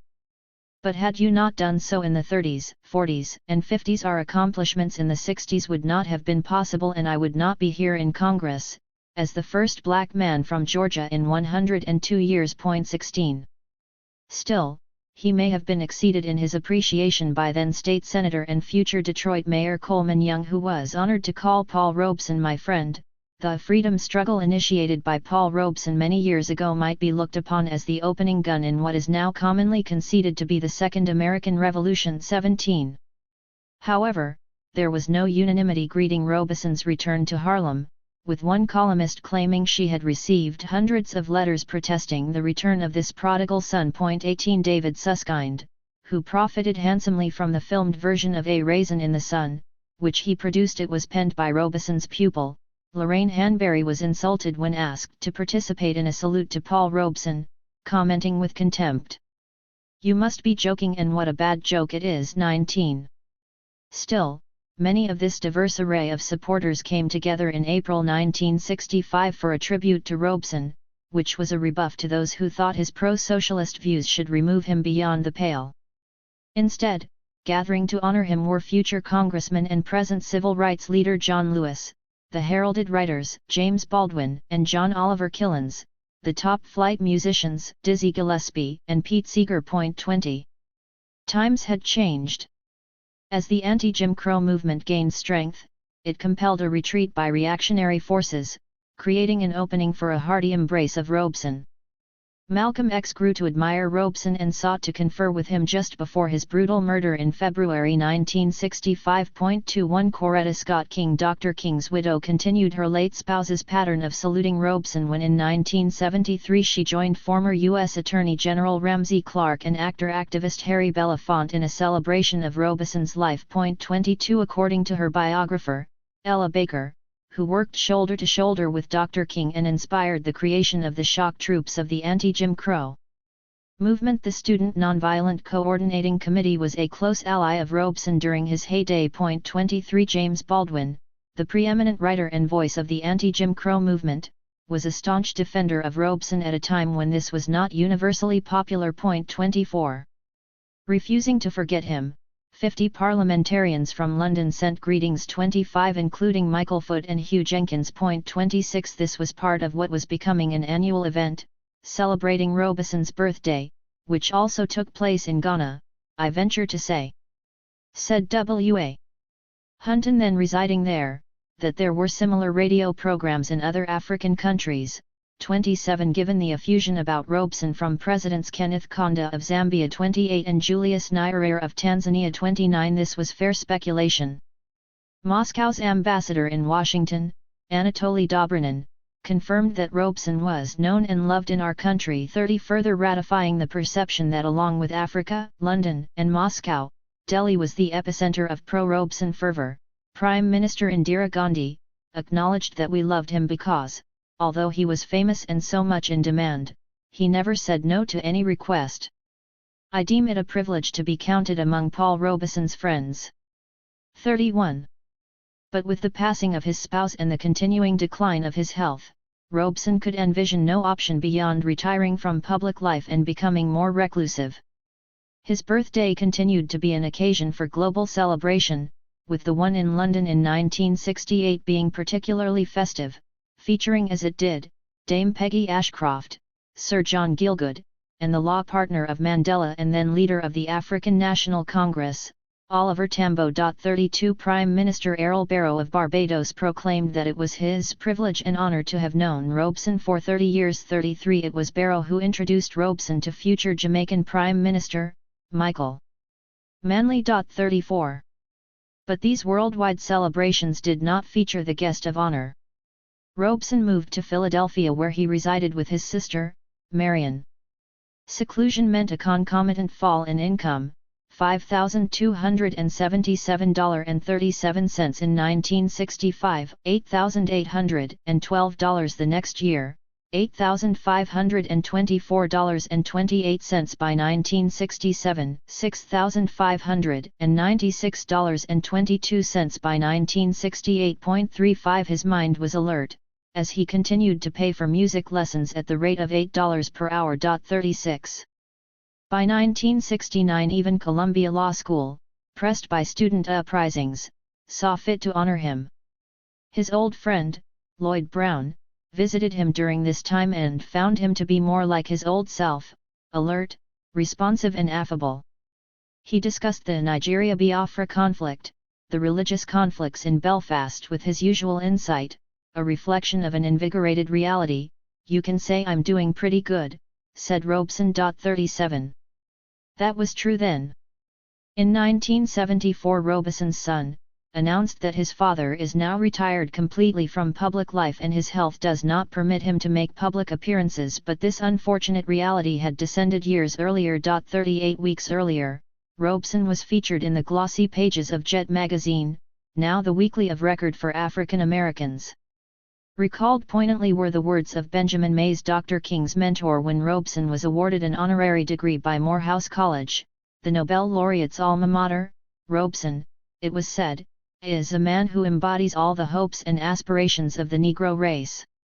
But by this late date Robeson was portrayed as a virtual recluse, huddling in the 12-room Philadelphia home of his devoted sister, a retired schoolteacher. He was depicted as virtually reenacting his role as Othello, a man who had done the state some service particularly during World War II but was now cast aside cruelly. "Yes," said this reporter, "he loved America too well but not wisely." 39. How true! Though Robeson's relationship with the Soviet Union is often viewed in the U.S. mainstream as the source of his downfall, actually like many of the U.S. left he tended to misestimate the mass strength of ultra-conservatism in his homeland, which contributed to naive projections about the pace and prospect of progressive change. Figure 12 Paul Robeson, Jr. shakes hand with eminent actor, Sidney Poitier, as Mayor Tom Bradley of Los Angeles. Center, looks on as Robeson, Sr. receives the honor of being enshrined posthumously on the Hollywood Walk of Fame. Though hounded during the darkest days of the Red Scare, increasingly Robeson is being viewed particularly among African Americans as a visionary leader who sacrificed tremendously because of his unyielding devotion to the causes of anti-racism, peace and socialism. Daily Worker and Daily World Photographs Collection, Tamiment Library / Robert F. Wagner Labor Archives, New York University, New York City. ******* In early January 1976 Robeson seemed to be in fine fettle despite the weight of an accumulation of various maladies and ailments. It was during this month at his sister's home in Philadelphia that he descended the stairs for dinner, dressed quite typically for that time in a suit and tie. But shortly thereafter he suffered a series of strokes and was taken to the hospital. On the morning of January 23, 1976 his son was in the train station in Manhattan on his way to see his father in Philadelphia when he heard a radio bulletin announcing that Paul Robeson had expired early that morning. 40. Despite years of inactivity forced and otherwise he left an ample estate of $150,000 to his son. 41 Unsurprisingly, his funeral in Harlem was attended by a crowd that was overwhelmingly African American. They more than most were aware of the sacrifice he had made on their behalf. The leader of the local branch of the NAACP said there was deep anguish afflicting members as a result of his death. 42 Wallace D. Muhammad, son of Elijah Muhammad, patron saint of the now ascending group known as the Nation of Islam, offered our sincere condolences to the Robeson family. 43. Such sincere expressions from diverse sources were evidentiary of the unavoidable fact that Robeson had managed a difficult feat. At once, he was considered both a partisan of the most degraded sector of humanity, Africans, while being an advocate of a working-class internationalism that embodied universality. Nevertheless, in certain circles the perception persists that Robeson's extolling of a largely disappeared socialist camp has been discrediting to his legacy. Yet, those who hold dear the victory over fascism do not as a rule argue that because this would not have occurred but for the collaboration with the Soviet Union, the triumph over Nazism is somehow discredited. In other words, the leaders of the capitalist bloc who presided over Jim Crow lynching and colonial terror have more leeway in saving their skins than do their victims. Moreover, if Stalin discredited socialism for all time, why didn't the African slave trade discredit capitalism for all time? This kind of apartheid thinking cannot and should not stand. Paul Robeson was sufficiently perspicacious and courageous to recognize that it required an international movement to save the world from fascism, colonialism, and Jim Crow. This multilingual descendant of enslaved Africans, whose dedicated study of languages was designed in part to illustrate the essential unity of humankind, continues to symbolize the still reigning slogan of the current century: Workers of the world, unite.